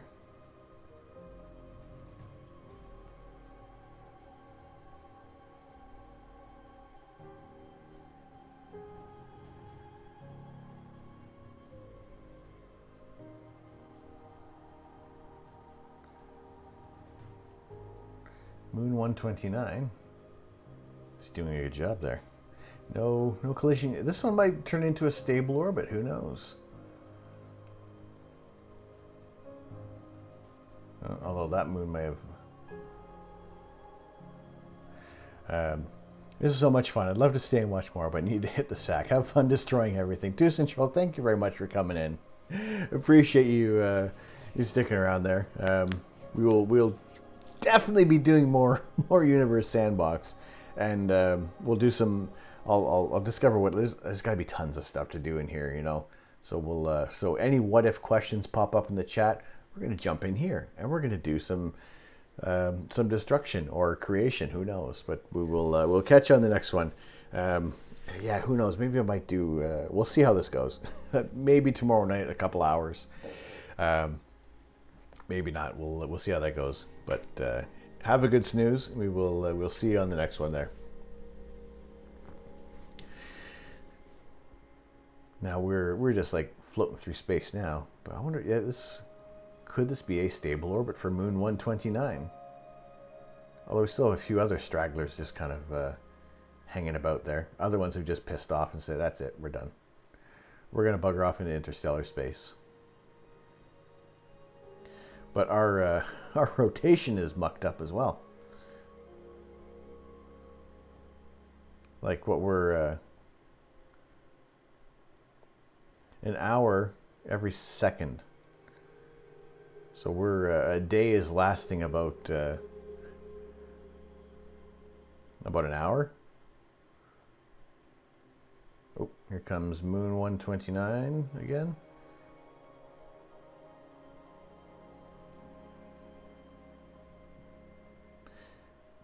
Everybody else is kind of buggering off. All right, let's speed this up. See what happens here.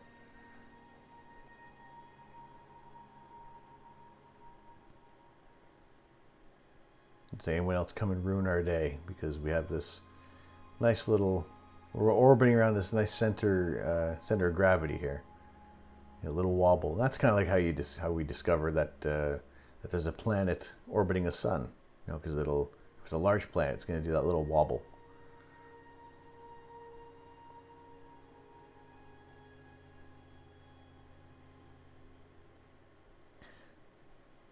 This one is.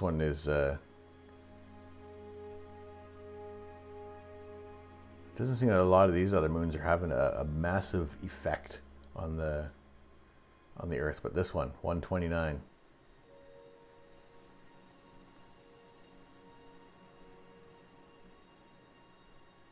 And our days are. Try putting the sun at one astronomical unit. Can we rebuild the solar system? Tools, add star, sun. Oh, no, I don't want to launch it.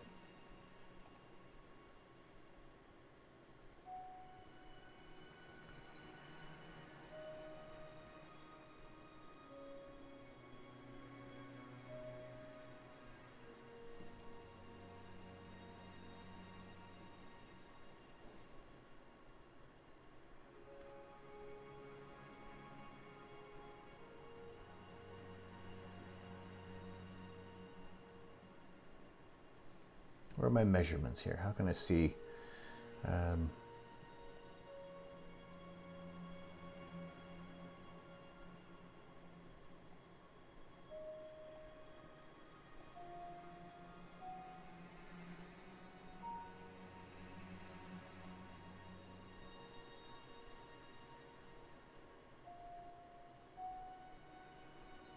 Ooh.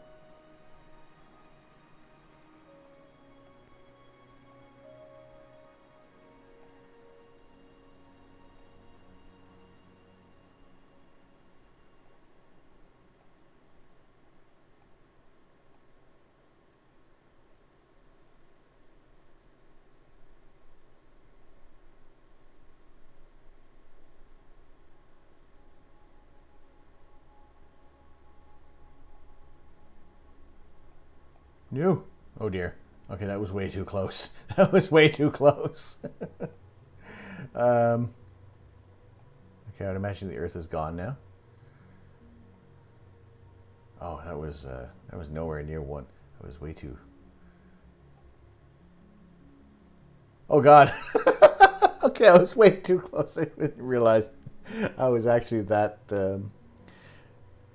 Oh no! I can't roll back the clock. That's all right. Oh.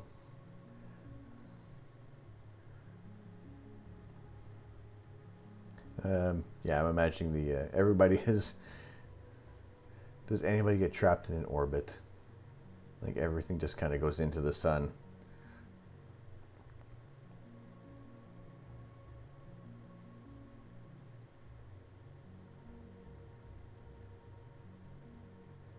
Oh, is this? Can we adjust its polar axis as well with this?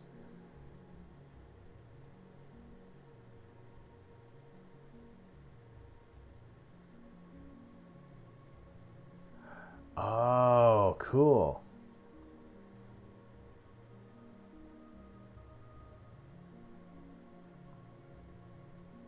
All right.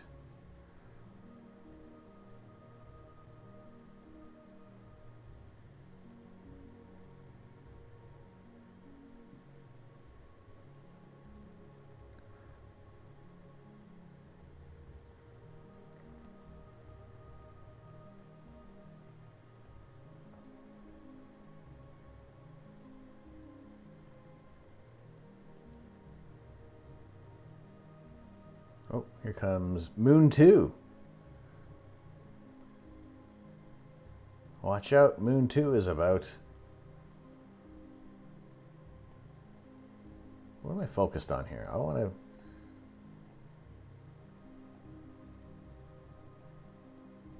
There we go.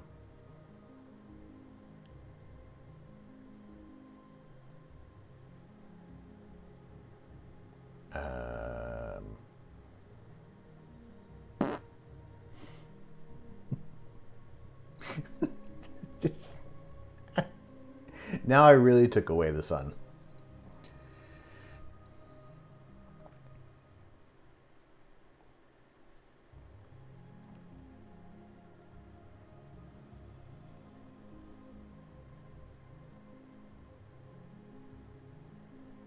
Oh, okay, probably don't want to do that.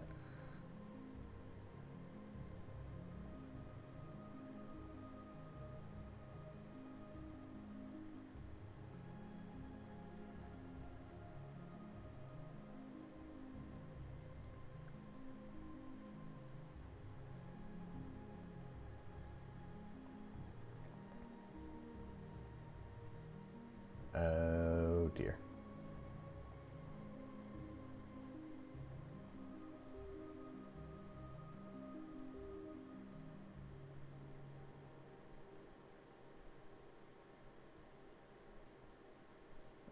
Where's the tools? Want to...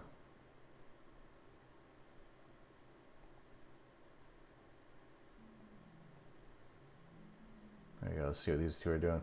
Oop, sorry. It's probably... Are they going to get caught in the orbits here?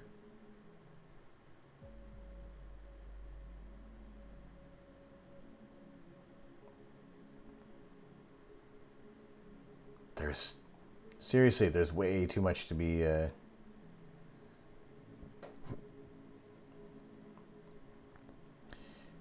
UI Scooty. Holy smokes, that is huge. And I'm pretty sure if I drop it here, they're going to get sucked into its gravity.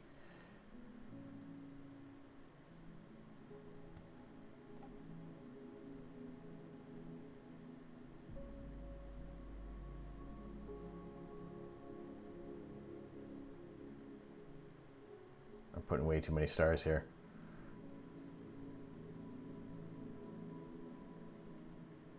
We're going a little nuts on this.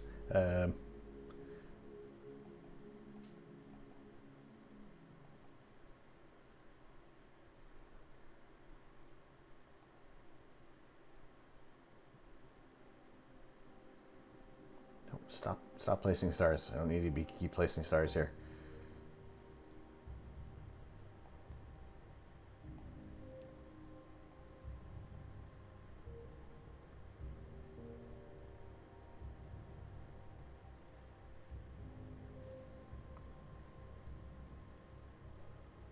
Oh, take away the brackets.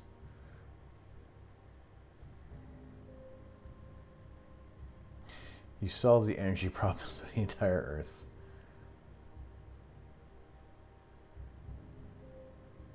So what's this one? That's Moon 120 is surviving. It's still these moons are still kind of coming back.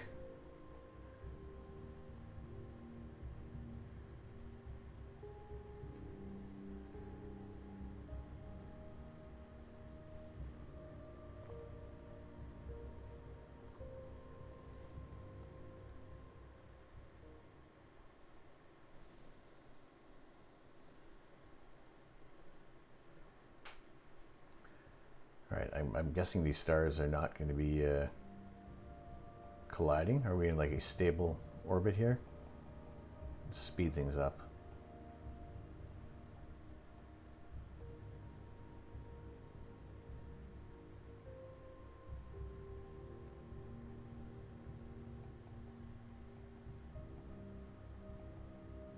Oh, something just blew up.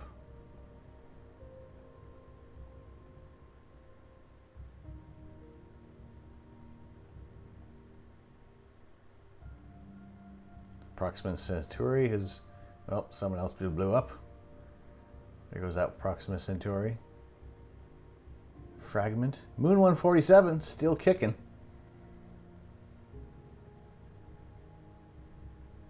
Wow.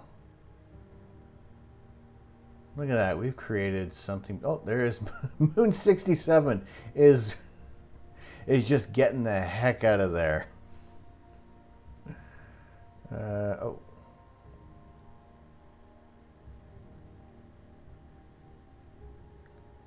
So this is growing to be how many light years? It's about a light year across with a supernova.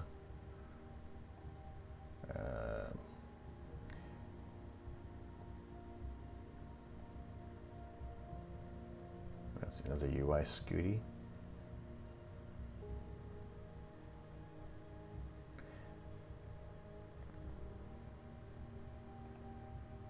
Right, there's, let's see, what can we add in here to...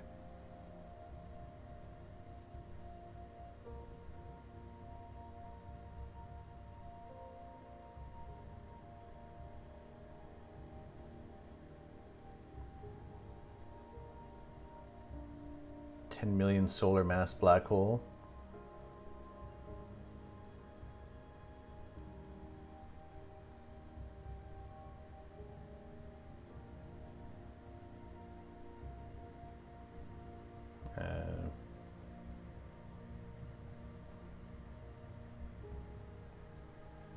Can't really see much. I've really bollocksed it up here.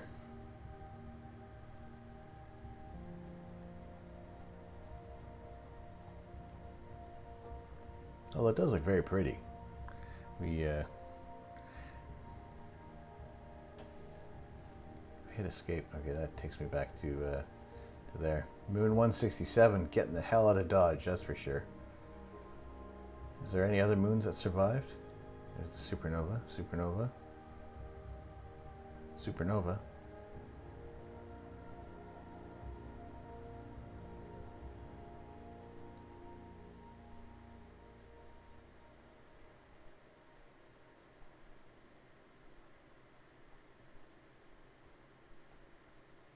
It's also how much system resources am I using? This is a fairly lightweight program as well, which is interesting. I'm loving this, seriously.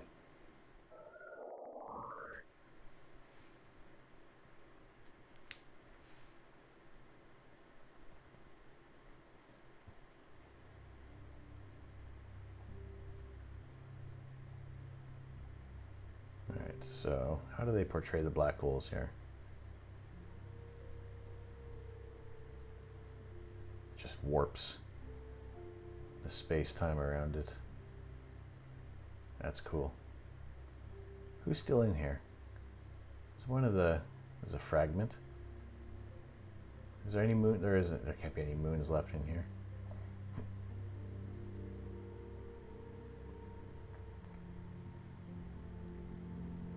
Fragment. Oh, what are these guys orbiting here? Proxima Centauri still in here. It's coming back.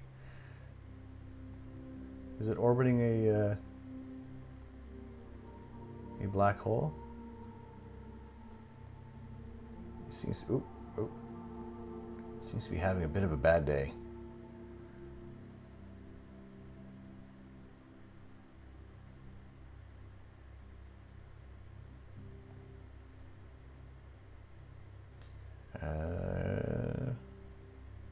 Jupiter. Put Jupiter in the habitable zone. Oh.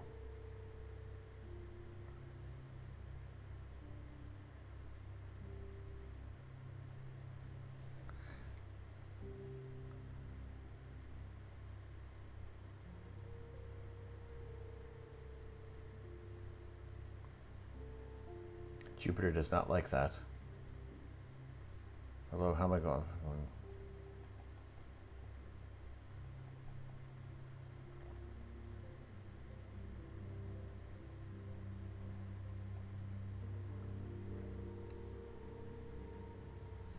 Rotational period, 9.5 hours.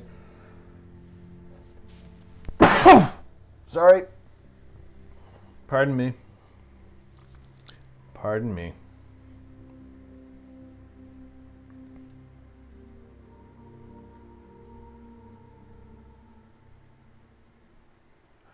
We are, well, it places Jupiter around Proxima Centauri, and it's not. Thank you. Thanks, Mojo.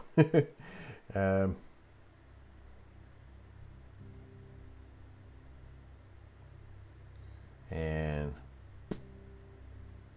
there goes Jupiter.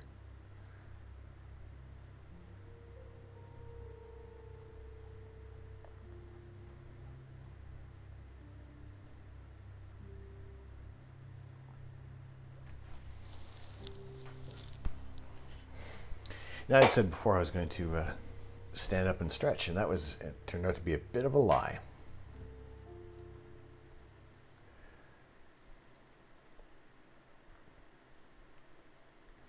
All right, let's reset this. We've toyed with Jupiter for quite a while there, so aimlessly floating through this supernova.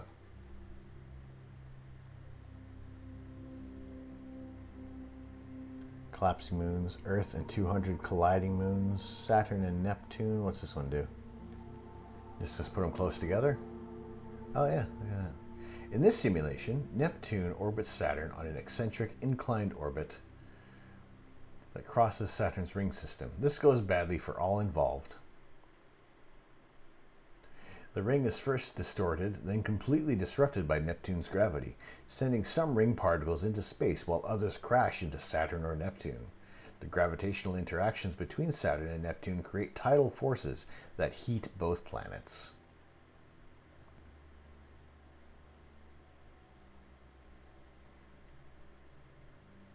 Oh, it's kind of sad to see Saturn without its rings.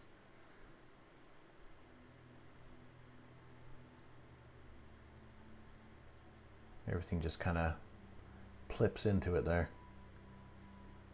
And there is now Neptune is heating up.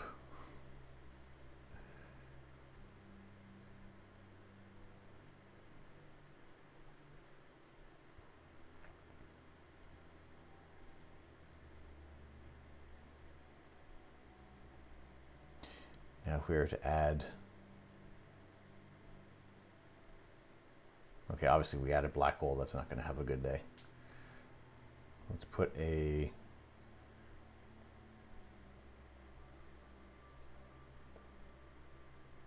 put Pluto around Neptune, see what happens.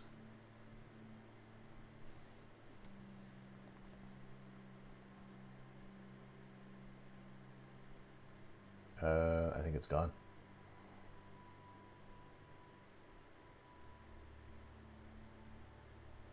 I don't think Pluto survived.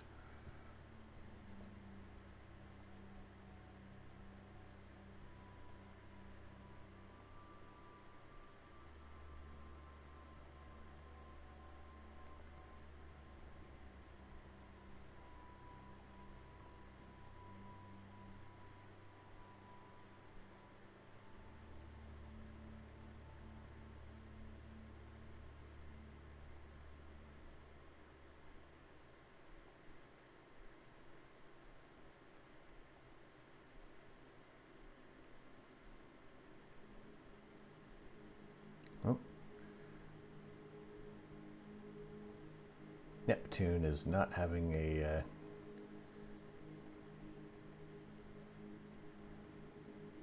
not having a good time in this. Obviously, are they going to?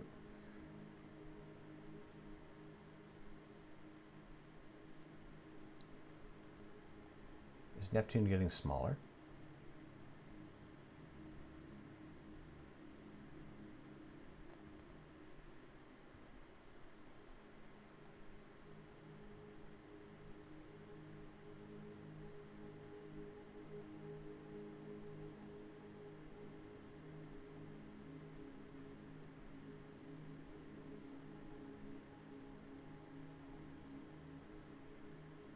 Oh.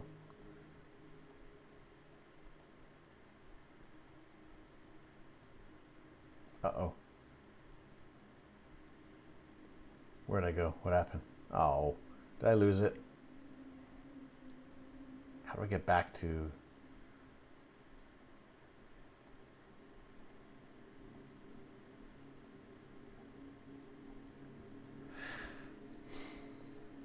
My goodness.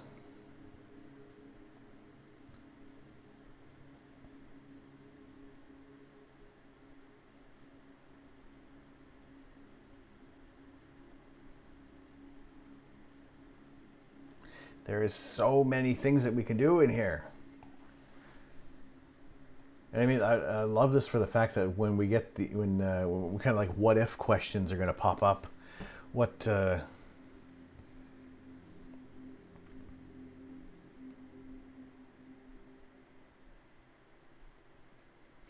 is not exactly conducive to what I usually do on the channel, but rather than jumping into my other scene, you know, when we have these kind of hypothetical questions that pop up, like when we were asking about what if Betelgeuse was in place of the sun, what would happen? What would become of everything else? And we can see that, and we can have a look into things here. What if we place...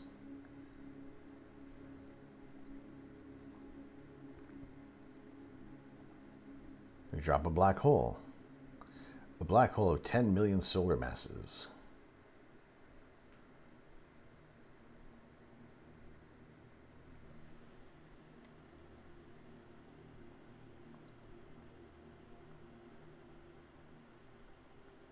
will it start to?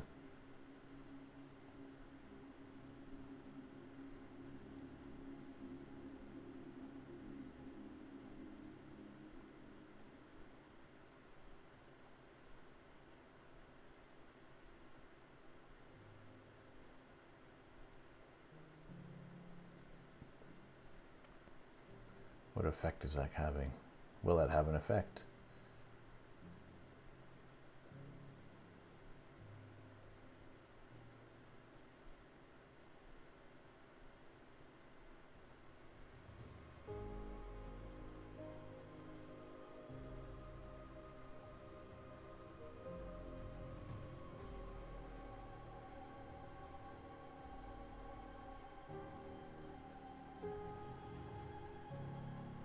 Maybe it doesn't.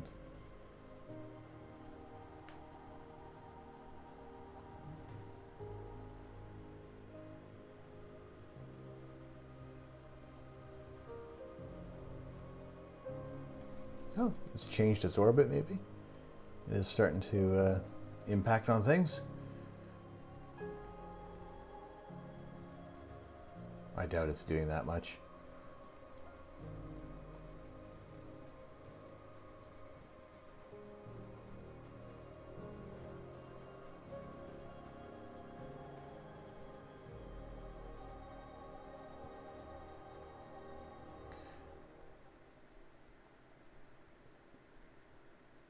Density.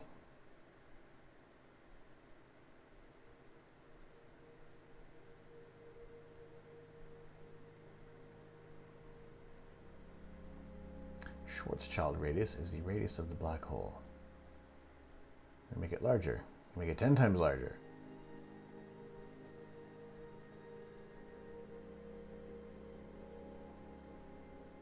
There we go. Now it's having an impact.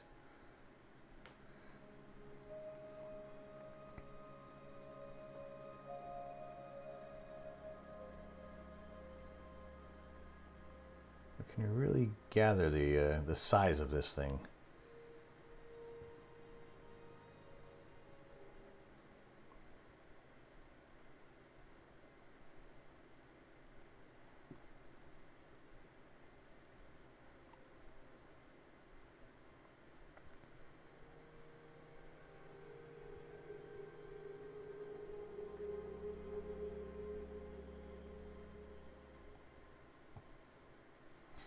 Now, where's the, is there like a reset button on here rather than kind of going back to,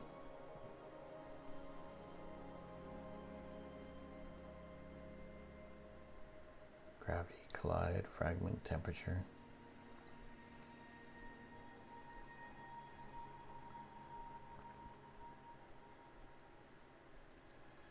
Fiction, ultimate engineered solar system. What does this do?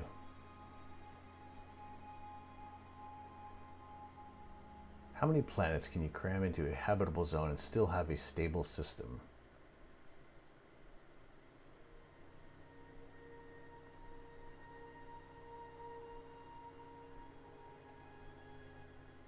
Oh, right, that opens a website. The ultimate engineered bliss.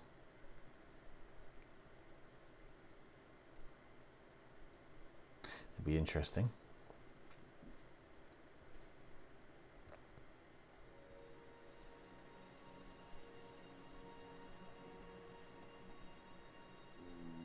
So, we have the sun.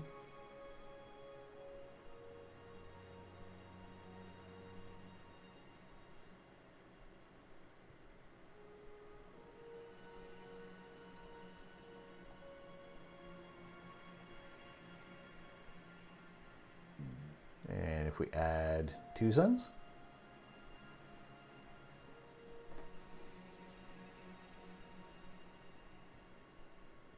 clear, we start to throw everything off, and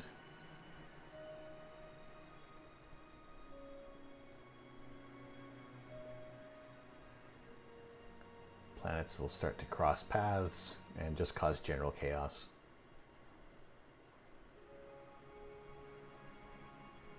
Although it's creating a very lovely pattern. And here goes everything else. Now it's all gone to pot. That's it. We've ruined the solar system. We've ruined the solar system. I'm so sorry. I am sorry. There's things go wrong when you add a second sun. Everybody's out of the habitable zone. People are getting cold. Some planets are just being flung out. I don't think they're coming back.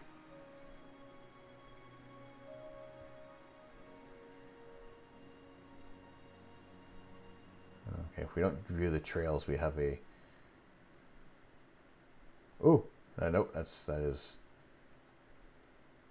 It's causing too much issues.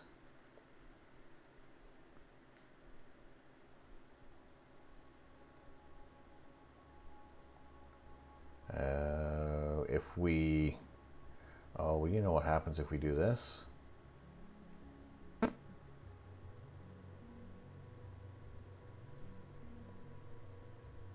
It's... Alright, there goes that one sun. I wonder what'll happen. Let's see. It's, how are you doing on resources? A little high. But that's what happens when you blow up a star. And, well, everybody just... It was something we said.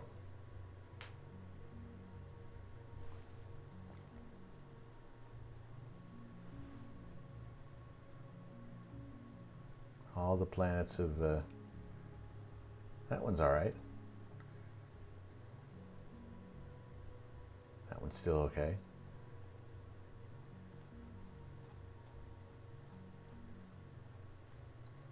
Although we did create a very lovely supernova, which is... How big is this thing?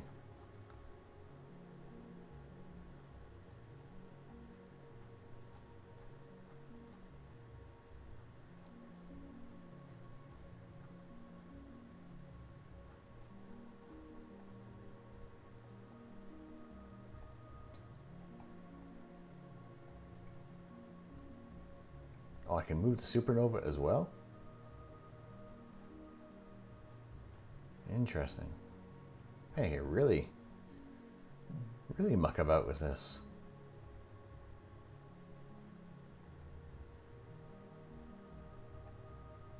Man, this is a lot to take in. This is a whole lot to be taken in a human scale. Dice swarm. Grids. Man. Chaotic orbits. Systems, experiments. Like a buckyball of planets there. Great in VR. I don't have VR. If you haven't noticed, I'm not in VR. Stress tests. Galaxy collisions. My simulations.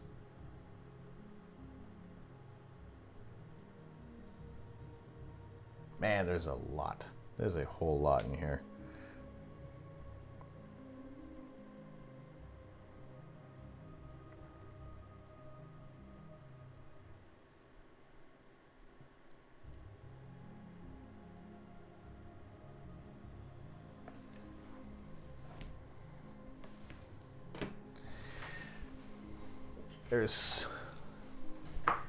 I think we'll have to definitely plan a whole lot of things with the Universe Sandbox, because the options in here to have some fun, to do a little, to do some simulations, is incredible.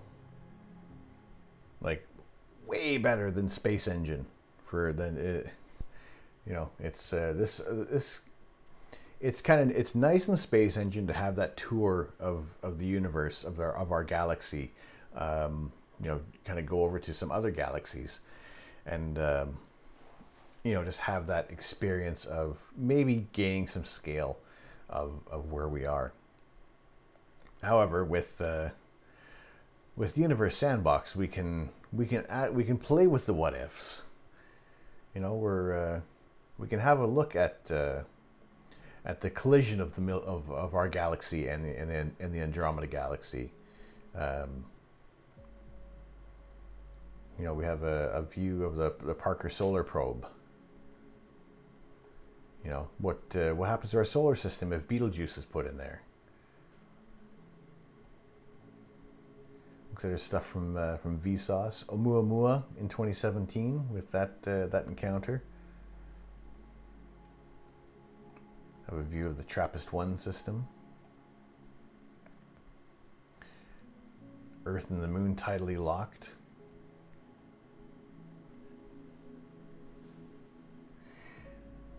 The side of the Moon that is closest to Earth experiences a larger gravitational attraction than the side farthest from the Earth. The closer the Moon is to Earth, the greater the difference becomes between these two forces. The Moon stretches along the direction towards the Earth due to this tidal force. Large objects that orbit too close to the Earth inside its Roche limit can be torn apart by tidal forces. In this simulation, the Moon orbits within the Earth's Roche limit and begins to break apart within minutes, sending fragments flying into the Earth.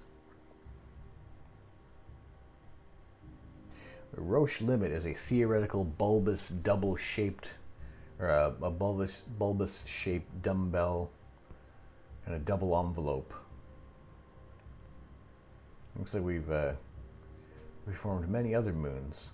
In the process, many areas along the equator are pooched.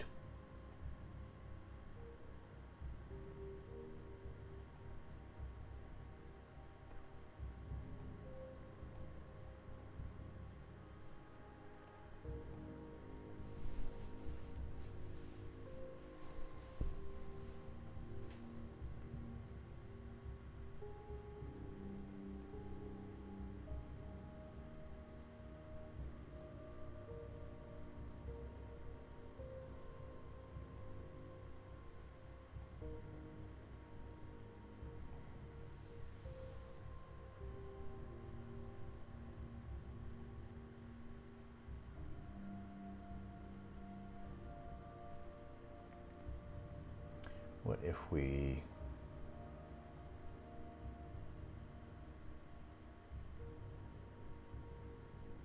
do here?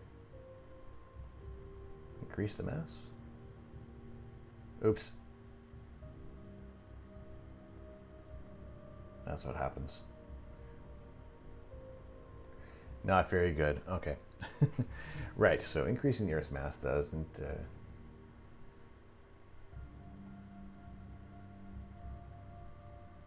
And then now the atmosphere is...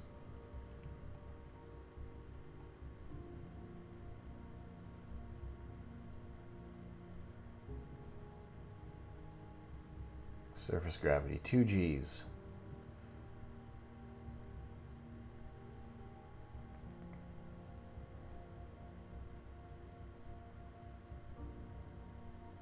What's that? There's a large fragment managed to escape.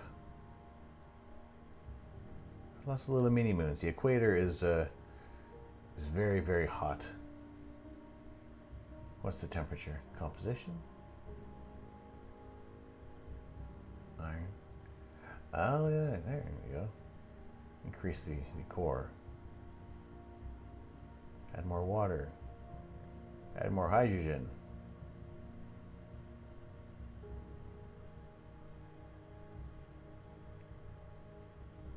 Ooh.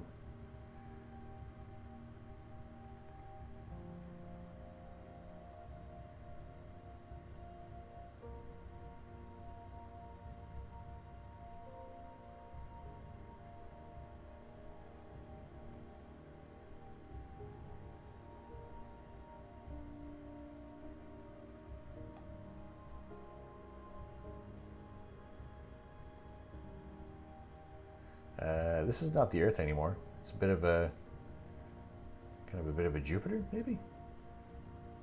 Mass. Let's increase its mass. More collisions. Can we turn the Earth into a sun?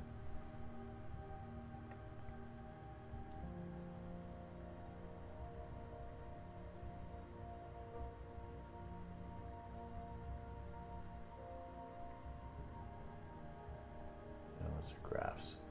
What else can we do here? appearance. Oh, we can edit the appearance. All right, cool. Surface.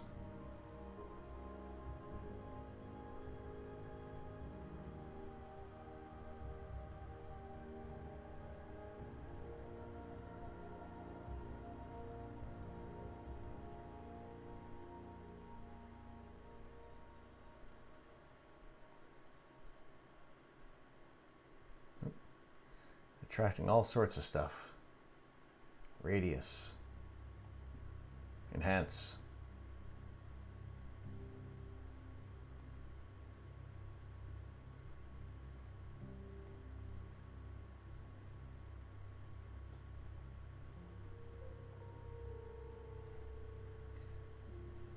We want to density. Surface temperature, 28,000 Kelvin, 286. There, now we're a sun.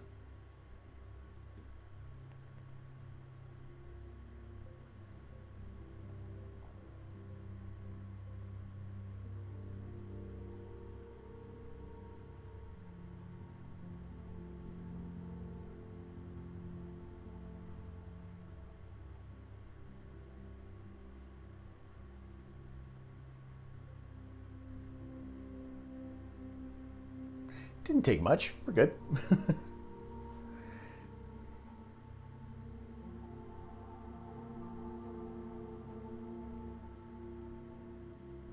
Overview.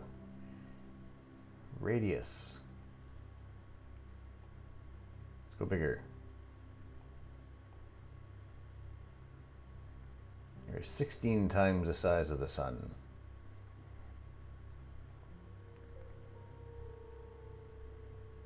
Large solar prominences.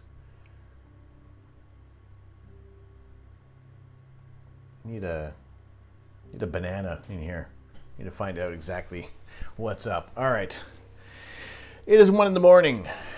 It is also, how long have we been going for here? I've escaped the other screen. 4 hours and 40 minutes. It's not too bad. So we have explored the galaxies. We have explored the universe. We've taken a look at the Wizard Nebula, and we have had an interesting and a very varied night tonight. I'm loving it. Happy to see all you guys kind of coming in. I think we are going to kind of to wind things down tonight. I'll have a look at who is online. I believe Econ Greg is on, and he is doing. He has clear skies where he is, so I think I'm going to keep the astronomy rolling with Econ Greg, and let's see. Let's increase the mass here.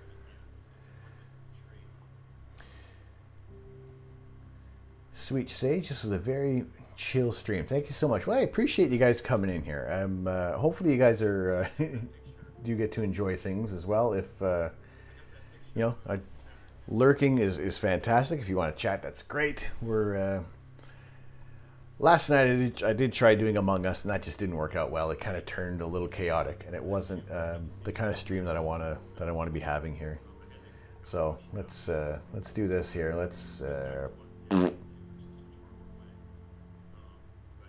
Let's turn this into a planetary nebula, I believe. Or a supernova. All right, cool. It does change things up a bit.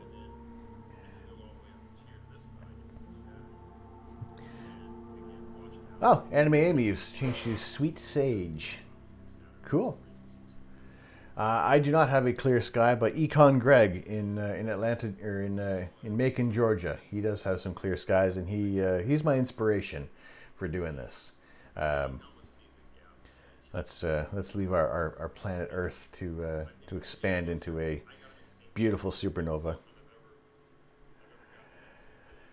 So yes, it's after a wonderful donation from Kevlar to allow us to purchase the Universe Sandbox. We're going to have a lot of fun with that. I think it's going to be really cool. So if any of these interesting questions pop up, or we're going to be able to do a little experiment, a little simulation to see how this runs. So we'll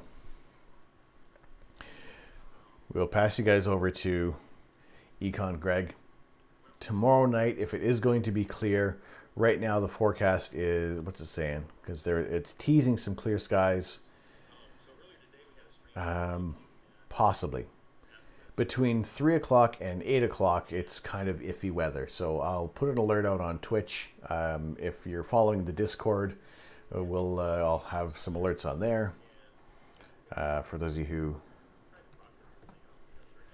want to join, who have not yet joined the Discord, you can plunk it in on there.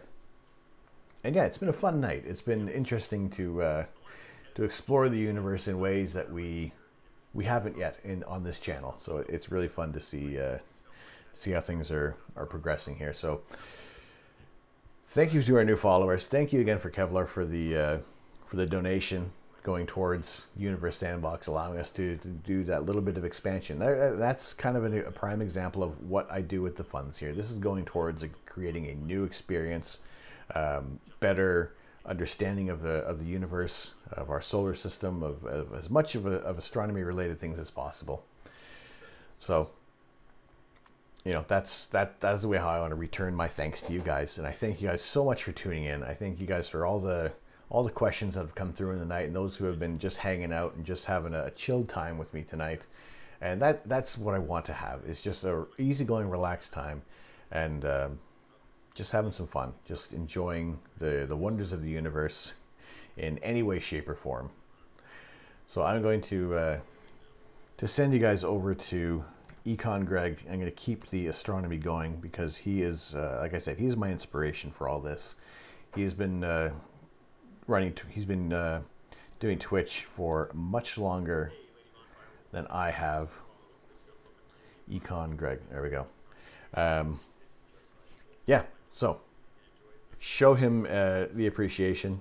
He's got some cool stuff. He does live images right now. They're doing Andromeda Galaxy, so I will send you over there. You're welcome. You guys are most welcome. You guys, I love this kind of community that's been growing here, and I'm looking forward to what the next weeks, the months, the kind of years ahead of what we're going to do with this. Tons of plans I want to implement. So slowly but surely, we'll keep improving on the channel.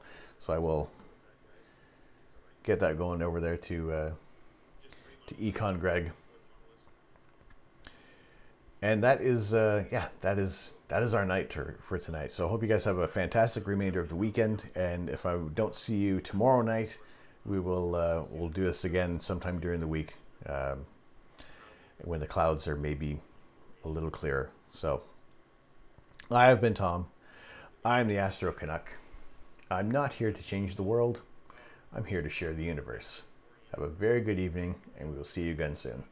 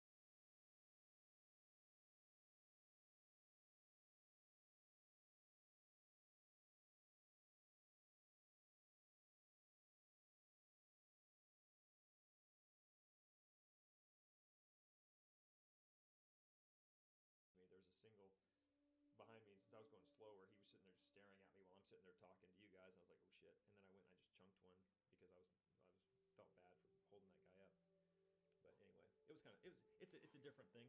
It's something I'm going to work on. But I like the idea of doing IRLs just out there, and I do a lot of different things. I wish I was still racing. I could take you guys